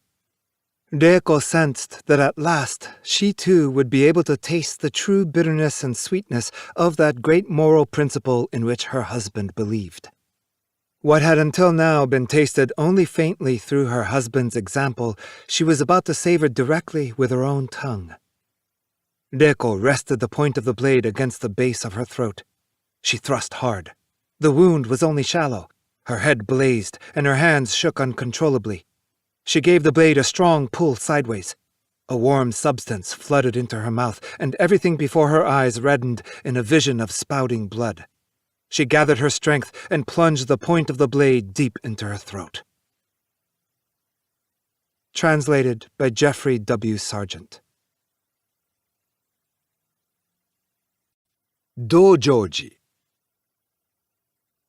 Characters: Kyoko, a dancer. Dealer in antiques.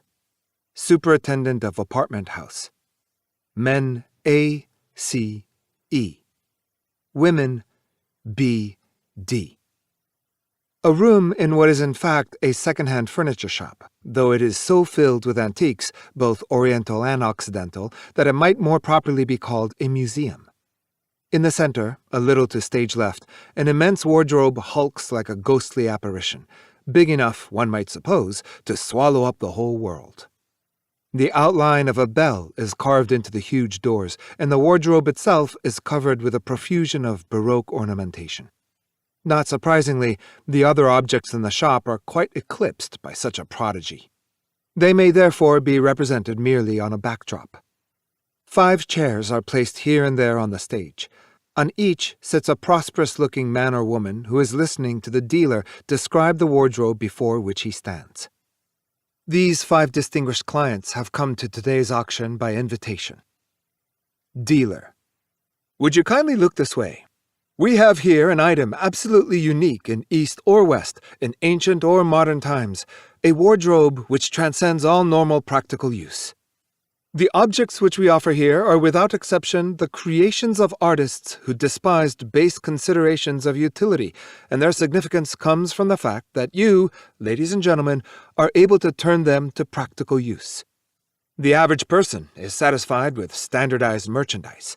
When he buys a piece of furniture, it is just the same as when he buys a pet. He invariably chooses one which suits his social position and which is perfectly familiar. This accounts for his taste in mass-produced tables and chairs, in television sets, and in electric washing machines. You, ladies and gentlemen, on the other hand, with your refined sensibilities and your aloofness from popular tastes, would not, I am sure, deign even to glance at a household pet. I dare say you would infinitely prefer to buy a wild beast.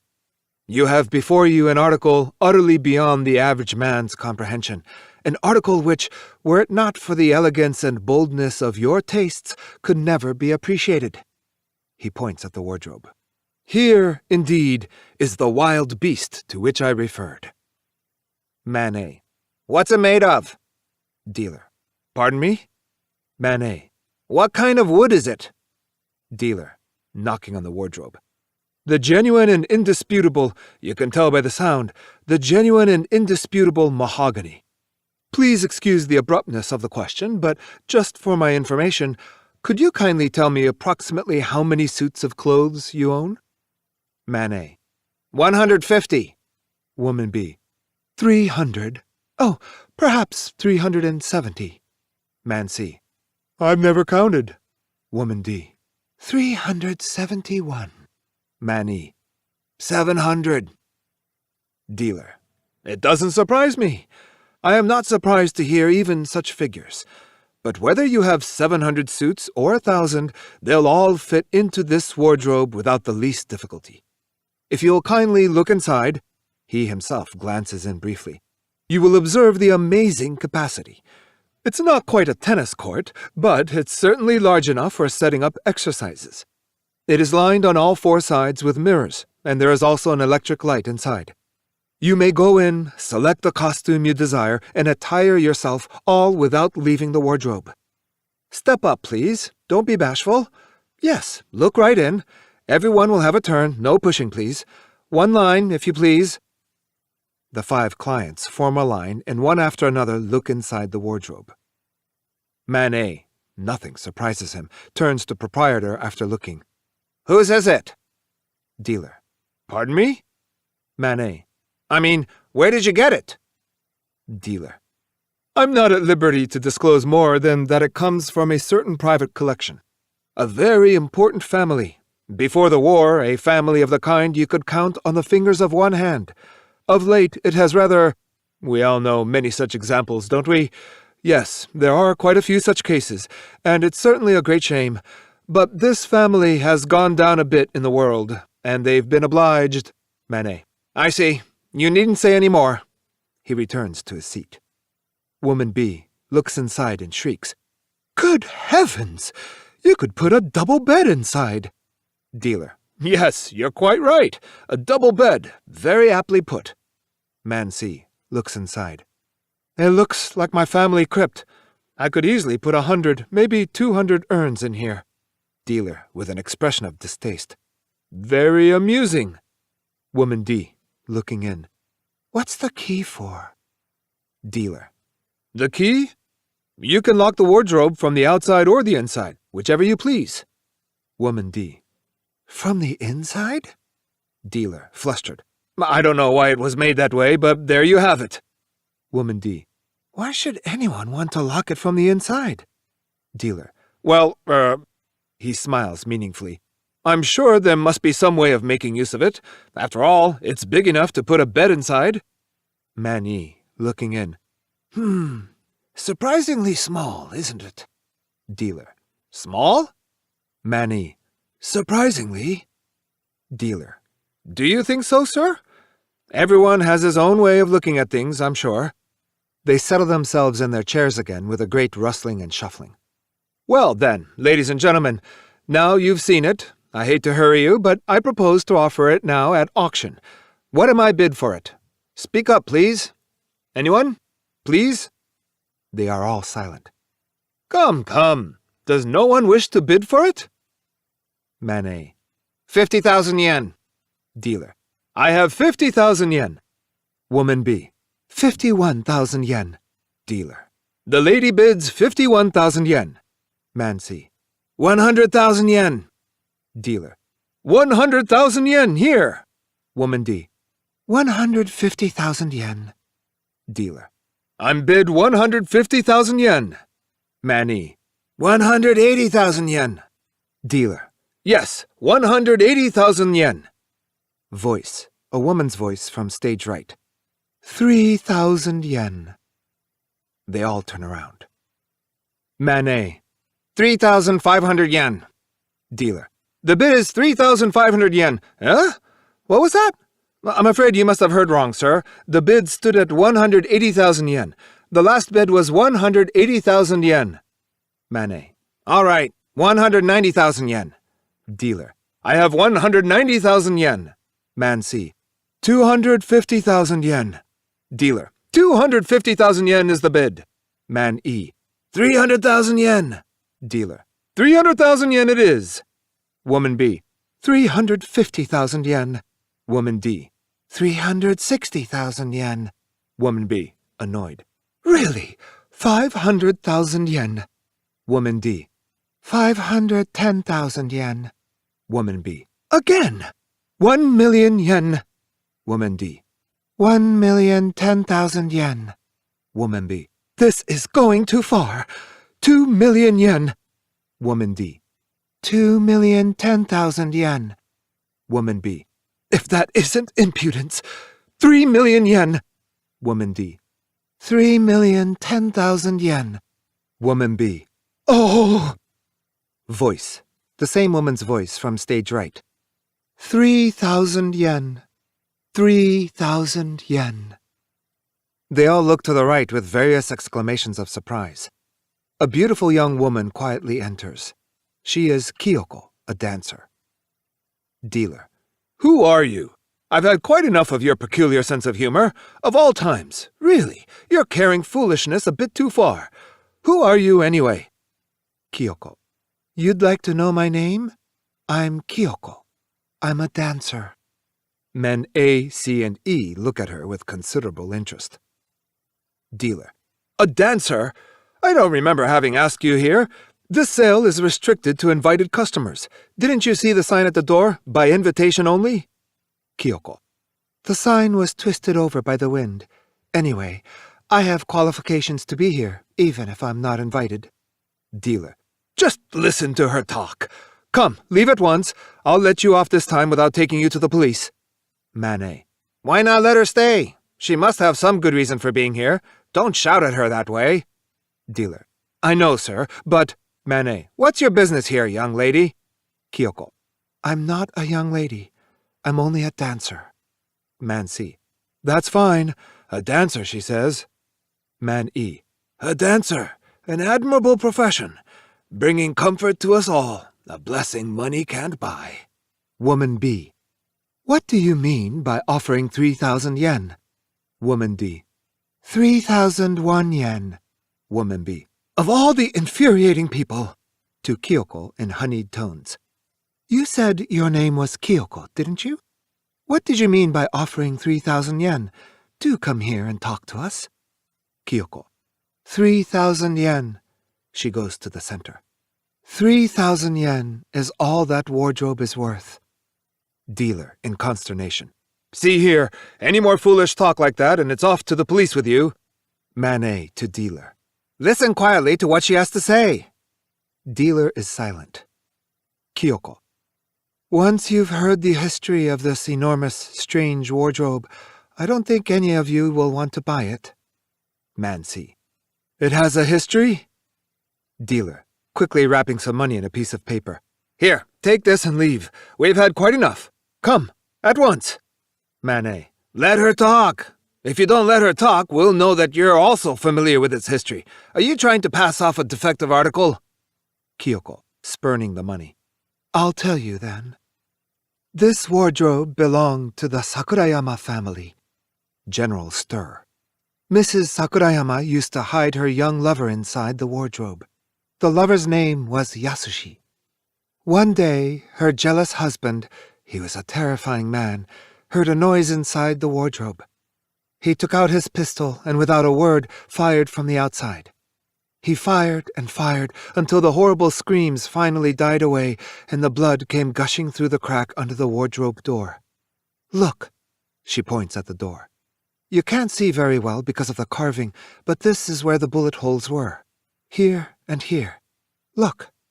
They've repaired the holes very cleverly and filled them in with wood of the same color, but you can still see them. They've washed away every trace of the blood from inside the door. They've planed the door down and then repainted it. You've all read about what happened in the newspapers, haven't you? They are absolutely quiet. Do you still want to buy it for all that money? No. I'm sure you wouldn't want the wardrobe, even if it were offered to you as a gift. 3,000 yen is a good price. Even at 3,000 yen, there can't be many people besides myself who'd buy it. Woman B. Ugh, how gruesome.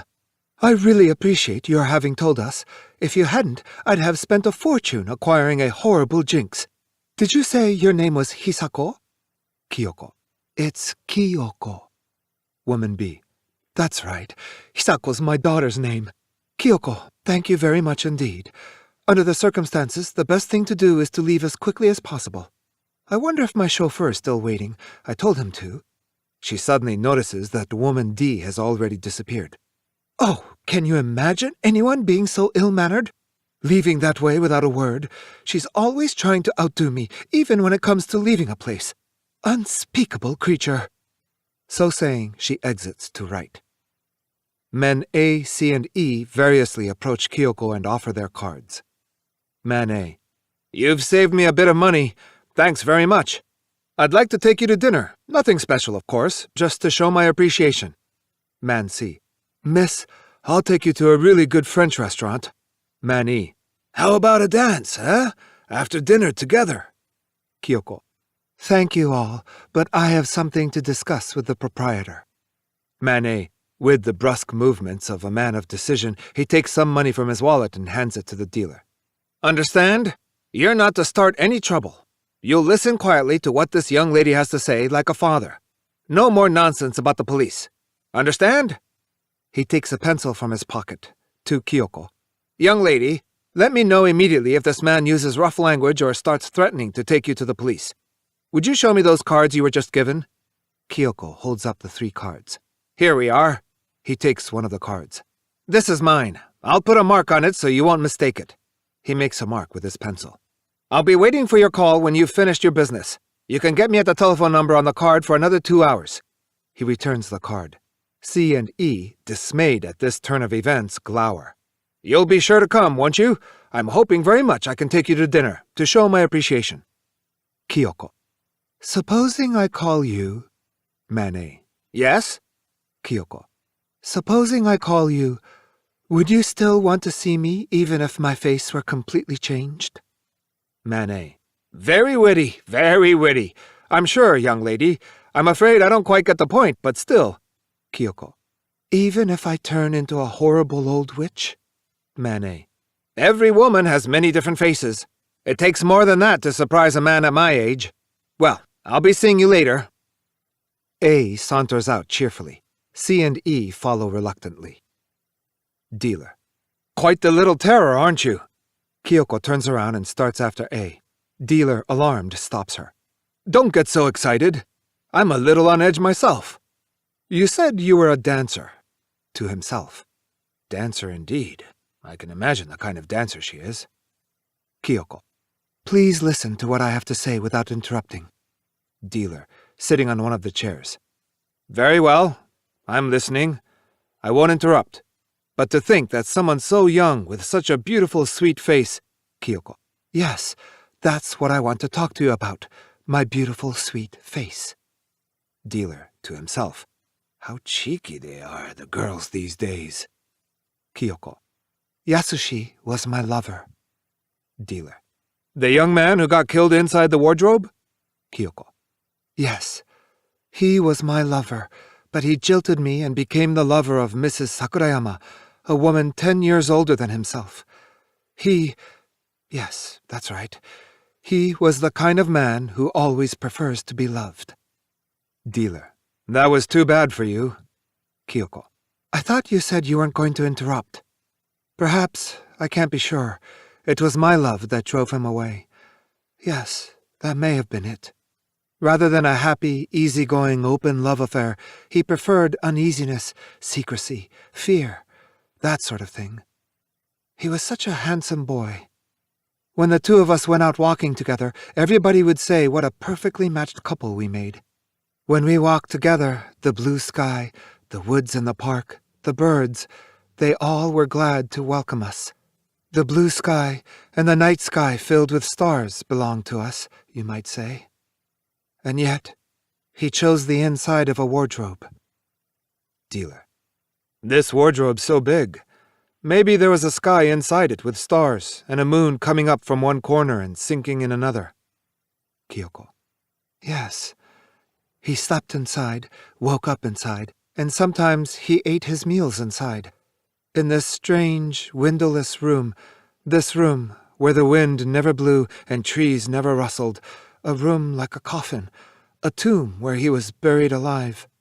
He chose to live in a coffin even before he was killed. A room of pleasure and of death, enveloped in the lingering scent of the woman's perfume and the odor of his own body. His body smelled of jasmine. Dealer, gradually warming to the description. Buried, not among flowers, but among her racks on racks of clothes. Kyoko. Lace flowers, satin flowers, cold, dead, strong-scented flowers. Dealer, to himself. It was damn clever of him. I'd like to die that way myself. Kyoko. He died exactly as he hoped. I understand that quite clearly now. And yet, why did he do it? What did he want to run away from? What was he trying so desperately to escape that he preferred to die? Dealer. I'm afraid I'm not much help answering that. Kyoko. I'm sure what he wanted to escape was me. They are both silent. Tell me, what could have made him do it? Run away from me, from such a beautiful, sweet face. Perhaps his own beauty gave him all the beauty he could stand. Dealer. You've got nothing to complain about. Some women spend their whole lives furious at their own ugly faces. Any number yearn for lost youth. You've got beauty and youth, and still you complain. That's asking too much. Kyoko. Nobody else ever ran away from my youth and beauty. He spurned the only two treasures I own. Dealer. Yasushi isn't the only man, you know. There must have been something abnormal about his tastes anyway. Take a man like myself, a man whose tastes are completely healthy. He extends one hand toward her. Kyoko, striking his hand sharply. Stop it. Desire on any other man's face except his turns my stomach. It's as if I saw a toad. Look at me carefully. I've become old, haven't I? Dealer. Don't make me laugh. With your youth, Kyoko. But I'm ugly? Dealer. If you're ugly, then there aren't any beautiful women left in the world. Kyoko. You've failed on both questions. If you had said that I was old and ugly, who knows, I might have given myself to you. Dealer. I know a bit about the psychology of women myself. Now I'm supposed to repeat, whatever can you be saying? Never, though I died for it, could I possibly utter so dreadful a lie as to say that you were old or ugly. Am I right? Kyoko. How tedious you are. What is it in my face that attracts men I can't stand? I'd like to rip the skin away with my own hands. That's the one dream, the one fantasy left me now. Sometimes I wonder if he wouldn't have loved me better if my face had become unspeakably hideous and repulsive. Dealer. The crazy dreams that young beautiful people have. I long ago became immune to such illogical dreams. Discontent, young lady, is a poison which upsets all the sane principles of the world and makes a mess of your own happiness. Kyoko. Discontent? You think you can sum me up with that little word? That's not the kind of world I live in. Something was missing somewhere, a cogwheel, that could have made it possible for him and myself to love each other forever, for the machine to run smoothly. I've discovered what the missing cogwheel was. It was my face turned hideous. Dealer. The world is full of missing cogwheels. I don't know about your machine, but it seems to me, at least as far as this globe is concerned, that the one thing that keeps it spinning smoothly is the cogwheels missing here and there. Kyoko. Still, if my dream were to come true, Dealer. Surely he wouldn't come back to life. Kyoko. You're wrong. I think he might. Dealer. You keep asking for more and more impossible things. Now you've thought up something really horrible. You're trying to deny nature. Kyoko. Once in a while, even a pitiful old miser like yourself is capable of saying something intelligent. You're quite right. My enemy, my rival for his love, was not Mrs. Sakurayama. It was nature itself. My beautiful face, the rustle of the woods embracing us, the gracefully shaped pines, the blue sky damp after a rain. Yes. Every unadorned thing was the enemy of our love. Then he left me and ran off into this wardrobe, into a world painted in varnish, a world without windows, a world lit only by an electric bulb. Dealer. I suppose that's why you have your heart set on buying the wardrobe. You want to try to find your dead lover again inside. Kyoko. Yes, I'll spread the word. I'll tell the history of this wardrobe to everybody who might conceivably buy it. I'll disillusion them. I must have this wardrobe, and at my price, 3,000 yen. As she finishes these words, strange, inarticulate cries, like those made by the drummers in a no play, are heard from the left, together with sounds resembling the no drums and flute. These accompany the dialogue in the following scene as the two dispute the price of the wardrobe, producing the effect of the rhythms of the no. Dealer. Damn it! Those crazy shouts and that pounding noise have started again in the factory. Sometimes it goes on when I have customers here, and it drives me frantic. One of these days I'll have to buy the property and get rid of that factory. The sound of production, that's what our industrialists call it. Poor fools. As long as they live, they'll never grasp the simple fact that an article only acquires value as it gradually becomes old, obsolete, and useless. They turn out their cheap gadgets as quickly as they can, and after a life haunted by poverty, they die. And that's that. Kyoko. I've told you again and again, I'll buy it for 3,000 yen. Dealer. 3 million yen. Kyoko. No, 3,000 yen.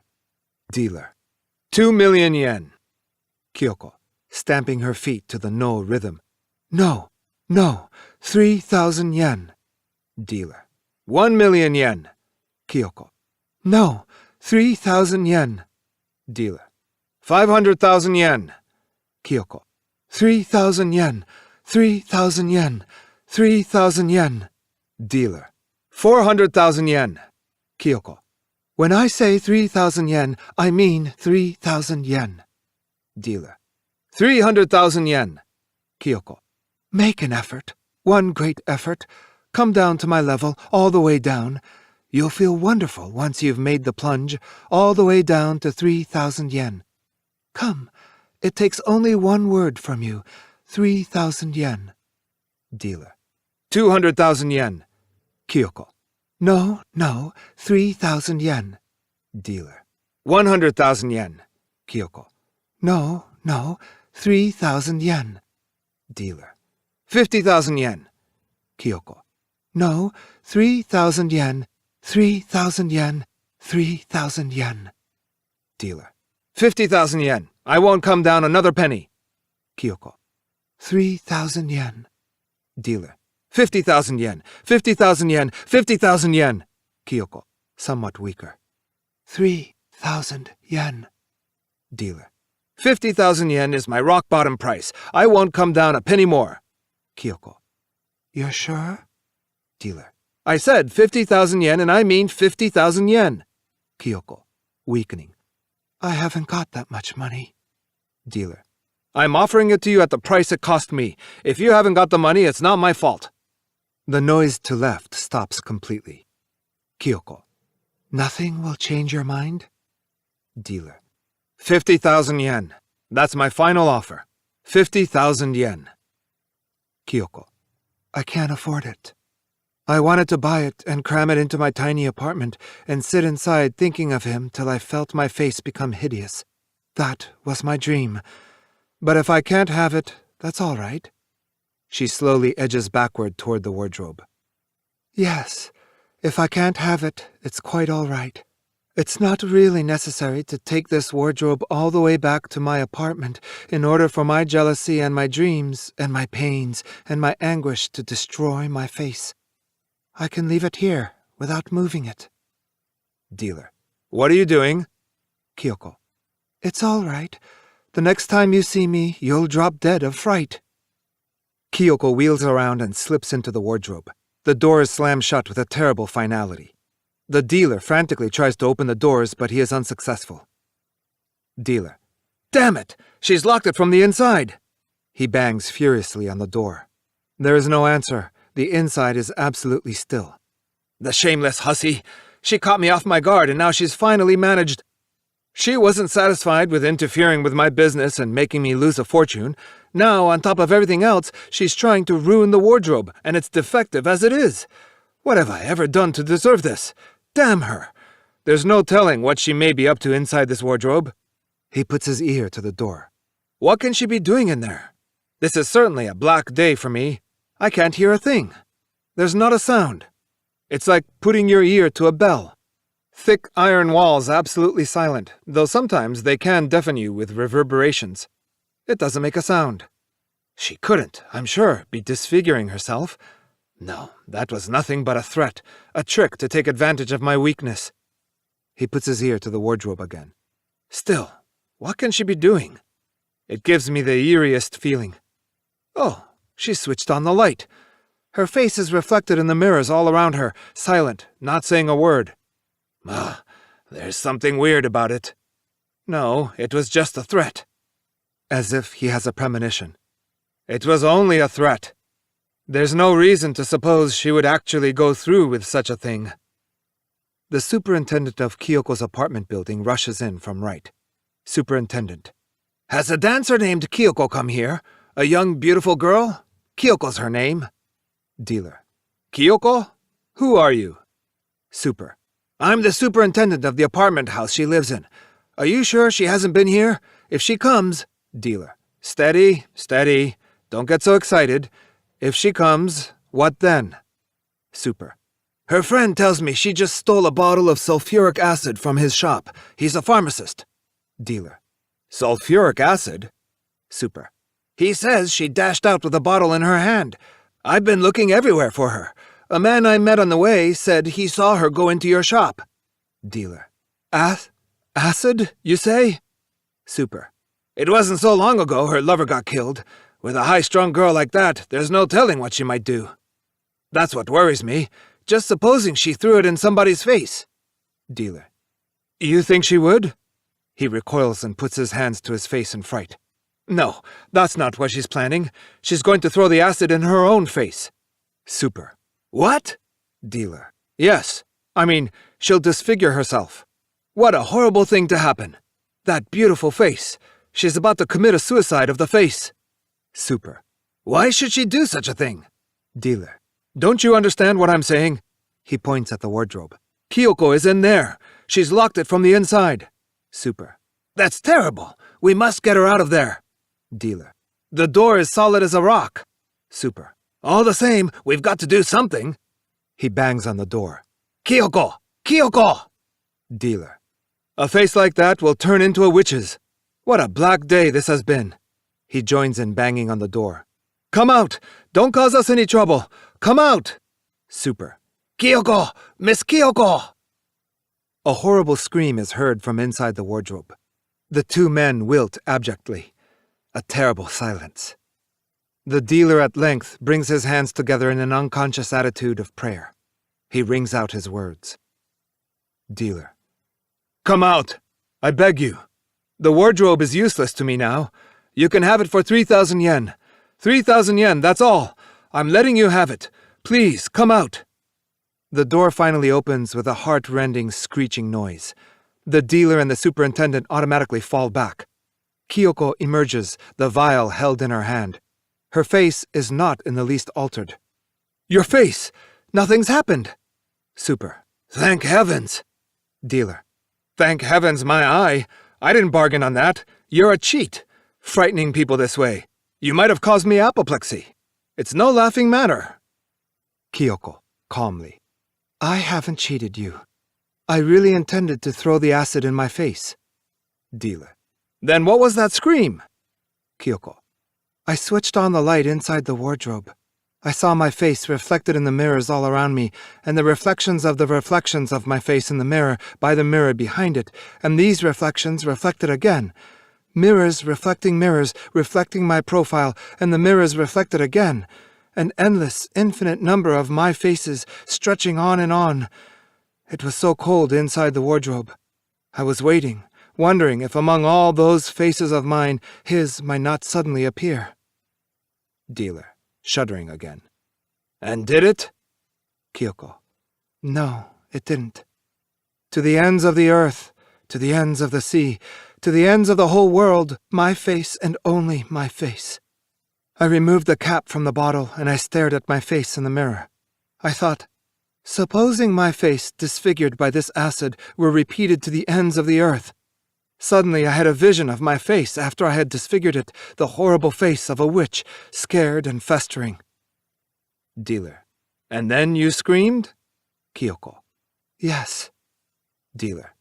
That was when you lost the courage to throw the acid in your face, wasn't it? Kyoko. No.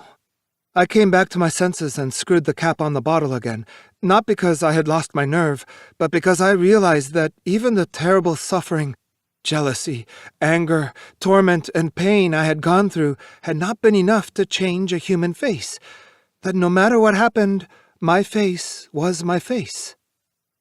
Dealer. You see, you can't win when you fight with nature. Kyoko.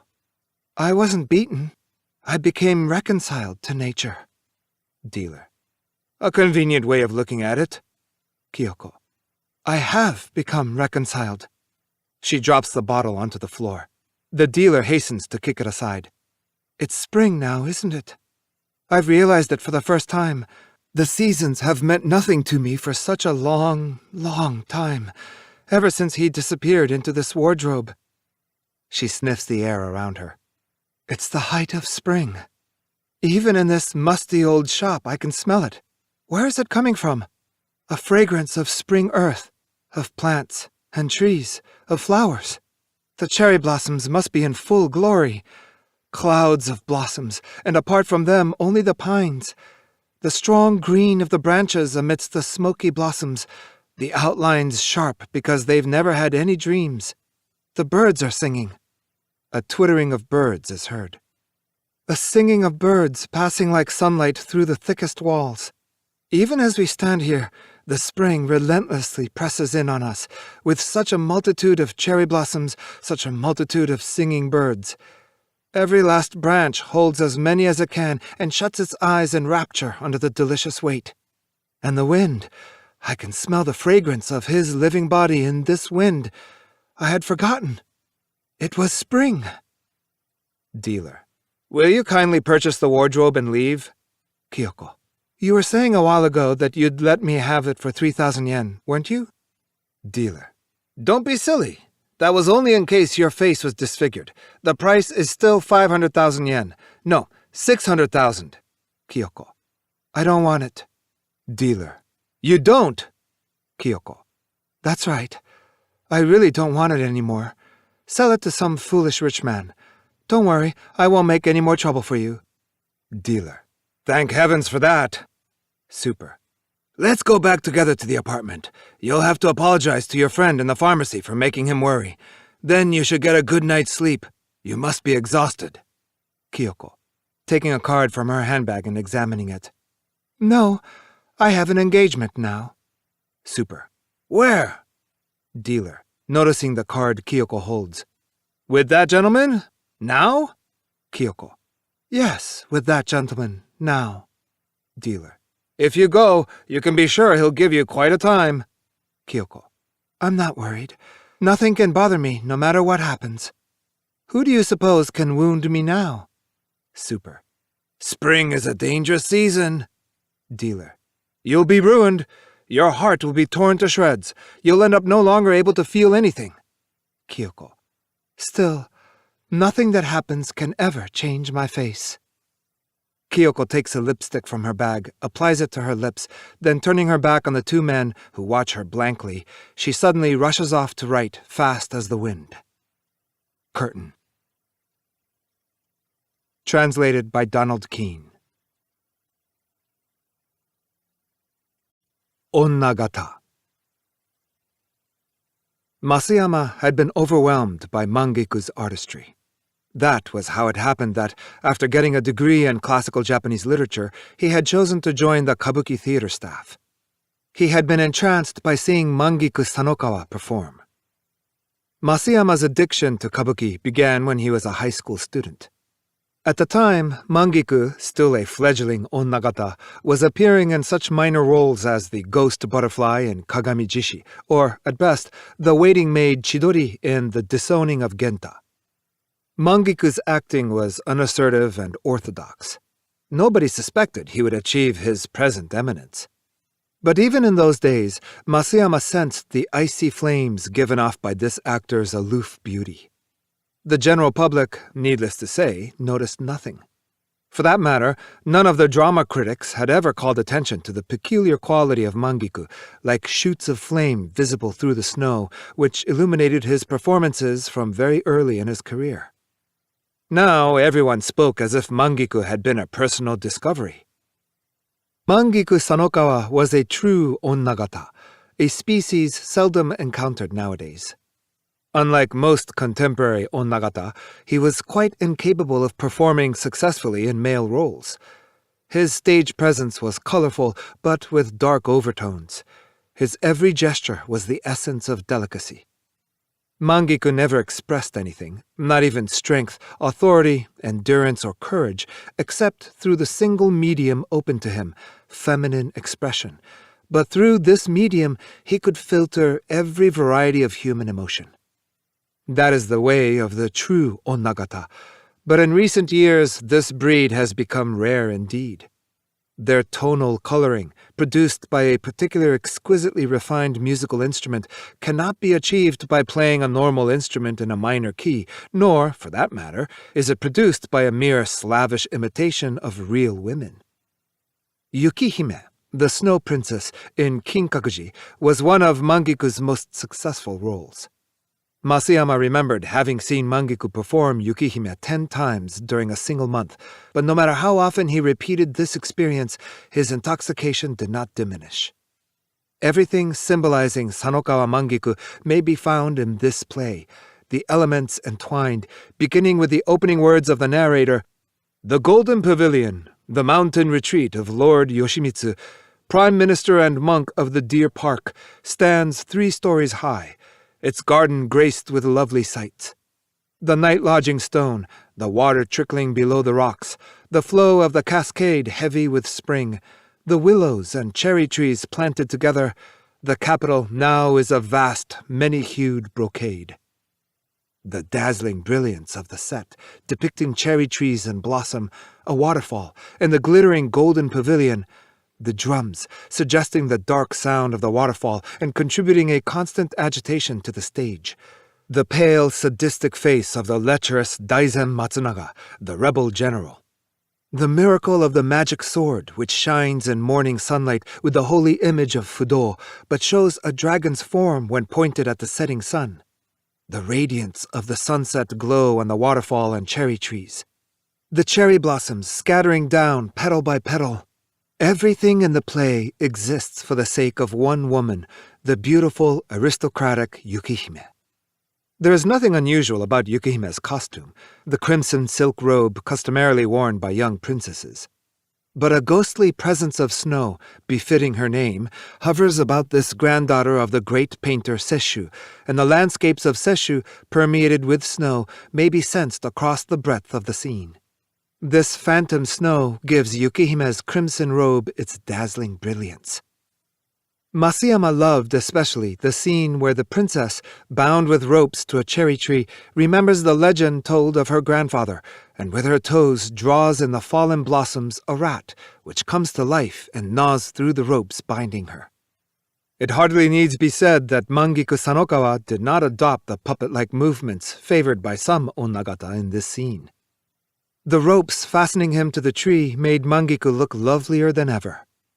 All the artificial arabesques of this onnagata, the delicate gestures of the body, the play of the fingers, the arch of the hand, contrived though they might appear when employed for the movements of daily life, took on a strange vitality when used by Yukihime bound to a tree. The intricate, contorted attitudes imposed by the constraint of the rope made of each instant an exquisite crisis, and the crisis seemed to flow, one into the next, with the irresistible energy of successive waves. Mangiku's performances unquestionably possessed moments of diabolic power. He used his lovely eyes so effectively that often with one flash he could create in an entire audience the illusion that the character of a scene had completely altered. When his glance embraced the stage from the hanamichi or the hanamichi from the stage, or when he darted one upward look at the bell in Dojoji. In the palace scene from Imoseyama, Mangiku took the part of Omiwa, whose lover was stolen from her by Princess Tachibana and who has been cruelly mocked by the court ladies. At the end, Omiwa rushes out onto the hanamichi, all but wild with jealousy and rage. Just then, she hears the voices of the court ladies at the back of the stage saying, "A groom without peer has been found for our princess. What joy for us all!" The narrator, seated at the side of the stage, declaims in powerful tones. Omiwa, hearing this, at once looks back. At this moment, Omiwa's character is completely transformed, and her face reveals the marks of a possessive attachment. Masayama felt a kind of terror every time he witnessed this moment. For an instant, a diabolical shadow had swept over both the bright stage with its splendid set and beautiful costumes, and over the thousands of intently watching spectators. This force clearly emanated from Mangiku's body, but at the same time transcended his flesh. Masayama sensed in such passages something like a dark spring welling forth from this figure on the stage, this figure so imbued with softness, fragility, grace, delicacy, and feminine charms. He could not identify it, but he thought that a strange evil presence, the final residue of the actor's fascination, a seductive evil which leads men astray and makes them drown in an instant of beauty, was the true nature of the dark spring he had detected. But one explains nothing merely by giving it a name. Omiwa shakes her head and her hair tumbles in disarray. On the stage, to which she now returns from the Hanamichi, Funashichi's blade is waiting to kill her. "The house is full of music, an autumn sadness in its tone," declaims the narrator. There is something terrifying about the way Omiwa's feet hurry forward to her doom. The bare white feet, rushing ahead toward disaster and death, kicking the lines of her kimono askew, seem to know precisely when and where on the stage the violent emotions now urging her forward will end, and to be pressing toward the spot, rejoicing and triumphant even amidst the tortures of jealousy. The pain she reveals outwardly is backed with joy like her robe, on the outside dark and shot with gold thread, but bright with variegated silken strands within. 2. Masayama's original decision to take employment at the theater had been inspired by his absorption with kabuki, and especially with mangiku. He realized also he could never escape his bondage unless he became thoroughly familiar with the world behind the scenes. He knew from what others had told him of the disenchantment to be found backstage, and he wanted to plunge into that world and taste for himself genuine disillusion. But the disenchantment he expected somehow never came. Mangiku himself made this impossible. Mangiku faithfully maintained the injunctions of the 18th century onnagata's manual, Ayamegusa. An onnagata, even in the dressing room, must preserve the attitudes of an onnagata. He should be careful when he eats to face away from other people so that they cannot see him. Whenever Mangiku was obliged to eat in the presence of visitors, not having the time to leave his dressing room, he would turn toward his table with a word of apology and race through his meal so skillfully that the visitors could not even guess from behind that he was eating. Undoubtedly, the feminine beauty displayed by Mangiku on the stage had captivated Masayama as a man. Strangely enough, however, this spell was not broken even by close observation of Mangiku in the dressing room. Mangiku's body, when he had removed his costume, was delicate but unmistakably a man's. Masayama, as a matter of fact, found it rather unnerving when Mangiku, seated at his dressing table, too scantily clad to be anything but a man, directed polite feminine greetings toward some visitor, all the while applying a heavy coating of powder to his shoulders. If even Masayama, long a devotee of kabuki, experienced eerie sensations on his first visits to the dressing room, what would have been the reactions of people who dislike kabuki because the onnagata make them uncomfortable if shown such a sight? Masayama, however, felt relief rather than disenchantment when he saw Mangiku after a performance, naked except for the gauzy underclothes he wore in order to absorb perspiration. The sight in itself may have been grotesque, but the nature of Masayama's fascination, its intrinsic quality, one might say, did not reside in any surface illusion, and there was accordingly no danger that such a revelation would destroy it. Even after Mangiku had disrobed, it was apparent that he was still wearing several layers of splendid costumes beneath his skin. His nakedness was a passing manifestation. Something which could account for his exquisite appearance on stage surely lay concealed within him. Masayama enjoyed seeing Mangiku when he returned to the dressing room after performing a major role. The flush of the emotions of the part he had been enacting still hovered over his entire body, like sunset glow or the moon in the sky at dawn. The grand emotions of classical tragedy, emotions quite unrelated to our mundane lives, may seem to be guided, at least nominally, by historical facts. The world of disputed successions, campaigns of pacification, civil warfare, and the like. But in reality, they belong to no period. They are the emotions appropriate to a stylized, grotesquely tragic world, luridly colored in the manner of a late woodblock print. Grief that goes beyond human bounds, superhuman passions, searing love, terrifying joy, the brief cries of people trapped by circumstances too tragic for human beings to endure. Such were the emotions which a moment before had lodged in Mangeku's body. It was amazing that Mangeku's slender frame could hold them, and that they did not break from that delicate vessel. Be that as it may, Mangeku a moment before had been living amidst these grandiose feelings, and he had radiated light on the stage precisely because the emotions he portrayed transcended any known to his audience. Perhaps this is true of all characters on the stage, but among present-day actors, none seem to be so honestly living stage emotions so far removed from daily life. A passage in Ayamegusa states, "Charm is the essence of the onnagata.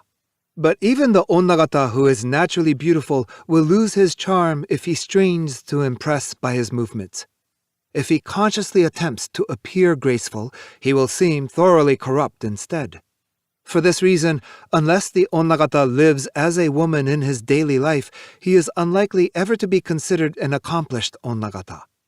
When he appears on stage, the more he concentrates on performing this or that essentially feminine action, the more masculine he will seem. I am convinced that the essential thing is how the actor behaves in real life." How the actor behaves in real life. Yes. Mangeku was utterly feminine in both the speech and bodily movements of his real life. If Mangeku had been more masculine in his daily life, those moments when the flush from the onnagata role he had been performing gradually dissolved like the high water mark on a beach into the femininity of his daily life, itself an extension of the same make-believe, would have become an absolute division between sea and land, a bleak door shut between dream and reality. The make-believe of his daily life supported the make-believe of his stage performances. This, Masayama was convinced, marked the true onnagata. An onnagata is the child born of the illicit union between dream and reality. 3. Once the celebrated veteran actors of the previous generation had all passed away, one on the heels of the other, Mangeku's authority backstage became absolute. His onnagata disciples waited on him like personal servants. Indeed, the order of seniority they observed when following Mangeku on stage as maids in the wake of his princess or great lady was exactly the same they observed in the dressing room. Anyone pushing apart the door curtains dyed with the crest of the Sanokawa family and entering Mangeku's dressing room was certain to be struck by a strange sensation. This charming sanctuary contained not a single man. Even members of the same troupe felt inside this room that they were in the presence of the opposite sex.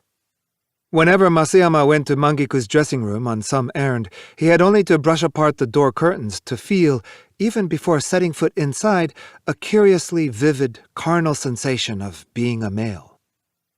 Sometimes Masayama had gone on company business to the dressing rooms of chorus girls backstage at reviews. The rooms were filled with an almost suffocating femininity, and the rough-skinned girls, sprawled about like animals in the zoo, threw bored glances at him. But he never felt so distinctly alien as in Mangeku's dressing room. Nothing in these real women made Masayama feel particularly masculine. The members of Mangeku's entourage exhibited no special friendliness toward Masayama.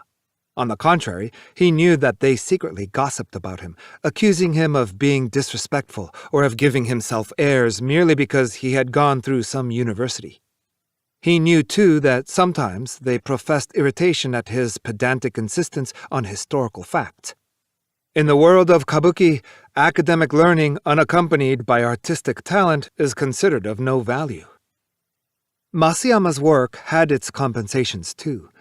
It would happen when Mangeku had a favor to ask of someone, only, of course, when he was in a good mood, that he twisted his body diagonally from his dressing table and gave a little nod and a smile. The indescribable charm in his eyes at such moments made Masayama feel that he wished for nothing more than to slave like a dog for this man. Mangiku himself never forgot his dignity. He never failed to maintain a certain distance, though he obviously was aware of his charms. If he had been a real woman, his whole body would have been filled with the allure in his eyes. The allure of an onnagata is only a momentary glimmer, but that is enough for it to exist independently and to display the eternal feminine. Mangiku sat before the mirror after the performance of The Castle of the Lord Protector of Hachijin, the first item of the program. He had removed the costume and wig he wore as Lady Hinaginu and changed to a bathrobe, not being obliged to appear in the middle work of the program. Masayama, informed that Mangiku wanted to see him, had been waiting in the dressing room for the curtain of Hachijin. The mirror suddenly burst into crimson flames as Mangiku returned to the room, filling the entrance with the rustle of his robes. 3 disciples and costumers joined to remove what had to be removed and store it away. Those who were to leave departed, and now no one remained except for a few disciples around the hibachi in the next room. The dressing room had all at once fallen still. From a loudspeaker in the corridor issued the sounds of stage assistants hammering as they dismantled the set for the play which had just ended. It was late November, and steam heat clouded the window panes, bleak as in a hospital ward. White chrysanthemums bent gracefully in a cloisonné vase placed beside Mangiku's dressing table. Mangiku, perhaps because his stage name meant literally 10,000 chrysanthemums, was fond of this flower. Mangiku sat on a bulky cushion of purple silk, facing his dressing table. "I wonder if you'd mind telling the gentleman from Sakuragi Street?" Mangiku, in the old-fashioned manner, referred to his dancing and singing teachers by the names of the streets where they lived. "It'll be hard for me to tell him." He gazed directly into the mirror as he spoke. Masayama could see from where he sat by the wall the nape of Mangiku's neck and the reflections in the mirror of his face still made up for the part of Hinaginu. The eyes were not on Masayama. They were squarely contemplating his own face. The flush from his exertions on the stage still glowed through the powder on his cheeks like the morning sun through a thin sheet of ice. He was looking at Hinaginu. Indeed, he actually saw her in the mirror. Hinaginu, whom he had just been impersonating. Hinaginu, the daughter of Mori Sanzaemon Yoshinari and the bride of the young Sato Kazuenosuke. Her marriage ties with her husband having been broken because of his feudal loyalty, Hinaginu killed herself so that she might remain faithful to a union whose ties were so faint we never shared the same bed. Hinaginu had died on stage of a despair so extreme she could not bear to live any longer. The Hinaginu in the mirror was a ghost. Even that ghost, Mangiku knew, was at this very moment slipping from his body. His eyes pursued Hinaginu. But as the glow of the ardent passions of the role subsided, Hinaginu's face faded away. He bade it farewell. There were still 7 performances before the final day. Tomorrow again, Hinaginu's features would no doubt return to the pliant mold of Mangiku's face. Masayama, enjoying the sight of Mangiku in this abstracted state, all but smiled with affection. Mangiku suddenly turned toward him. He had been aware all along of Masayama's gaze, but with the nonchalance of the actor accustomed to the public stares, he continued with his business. "It's those instrumental passages. They're simply not long enough. I don't mean I can't get through the part if I hurry, but it makes everything so ugly." Mangiku was referring to the music for the new dance play, which will be presented the following month. "Mr. Masayama, what do you think?" "I quite agree. I'm sure you mean the passage after 'How slow the day ends' by the Chinese bridge at Seta?" "Yes, that's the place. How slow the day." Mangiku sang the passage in question, beating time with his delicate fingers. "I'll tell him. I'm sure that the gentleman from Sakuragi Street will understand." "Are you sure you don't mind?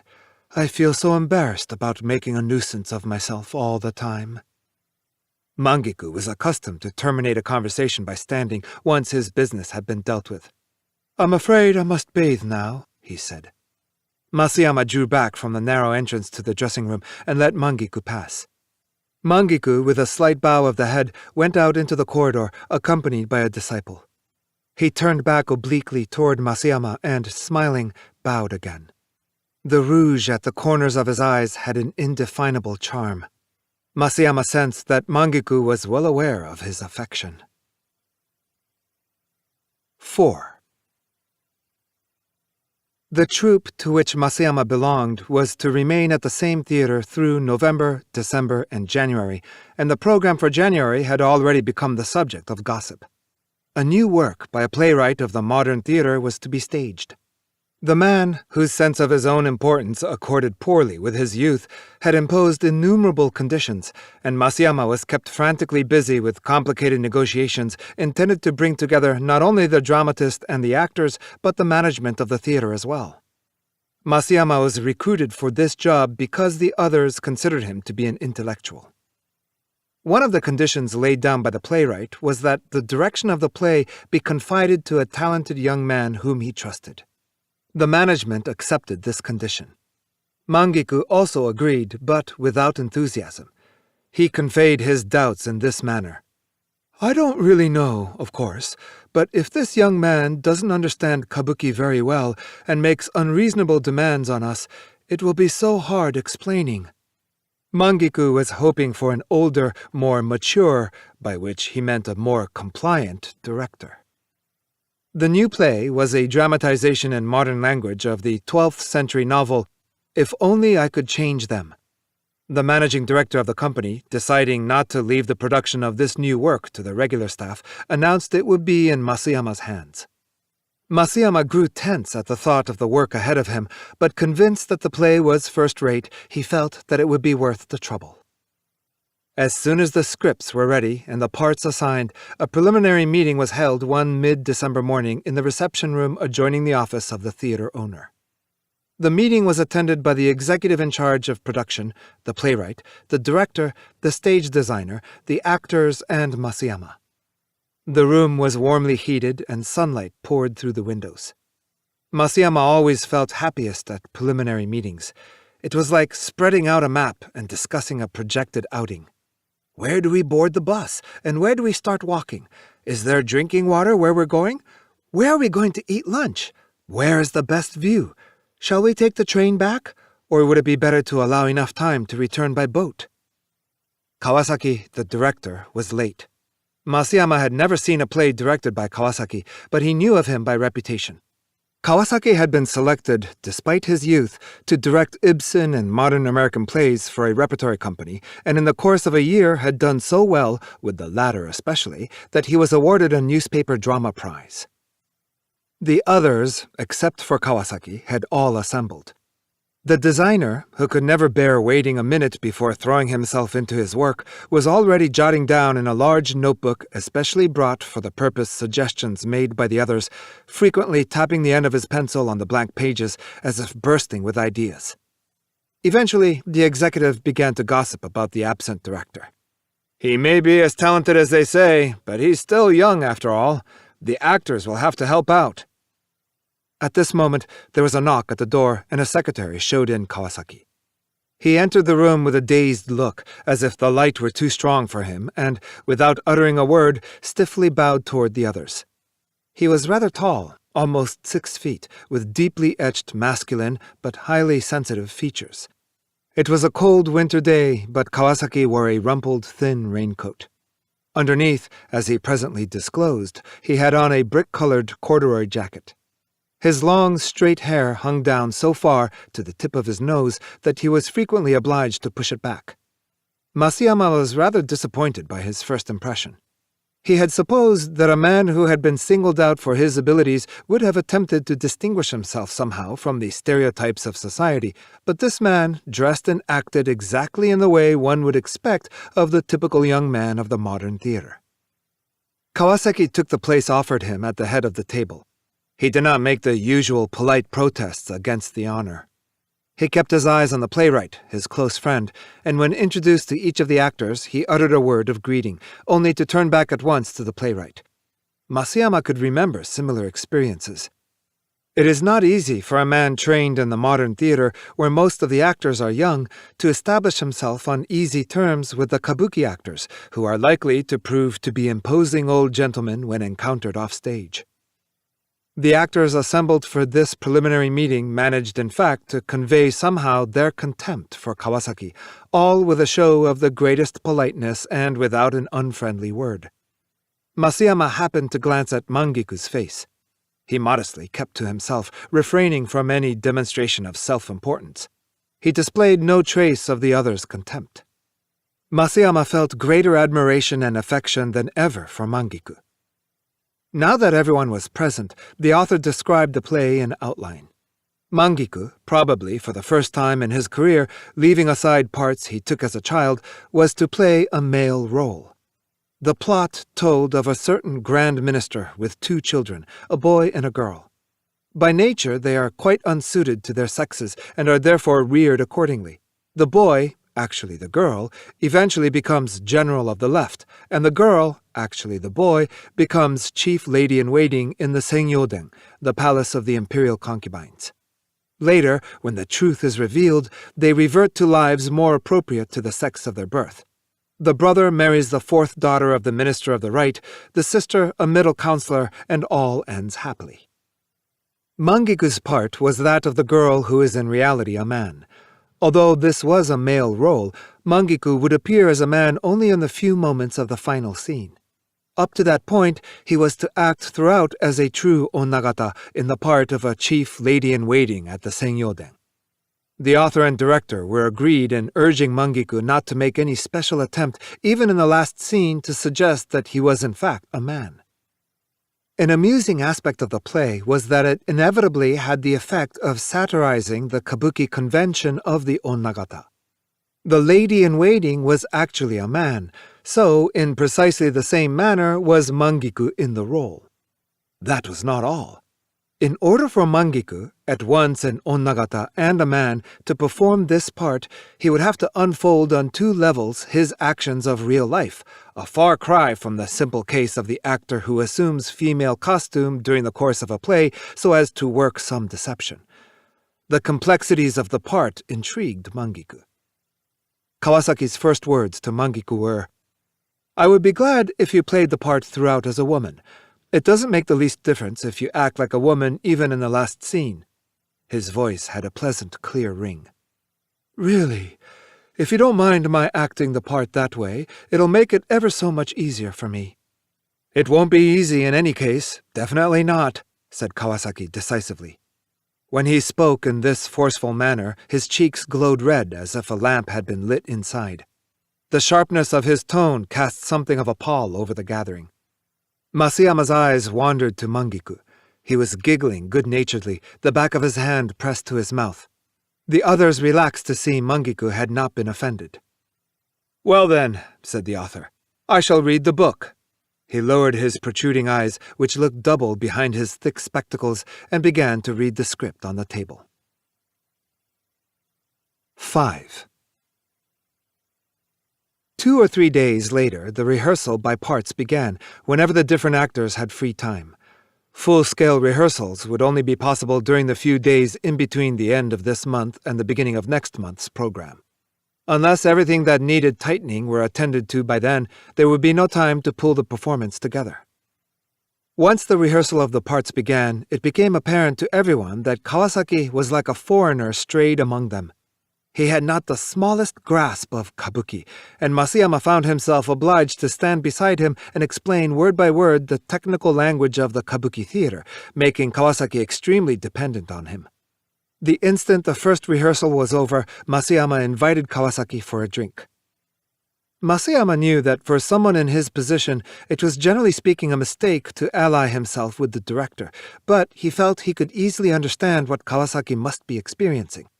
The young man's views were precisely defined, his mental attitudes were wholesome, and he threw himself into his work with boyish enthusiasm. Masayama could see why Kawasaki's character should have so appealed to the playwright.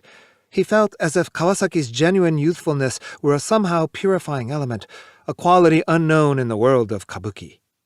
Masayama justified his friendship with Kawasaki in terms of attempting to turn this quality to the advantage of kabuki. Full-scale rehearsals began at last on the day after the final performances of the December program. It was 2 days after Christmas. The year-end excitement in the streets could be sensed even through the windows in the theater and the dressing rooms. A battered old desk had been placed by a window in the large rehearsal room. Kawasaki and one of Masayama's seniors on the staff, the stage manager, sat with their backs to the window. Masayama was behind Kawasaki. The actors sat on the tatami along the wall.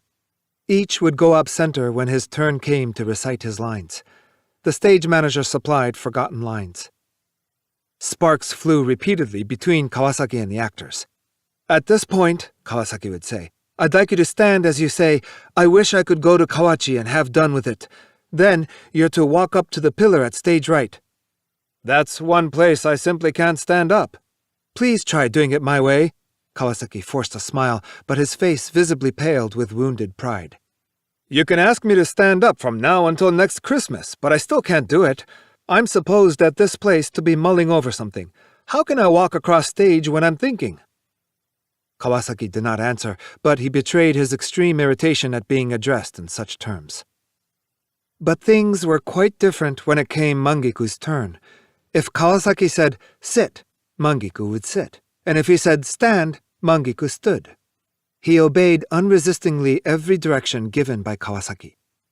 It seemed to Masayama that Mangiku's fondness for the part did not fully explain why he was so much more obliging than was his custom at rehearsals. Masayama was forced to leave this rehearsal on business, just as Mangiku, having run through his scene in the first act, was returning to his seat by the wall. When Masayama got back, he was met by the following sight. Kawasaki, all but sprawled over the desk, was intently following the rehearsal, not bothering even to push back the long hair falling over his eyes. He was leaning on his crossed arms, the shoulders beneath the corduroy jacket shaking with suppressed rage. To Masayama's right was a white wall interrupted by a window, through which he could see a balloon swaying in the northerly wind, its streamer proclaiming an end-of-the-year sale. Hard, wintry clouds looked as if they had been blocked in with chalk against the pale blue of the sky. He noticed a shrine to Inari and a tiny vermilion torii on the roof of an old building nearby. Farther to his right, by the wall, Mangiku sat erect in Japanese style on the tatami. The script lay open on his lap, and the lines of his greenish-gray kimono were perfectly straight. From where Masayama stood at the door, he could not see Mangiku's full face, but the eyes, seen in profile, were utterly tranquil, the gentle gaze fixed unwaveringly on Kawasaki. Masayama felt a momentary shudder of fear. He had set one foot inside the rehearsal room, but it was now almost impossible to go in. 6. Later in the day, Masayama was summoned to Mangiku's dressing room.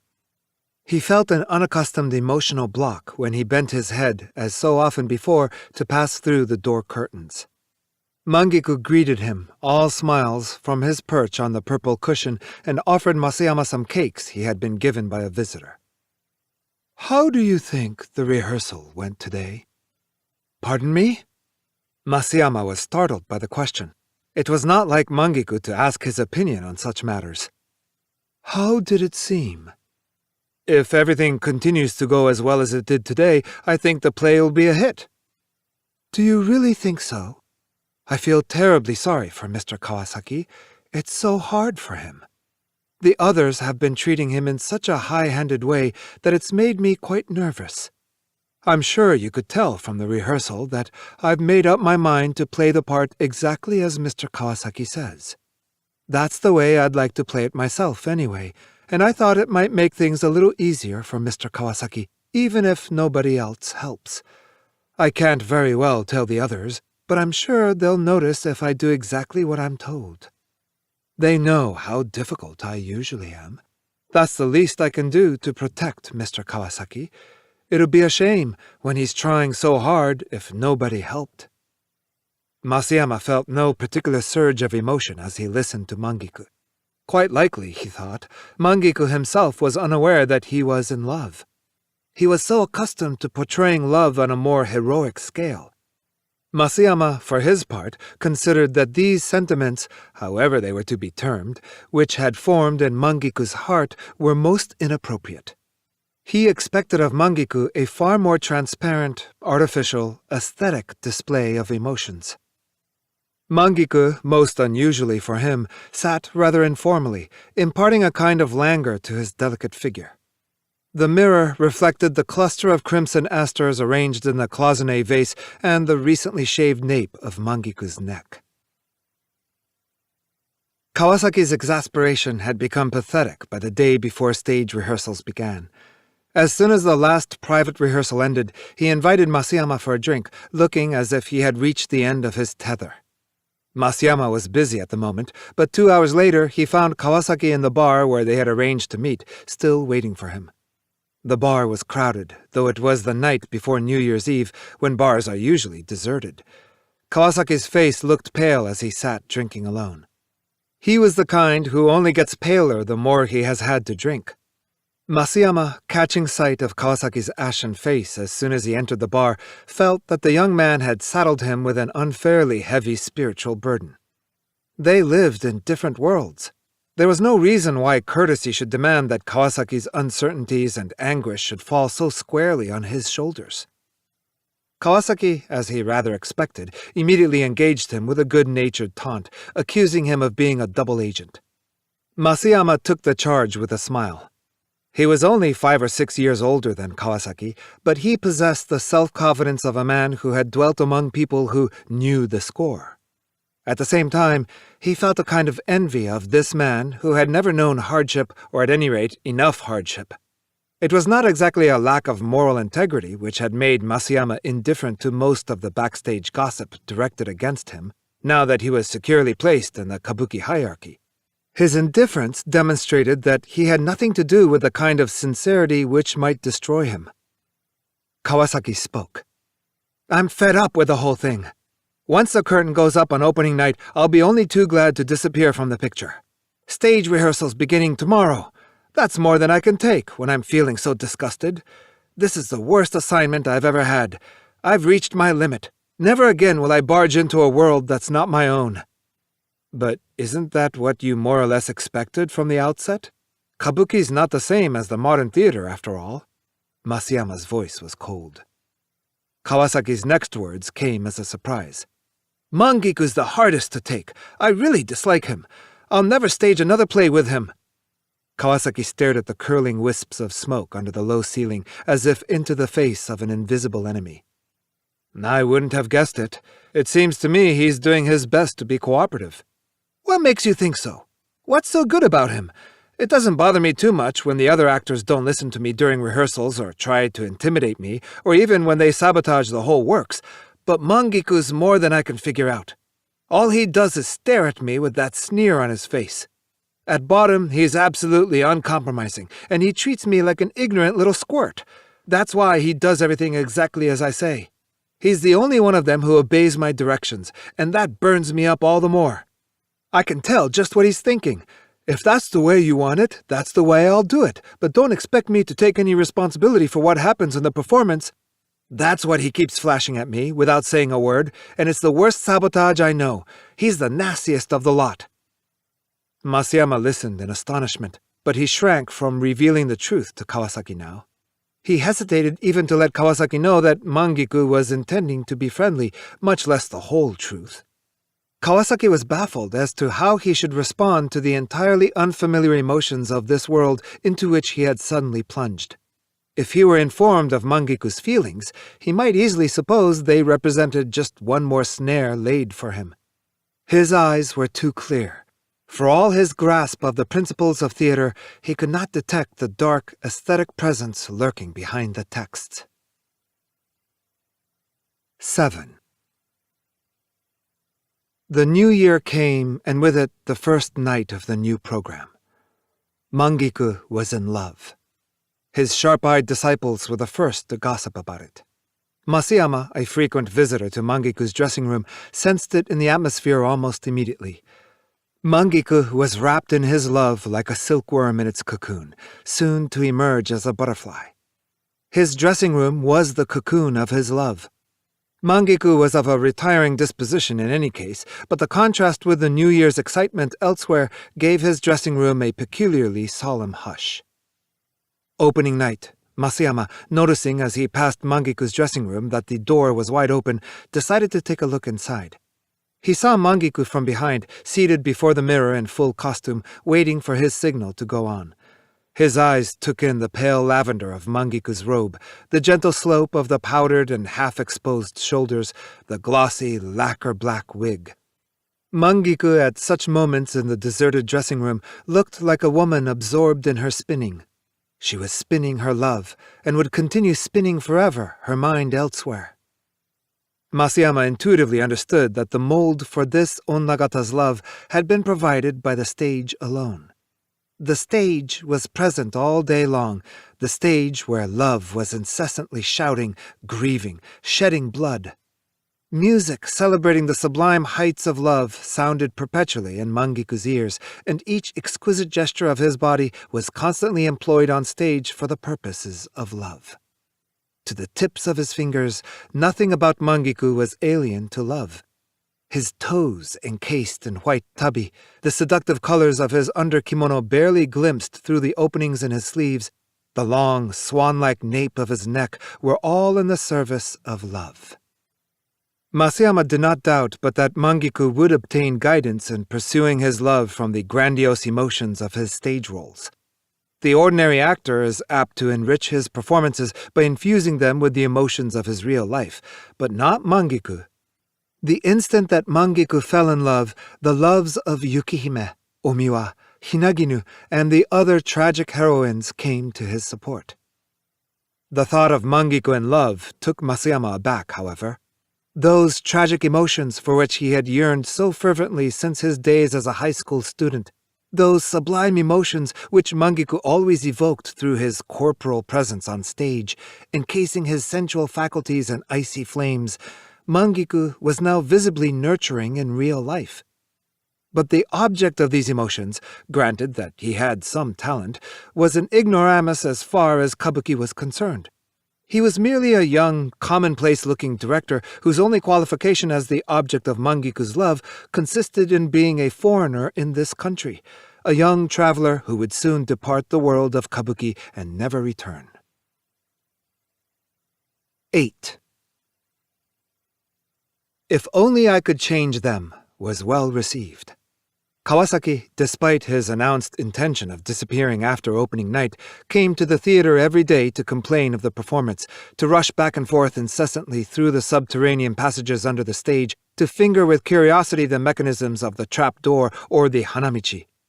Masayama thought this man had something childish about him. The newspaper reviews praised Mangiku. Masayama made it a point to show them to Kawasaki, but he merely pouted like an obstinate child and all but spat out the words, "They're all good at acting, but there wasn't any direction." Masayama naturally did not relay to Mangiku these harsh words, and Kawasaki himself was on his best behavior when he actually met Mangiku. It nevertheless irritated Masayama that Mangiku, who was utterly blind when it came to other people's feelings, should not have questioned that Kawasaki was aware of his goodwill. But Kawasaki was absolutely insensitive to what other people might feel. This was the one trait that Kawasaki and Mangiku had in common. A week after the first performance, Masayama was summoned to Mangiku's dressing room. Mangiku displayed on his table amulets and charms from the shrine where he regularly worshipped, as well as some small New Year's cakes. The cakes would no doubt be distributed later among his disciples. Mangiku pressed some sweets on Masayama, a sign that he was in a good mood. "Mr. Kawasaki was here a little while ago," he said. "Yes, I saw him out front. I wonder if he's still in the theater. I imagine he'll stay until If Only is over. Did he say anything about being busy afterward?" "No, nothing particular." "Then I have a little favor I'd like to ask you." Masayama assumed as businesslike an expression as he could muster. "What might it be?" "Tonight, you see, when the performance is over, tonight." The color had mounted in Mangiku's cheeks. His voice was clearer and higher pitched than usual. "Tonight, when the performance is over, I thought I'd like to have dinner with him. Would you mind asking if he's free?"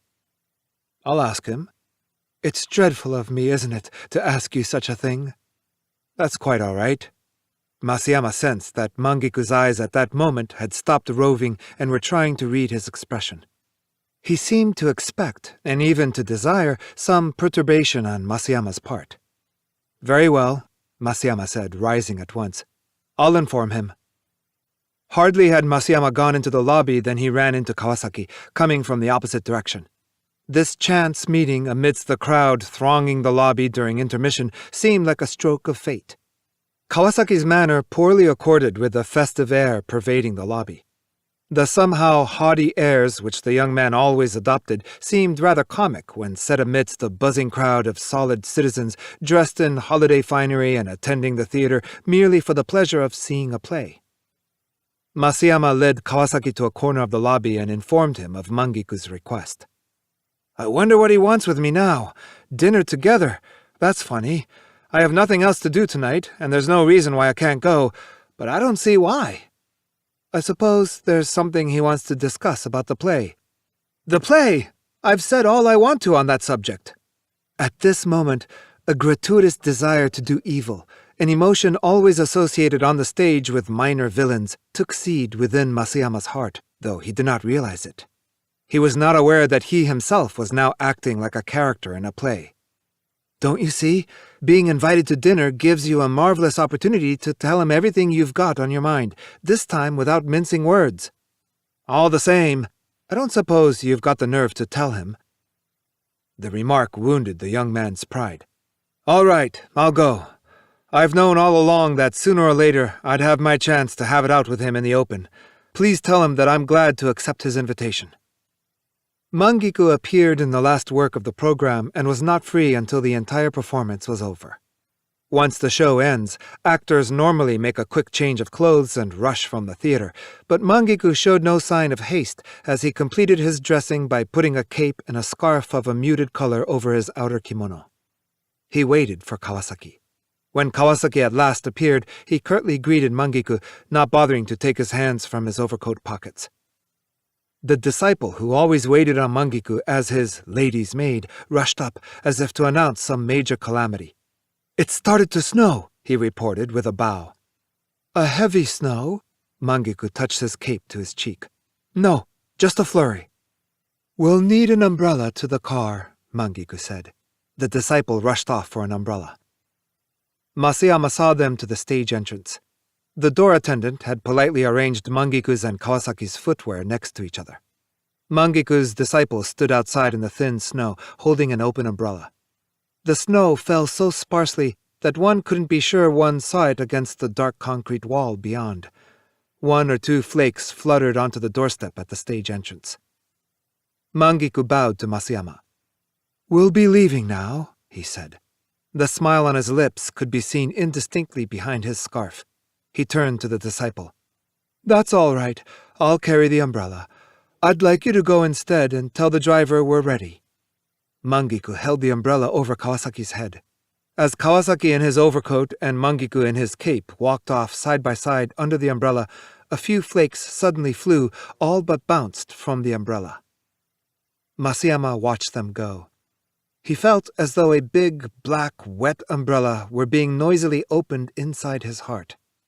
He could tell that the illusion, first formed when as a boy he saw Mangiku perform, an illusion which he had preserved intact even after he joined the kabuki staff, had shattered that instant in all directions, like a delicate piece of crystal dropped from a height. "At last I know what disillusion means," he thought.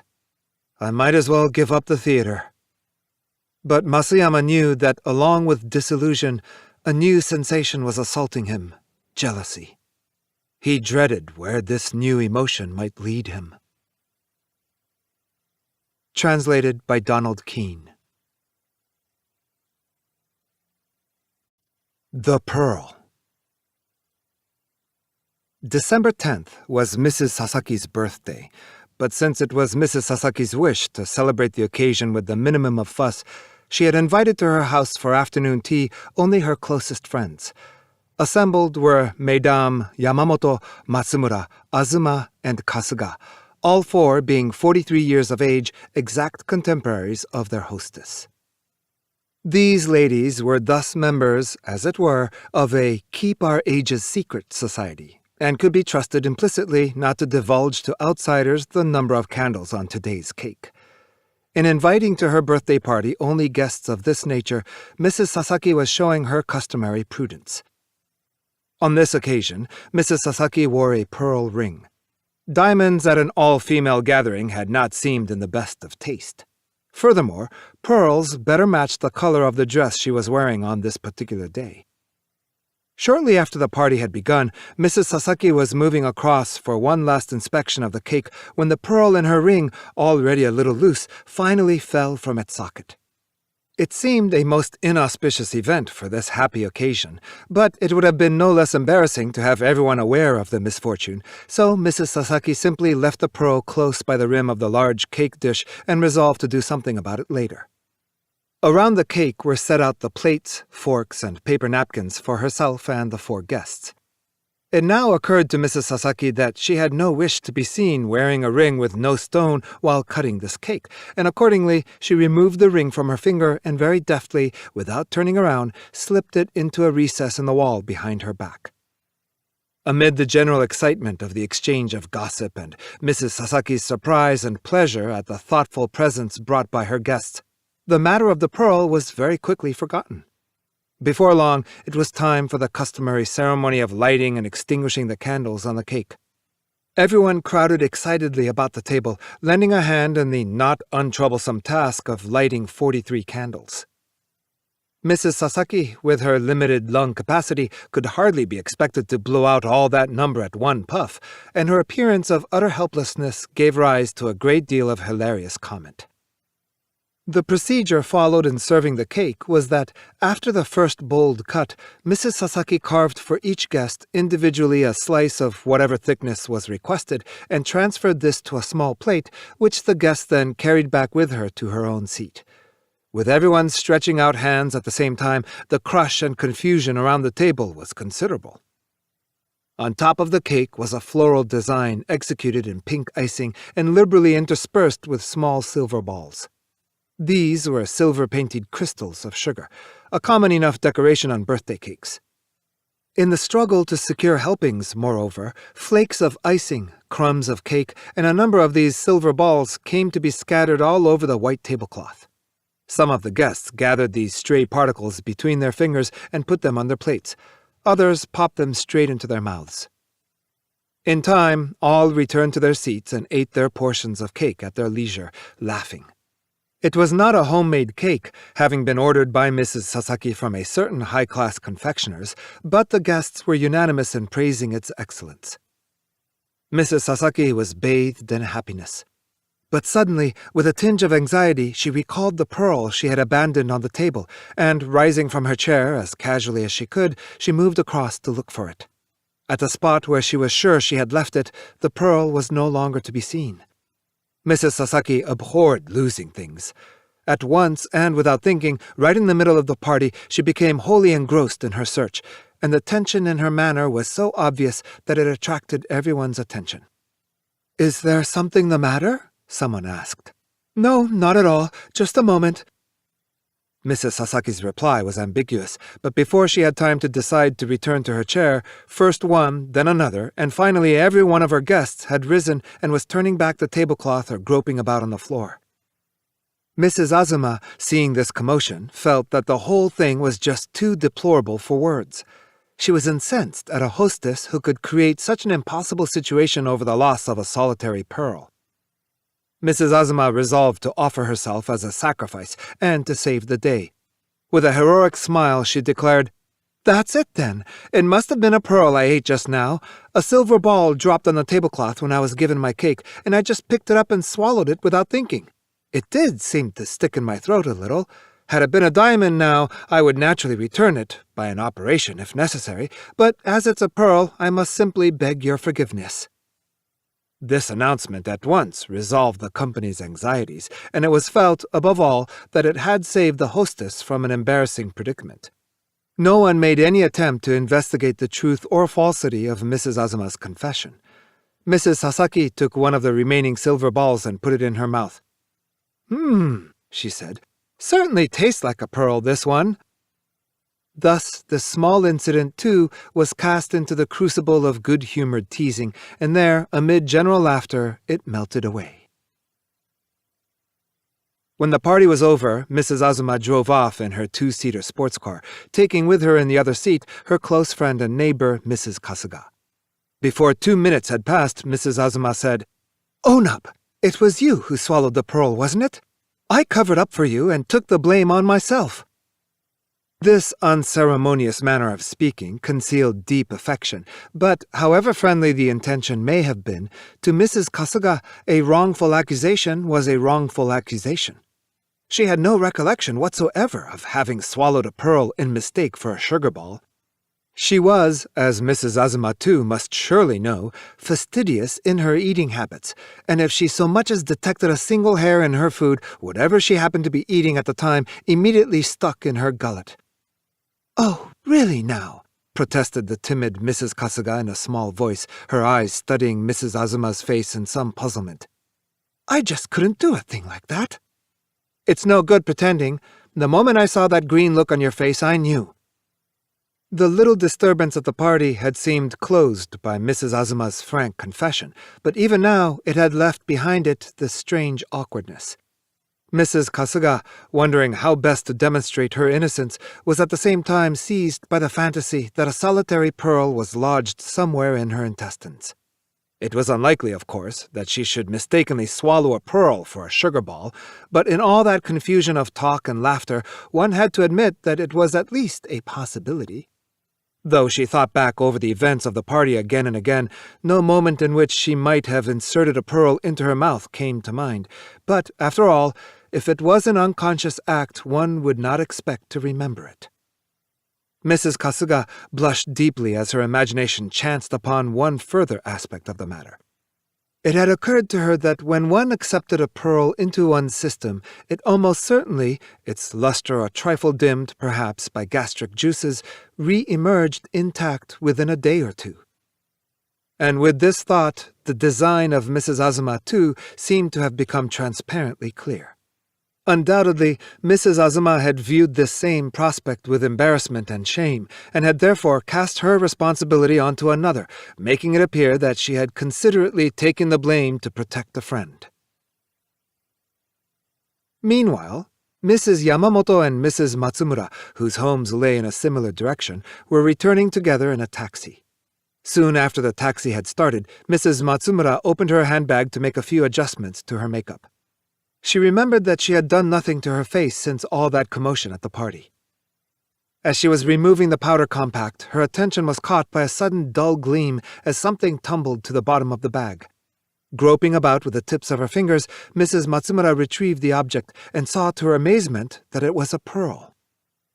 Mrs. Matsumura stifled an exclamation of surprise. Recently, her relationship with Mrs. Yamamoto had been far from cordial, and she had no wish to share with that lady a discovery with such awkward implications for herself. Fortunately, Mrs. Yamamoto was gazing out of the window and did not appear to have noticed her companion's momentary start of surprise. Caught off balance by this sudden turn of events, Mrs. Matsumura did not pause to consider how the pearl had found its way into her bag, but immediately became a prisoner of her own private brand of school captain morality. It was unlikely, she thought, that she would do a thing like this, even in a moment of abstraction. But since, by some chance, the object had found its way into her handbag, the proper course was to return it at once. If she failed to do so, it would weigh heavily upon her conscience. The fact that it was a pearl, too, an article you could neither call all that expensive nor yet all that cheap, only made her position more ambiguous. At any rate, she was determined that her companion, Mrs. Yamamoto, should know nothing of this incomprehensible development, especially when the affair had been so nicely rounded off, thanks to the selflessness of Mrs. Azuma.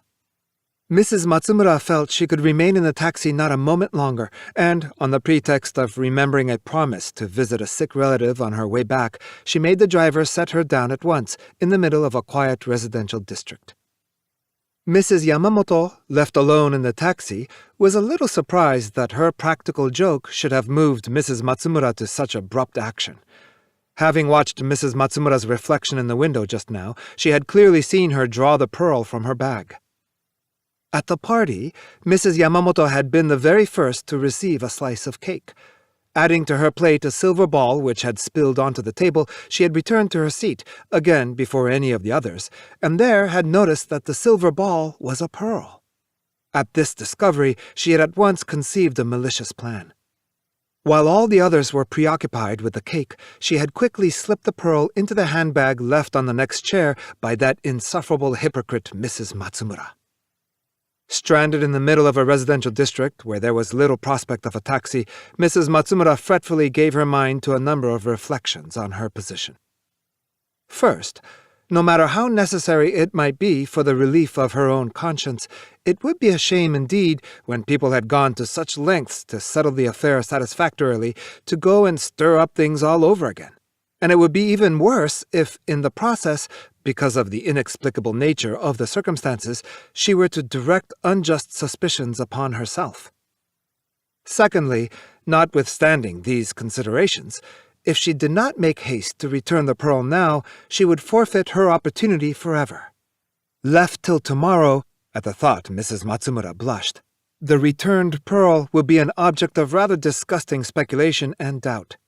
Concerning this possibility, Mrs. Azuma herself had dropped a hint. It was at this point that there occurred to Mrs. Matsumura, greatly to her joy, a master scheme which would both salve her conscience and at the same time involve no risk of exposing her character to any unjust suspicion. Quickening her step, she emerged at length onto a comparatively busy thoroughfare, where she hailed a taxi and told the driver to take her quickly to a certain celebrated pearl shop on the Ginza. There she took the pearl from her bag and showed it to the attendant, asking to see a pearl of slightly larger size and clearly superior quality. Having made her purchase, she proceeded once more by taxi to Mrs. Sasaki's house. Mrs. Matsumura's plan was to present this newly purchased pearl to Mrs. Sasaki, saying that she had found it in her jacket pocket. Mrs. Sasaki would accept it and later attempt to fit it into the ring. However, being a pearl of a different size, it would not fit into the ring, and Mrs. Sasaki, puzzled, would try to return it to Mrs. Matsumura. But Mrs. Matsumura would refuse to have it returned. Thereupon, Mrs. Sasaki would have no choice but to reflect as follows. The woman has behaved in this way in order to protect someone else. Such being the case, it is perhaps safest simply to accept the pearl and forget the matter. Mrs. Matsumura has doubtless observed one of the three ladies in the act of stealing the pearl, but at least of my four guests, I can now be sure that Mrs. Matsumura, if no one else, is completely without guilt. Who ever heard of a thief stealing something and then replacing it with a similar article of greater value? By this device, Mrs. Matsumura proposed to escape forever the infamy of suspicion, and equally, by a small outlay of cash, the pricks of an uneasy conscience. To return to the other ladies. After reaching home, Mrs. Kasuga continued to feel painfully upset by Mrs. Azuma's cruel teasing. To clear herself of even a ridiculous charge like this, she knew, she must act before tomorrow or it would be too late. That is to say, in order to offer positive proof that she had not eaten the pearl, it was above all necessary for the pearl itself to be somehow produced. And, briefly, if she could show the pearl to Mrs. Azuma immediately, her innocence on the gastronomic count, if not on any other, would be firmly established.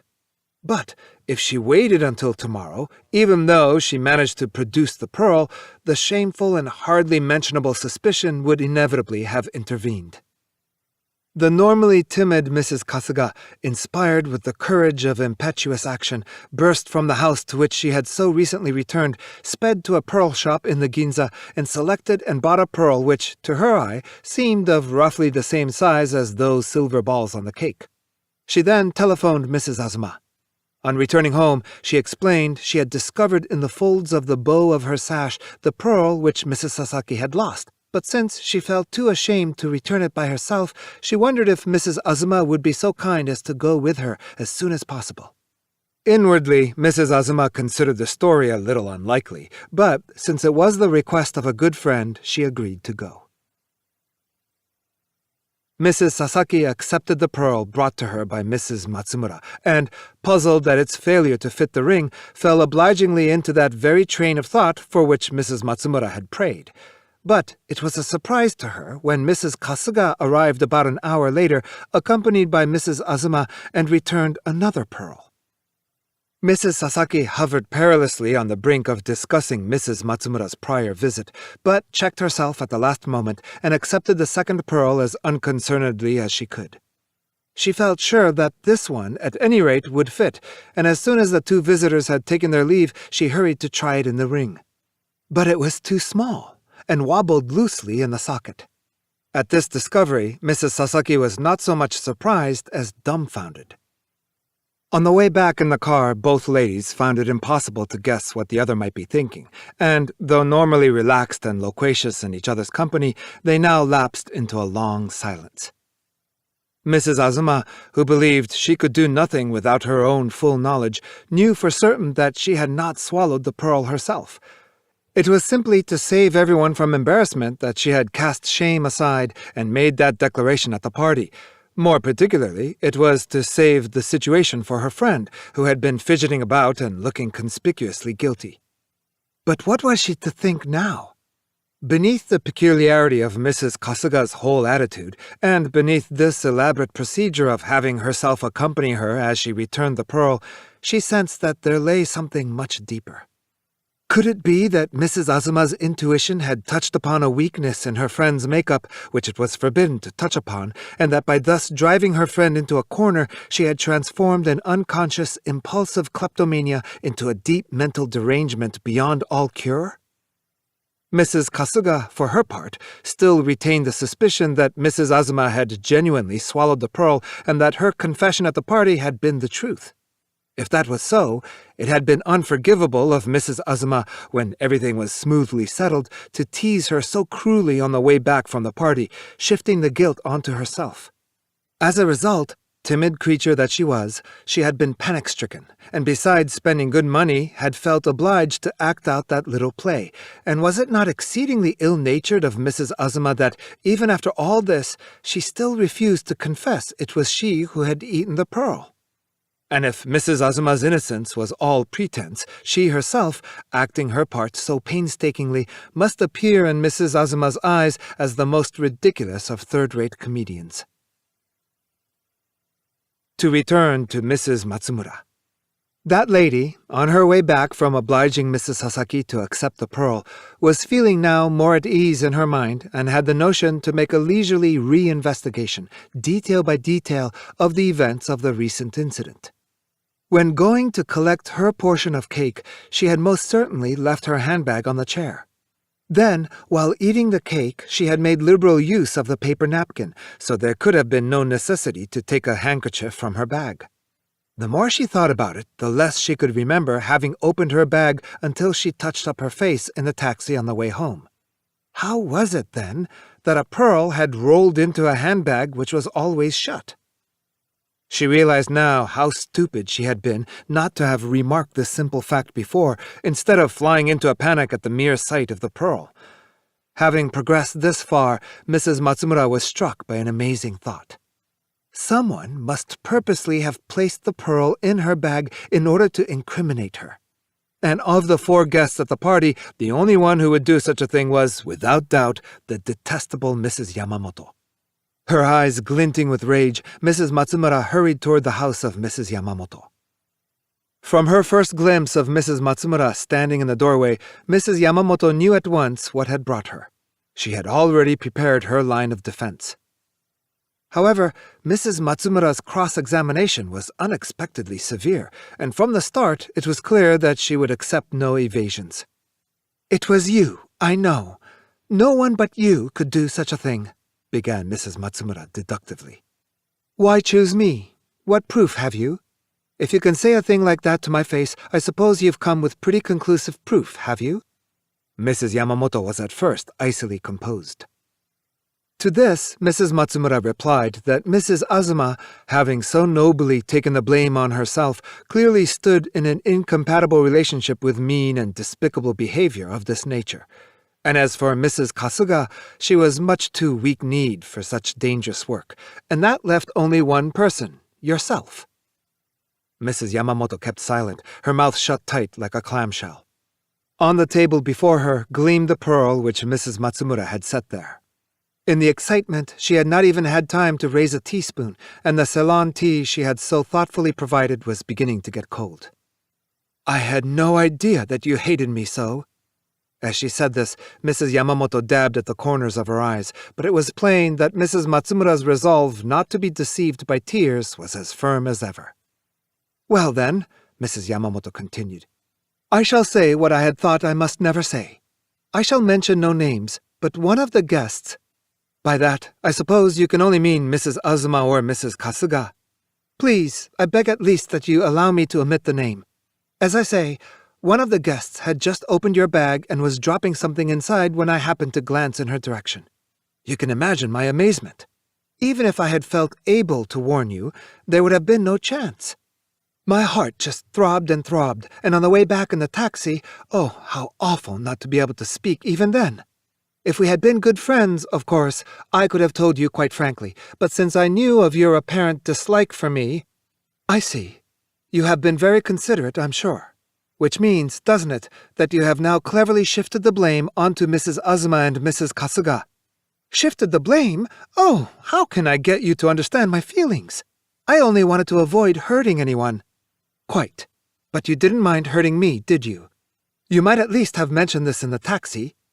And if you had been frank with me when you found the pearl in your bag, I would probably have told you, at that moment, everything I had seen. But no, you chose to leave the taxi at once without saying a word. For the first time, as she listened to this, Mrs. Matsumura was at a loss for a reply. Well then, can I get you to understand? I wanted no one to be hurt. Mrs. Matsumura was filled with an even more intense rage.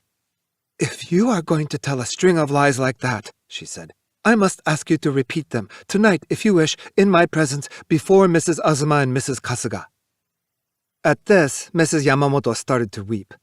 And thanks to you, she sobbed reprovingly, all my efforts to avoid hurting anyone will have come to nothing. It was a new experience for Mrs. Matsumura to see Mrs. Yamamoto crying, and though she kept reminding herself not to be taken in by tears, she could not altogether dismiss the feeling that perhaps somewhere, since nothing in this affair could be proved, there might be a modicum of truth even in the assertions of Mrs. Yamamoto. In the first place, to be a little more objective, if one accepted Mrs. Yamamoto's story as true, then her reluctance to disclose the name of the guilty party, whom she had observed in the very act, argued some refinement of character. And just as one could not say for sure that the gentle and seemingly timid Mrs. Kasuga would never be moved to an act of malice, so even the undoubtedly bad feeling between Mrs. Yamamoto and herself could, by one way of looking at things, be taken as actually lessening the likelihood of Mrs. Yamamoto's guilt. For if she were to do a thing like this, with their relationship as it was, Mrs. Yamamoto would be the first to come under suspicion. We have differences in our natures, Mrs. Yamamoto continued tearfully, and I cannot deny that there are things about yourself which I dislike. But for all that, it is really too bad that you should suspect me of such a petty trick to get the better of you. Still, on thinking it over, to submit quietly to your accusations might well be the course most consistent with what I have felt in this matter all along. In this way, I alone shall bear the guilt, and no other will be hurt. After this pathetic pronouncement, Mrs. Yamamoto lowered her face to the table and abandoned herself to uncontrolled weeping. Watching her, Mrs. Matsumura came by degrees to reflect upon the impulsiveness of her own behavior. Detesting Mrs. Yamamoto as she had, there had been times in her castigation of that lady when she had allowed herself to be blinded by emotion. When Mrs. Yamamoto raised her head again after this prolonged bout of weeping, the look of resolution on her face, somehow remote and pure, was apparent even to her visitor. Mrs. Matsumura, a little frightened, drew herself upright in her chair. This thing should never have been. When it is gone, everything will be as before. Speaking in riddles, Mrs. Yamamoto pushed back her disheveled hair and fixed a terrible yet hauntingly beautiful gaze upon the top of the table. In an instant, she had snatched up the pearl from before her, and with a gesture of no ordinary resolve, tossed it into her mouth. Raising her cup by the handle, her little finger elegantly extended, she washed the pearl down her throat with one gulp of cold Ceylon tea. Mrs. Matsumura watched in horrified fascination. The affair was over before she had time to protest. This was the first time in her life she had seen a person swallow a pearl, and there was in Mrs. Yamamoto's manner something of that desperate finality one might expect to see in a person who had just drunk poison. However, heroic though the action was, it was above all a touching incident, and not only did Mrs. Matsumura find her anger vanished into thin air, but so impressed was she by Mrs. Yamamoto's simplicity and purity that she could only think of that lady as a saint. And now Mrs. Matsumura's eyes, too, began to fill with tears, and she took Mrs. Yamamoto by the hand. "Please, forgive me. Please forgive me," she said. "It was wrong of me." For a while they wept together, holding each other's hands and vowing to each other that henceforth they would be the firmest of friends. When Mrs. Sasaki heard rumors that the relationship between Mrs. Yamamoto and Mrs. Matsumura, which had been so strained, had suddenly improved, and that Mrs. Azuma and Mrs. Kasuga, who had been such good friends, had suddenly fallen out, she was at a loss to understand the reasons and contented herself with the reflection that nothing was impossible in this world. However, being a woman of no strong scruples, Mrs. Sasaki requested a jeweler to refashion her ring and to produce a design into which 2 new pearls could be set, one large and one small, and this she wore quite openly, without further mishap. Soon she had completely forgotten the small commotion on her birthday, and when anyone asked her age, she would give the same untruthful answers as ever. Translated by Jeffrey W. Sargent. Swaddling clothes. He was always busy, Toshiko's husband. Even tonight, he had to dash off to an appointment, leaving her to go home alone by taxi. But what else could a woman expect when she married an actor, an attractive one? No doubt she had been foolish to hope that he would spend the evening with her. And yet he must have known how she dreaded going back to their house, unhomely with its Western-style furniture and with the bloodstains still showing on the floor. Toshiko had been oversensitive since girlhood. That was her nature. As the result of constant worrying, she never put on weight, and now, an adult woman, she looked more like a transparent picture than a creature of flesh and blood. Her delicacy of spirit was evident to her most casual acquaintance. Earlier that evening, when she had joined her husband at a nightclub, she had been shocked to find him entertaining friends with an account of the incident. Sitting there in his American-style suit, puffing at a cigarette, he had seemed to her almost a stranger. "It's a fantastic story," he was saying, gesturing flamboyantly as if in an attempt to outweigh the attractions of the dance band. "Here this new nurse for our baby arrives from the employment agency, and the very first thing I notice about her is her stomach. It's enormous, as if she had a pillow stuck under her kimono. No wonder, I thought, for I soon saw that she could eat more than the rest of us put together. She polished off the contents of our rice bin like that." He snapped his fingers. "Gastric dilation. That's how she explained her girth and her appetite. Well, the day before yesterday, we heard groans and moans coming from the nursery. We rushed in and found her squatting on the floor, holding her stomach in her 2 hands and moaning like a cow. Next to her, our baby lay in his cot, scared out of his wits and crying at the top of his lungs. A pretty scene, I can tell you." "So the cat was out of the bag?" suggested one of their friends, a film actor like Toshiko's husband. "Indeed it was, and it gave me the shock of my life. You see, I'd completely swallowed that story about gastric dilation. Well, I didn't waste any time. I rescued our good rug from the floor and spread a blanket for her to lie on. The whole time, the girl was yelling like a stuck pig. By the time the doctor from the maternity clinic arrived, the baby had already been born. But our sitting room was a pretty shambles." "Oh, that I'm sure of," said another of their friends, and the whole company burst into laughter. Toshiko was dumbfounded to hear her husband discussing the horrifying happening as though it were no more than an amusing incident which they chanced to have witnessed. She shut her eyes for a moment, and all at once she saw the newborn baby lying before her. On the parquet floor, the infant lay, and his frail body was wrapped in blood-stained newspapers. Toshiko was sure that the doctor had done the whole thing out of spite, as if to emphasize his scorn for this mother who had given birth to a bastard under such sordid conditions. He had told his assistant to wrap the baby in some loose newspapers rather than proper swaddling. This callous treatment of the newborn child had offended Toshiko. Overcoming her disgust at the entire scene, she had fetched a brand-new piece of flannel from her cupboard and, having swaddled the baby in it, had laid him carefully in an armchair. This all had taken place in the evening after her husband had left the house. Toshiko had told him nothing of it, fearing that he would think her over-soft, over-sentimental. Yet the scene had engraved itself deeply in her mind. Tonight she sat silently thinking back on it, while the jazz orchestra brayed and her husband chatted cheerfully with his friends. She knew that she would never forget the sight of the baby, wrapped in stained newspapers and lying on the floor. It was a scene fit for a butcher shop. Toshiko, whose own life had been spent in solid comfort, poignantly felt the wretchedness of the illegitimate baby. I am the only person to have witnessed its shame, the thought occurred to her. The mother never saw her child lying there in its newspaper wrappings, and the baby itself, of course, didn't know. I alone shall have to preserve that terrible scene in my memory. When the baby grows up and wants to find out about his birth, there will be no one to tell him, so long as I preserve silence. How strange that I should have this feeling of guilt. After all, it was I who took him up from the floor, swathed him properly in flannel, and laid him down to sleep in the armchair. They left the nightclub, and Toshiko stepped into the taxi that her husband had called for her. "Take this lady to Shigome," he told the driver, and shut the door from the outside. Toshiko gazed through the window at her husband's smiling face and noticed his strong white teeth. Then she leaned back in the seat, oppressed by the knowledge that their life together was in some way too easy, too painless. It would have been difficult for her to put her thoughts into words.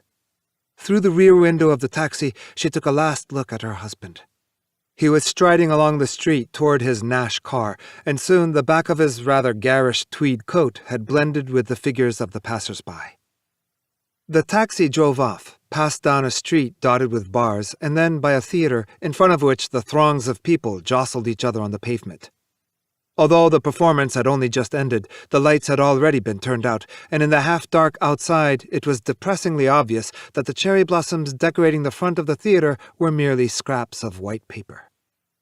Even if that baby should grow up in ignorance of the secret of his birth, he can never become a respectable citizen, reflected Toshiko, pursuing the same train of thoughts. Those soiled newspaper swaddling clothes will be the symbol of his entire life. But why should I keep worrying about him so much? Is it because I feel uneasy about the future of my own child? Say 20 years from now, when our boy will have grown up into a fine, carefully educated young man, one day by a quirk of fate he meets that other boy who then will also have turned 20. And say that the other boy who has been sinned against savagely stabs him with a knife. It was a warm, overcast April night, but thoughts of the future made Toshiko feel cold and miserable. She shivered on the back seat of the car. No. When the time comes, I shall take my son's place, she told herself suddenly. 20 years from now, I shall be 43. I shall go to that young man and tell him straight out about everything, about his newspaper swaddling clothes, and about how I went and wrapped him in flannel. The taxi ran along the dark wide road that was bordered by the park and by the Imperial Palace moat. In the distance, Toshiko noticed the pinpricks of light which came from the blocks of tall office buildings. 20 years from now, that wretched child will be in utter misery. He will be living a desolate, hopeless, poverty-stricken existence, a lonely rat. What else could happen to a baby who has had such a birth? He'll be wandering through the streets by himself, cursing his father, loathing his mother. No doubt, Toshiko derived a certain satisfaction from her somber thoughts. She tortured herself with them without cease. The taxi approached Hanzomon and drove past the compound of the British Embassy. At that point, the famous rows of cherry trees were spread out before Toshiko in all their purity. On the spur of the moment, she decided to go and view the blossoms by herself in the dark night. It was a strange decision for a timid and unadventurous young woman, but then she was in a strange state of mind, and she dreaded the return home. That evening, all sorts of unsettling fancies had burst open in her mind. She crossed the wide street, a slim, solitary figure in the darkness. As a rule, when she walked in the traffic, Toshiko used to cling fearfully to her companion, but tonight she darted alone between the cars and a moment later had reached the long, narrow park that borders the palace moat. Chidorigafuchi, it is called, the abyss of the 1,000 birds. Tonight, the whole park had become a grove of blossoming cherry trees. Under the calm, cloudy sky, the blossoms formed a mass of solid whiteness. The paper lanterns that hung from wires between the trees had been put out. In their place, electric light bulbs, red, yellow, and green, shone dully beneath the blossoms. It was well past 10 o'clock, and most of the flower viewers had gone home. As the occasional passers-by strolled through the park, they would automatically kick aside the empty bottles or crush the waste paper beneath their feet. Newspapers, thought Toshiko, her mind going back once again to those happenings. Blood-stained newspapers. If a man were ever to hear of that piteous birth and know that it was he who had lain there, it would ruin his entire life. To think that I, a perfect stranger, should from now on have to keep such a secret, the secret of a man's whole existence. Lost in these thoughts, Toshiko walked on through the park. Most of the people still remaining there were quiet couples. No one paid her any attention. She noticed 2 people sitting on a stone bench beside the moat, not looking at the blossoms, but gazing silently at the water. Pitch black it was, and swathed in heavy shadows. Beyond the moat, the somber forest of the imperial palace blocked her view. The trees reached up to form a solid dark mass against the night sky. Toshiko walked slowly along the path beneath the blossoms, hanging heavily overhead. On a stone bench, slightly apart from the others, she noticed a pale object, not, as she had at first imagined, a pile of cherry blossoms, nor a garment forgotten by one of the visitors to the park. Only when she came closer did she see that it was a human form lying on the bench. Was it, she wondered, one of those miserable drunks often to be seen sleeping in public places? Obviously not, for the body had been systematically covered with newspapers, and it was the whiteness of those papers that had attracted Toshiko's attention.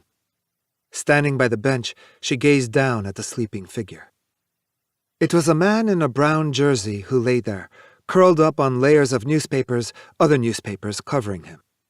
No doubt this had become his normal night residence now that spring had arrived. Toshiko gazed down at the man's dirty, unkempt hair, which in places had become hopelessly matted. As she observed the sleeping figure wrapped in its newspapers, she was inevitably reminded of the baby who had lain on the floor in its wretched swaddling clothes. The shoulder of the man's jersey rose and fell in the darkness in time with his heavy breathing. It seemed to Toshiko that all her fears and premonitions had suddenly taken concrete form. In the darkness, the man's pale forehead stood out, and it was a young forehead, though carved with the wrinkles of long poverty and hardship. His khaki trousers had been slightly pulled up. On his sockless feet, he wore a pair of battered gym shoes. She could not see his face, and suddenly had an overmastering desire to get one glimpse of it.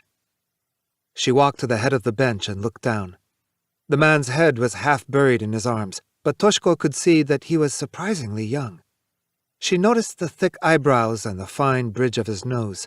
His slightly open mouth was alive with youth. But Toshiko had approached too close. In the silent night, the newspaper bedding rustled, and abruptly the man opened his eyes. Seeing the young woman standing directly beside him, he raised himself with a jerk, and his eyes lit up. A second later, a powerful hand reached out and seized Toshiko by her slender wrist. She did not feel in the least afraid and made no effort to free herself. In a flash, the thought had struck her. Ah, so the 20 years have already gone by. The forest of the imperial palace was pitch dark and utterly silent. Translated by Ivan Morris. We hope you have enjoyed this unabridged production of Death in Midsummer and Other Stories by Yukio Mishima. Read by Brian Nishi. Thank you for listening.